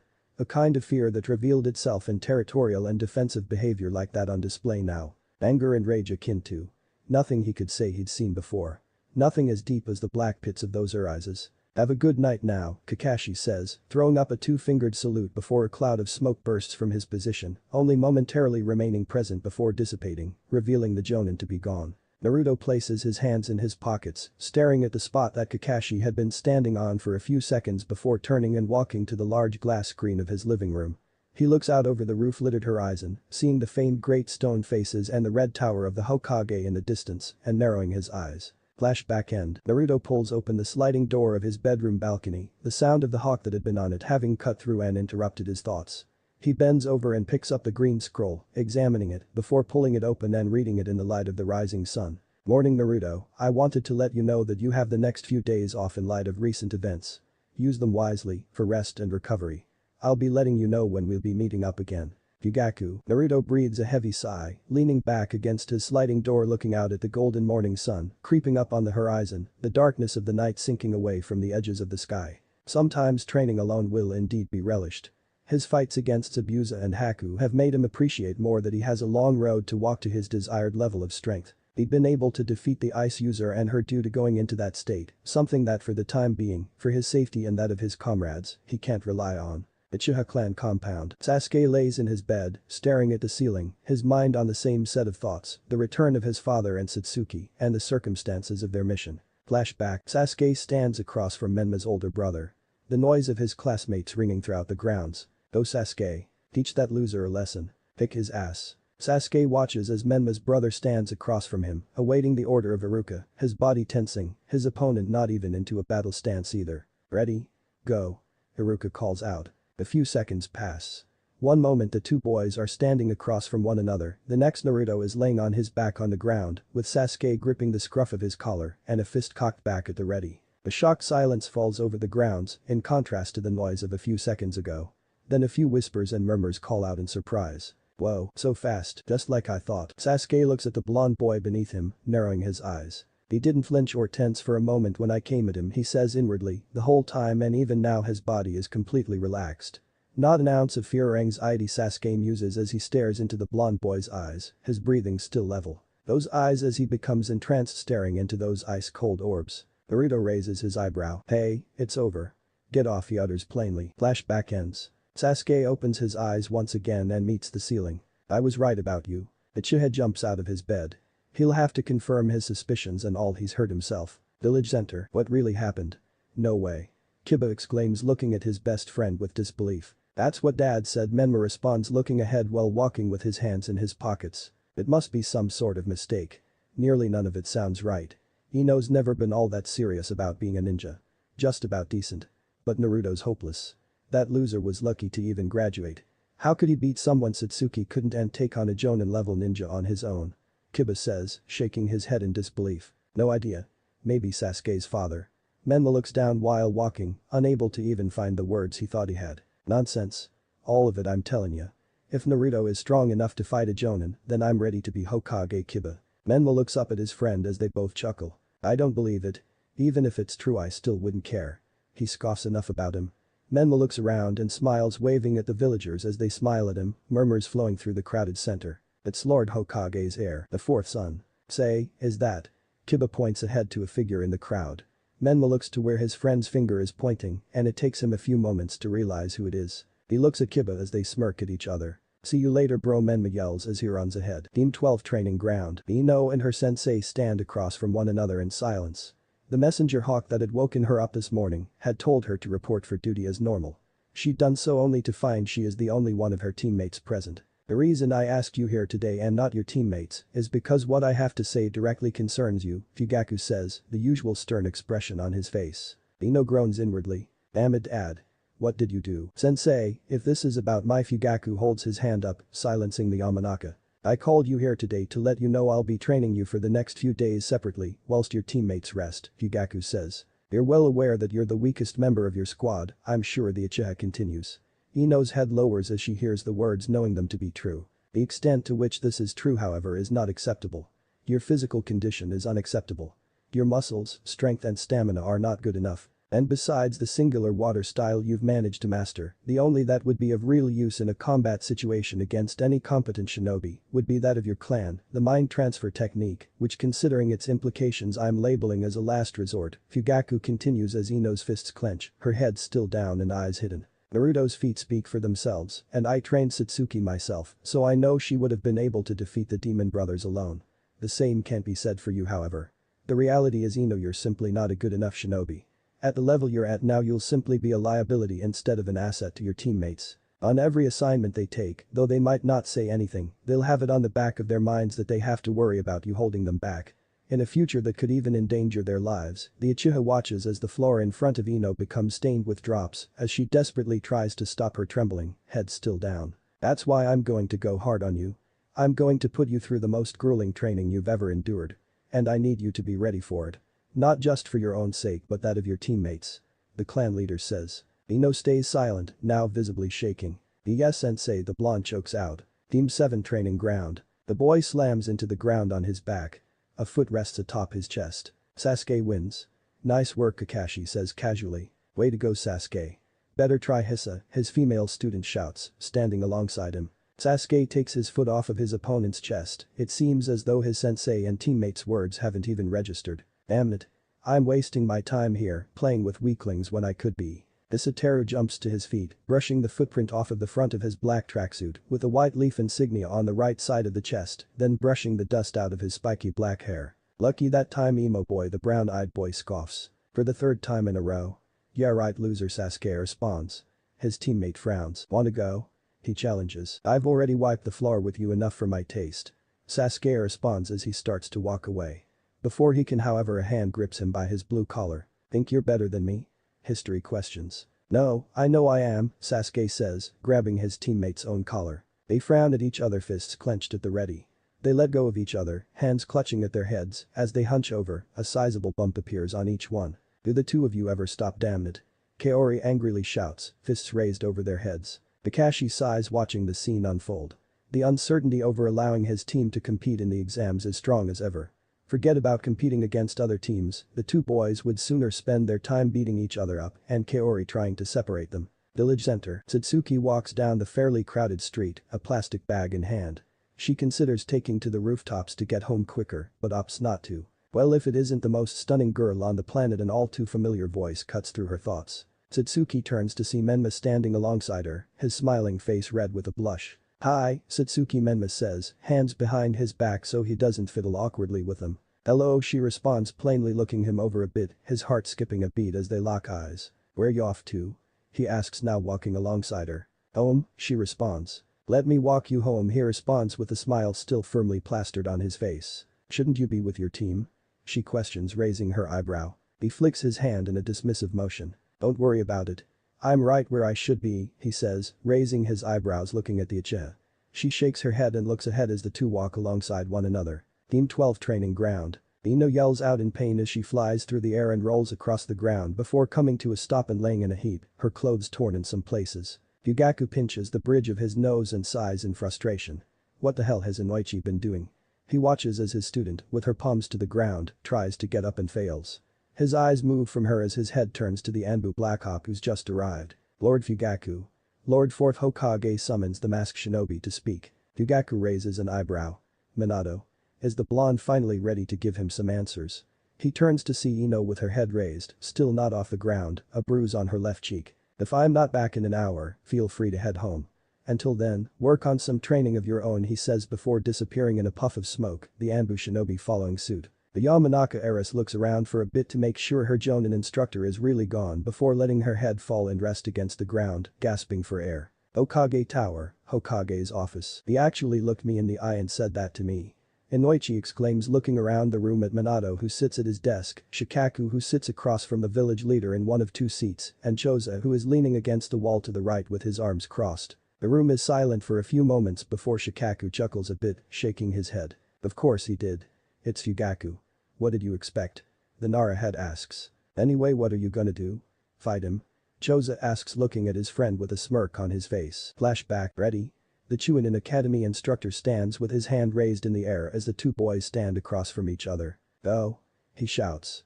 Seconds pass before Inoichi is on his back, his head turned to the side, having received a hard right hook. Cheers erupt from a number of the other academy students. Winner. Fugaku Uchiha, the instructor announces. Go. The instructor shouts. Inoichi runs forward intent on not letting his opponent get the first in this time. He throws a punch only for Fugaku to sidestep it with ease, spinning his body and sweeping his opponent's legs out from underneath him with one of his own. Inoichi lands on his back, his opponent grabbing one of his feet still in the air. Fugaku flips the blonde boy onto his stomach using his leg and begins to twist his ankle. Yamanaka wails in pain, slapping the ground with his palm in surrender. Winner. Fugaku Uchiha. The instructor announces. The two boys stand across from one another with the instructor watching, hand raised in the air at the ready. Not today, you're not, Inoichi muses, his hands behind his back. Fugaku narrows his eyes in suspicion at this. Go. The instructor orders. Inoichi removes his hands from behind him, holding them in a triangle formation out in front of him. Mind transfer, he shouts. His subconscious leaves his body, making a beeline for the Uchiha. That's. Fugaku muses, recognizing the technique from his hours of studying. The boy jumps to the side, successfully averting his opponent's subconscious, missing him. He runs forward, his opponent's eyes having rolled into the back of his head as his body slumps and falls onto its knees. Hey, wait. He's already on. Ai, Fugaku shouts, drowning out the instructor's voice as the first head cocked back flies through the air and slams square into the unconscious Yamanaka's face, laying him out onto his back. Flashbacks and chuckles and giggles fill the Hokage's office, all in the room except Inoichi laughing. Yamanaka looks around the room at his childhood friends with a deadpan expression on his face. This isn't funny. Inoichi angrily exclaims only for the giggles in the room to turn full on laughter. Remember when he used that fire style to set his hair alight? Ahahaha, Choza guffaws, Shikaku and Minato join him. This is serious. Inoichi once again yells he's a loose cannon. This is only his first mission as the Jonin commander of a Genin squad. Who knows what else he could pull. He can't be trusted with subordinates, Minato, and that's why I'm requesting you reassign Ino to a different squad. The mood in the room turns stoic. I'm here as a father. Satsuki is Fugaku's student and daughter, so I can't speak for her, and Naruto is not only your subordinate as the Hokage, but your son, so whatever decision you take regarding him is yours alone to take.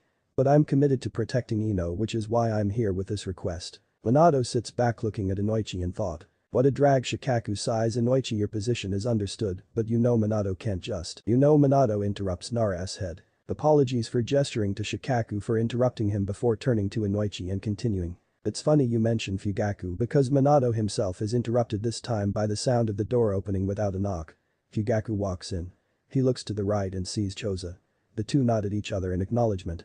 He walks forward, turning to Inoichi who frowns at him, not attempting at all to hide his feelings towards the Uchiha. Fugaku simply stares back blankly, walking past the Yamanaka and sitting down in one of two seats in front of Minato's desk, the other occupied by Shikaku. Old friend, Shikaku says, shaking Uchiha's hand before he turns to Minato. What's up? Fugaku asks, sitting back casually. Minato nods at both Shikaku and Choza who nod back. Nara stands up and leaves the room with Akimichi without a word. The door closes and only once the sound footsteps faint does Minato address the two remaining men. Inoichi being here when I sent for you is actually convenient. Because he's relevant to what I want to discuss with you. Fugaku raises an eyebrow, listening intently. A few weeks ago a Chunin Academy instructor attempted to steal the forbidden scroll of seals and defect from the village with it. Naruto's training ground. An explosion rings throughout the forest, birds taking to the skies as a ball of wind-style chakra erupts into a spinning sphere after ripping through several trees. Naruto stands in the clearing of his training ground, his arms forward and palms out, panting as he examines the handiwork of his most powerful dot. His mastery of the technique has grown. But it's still nowhere near perfect. His sensei was capable of forming them faster and with one hand. Naruto brings his arms down staring at the palms of his hands.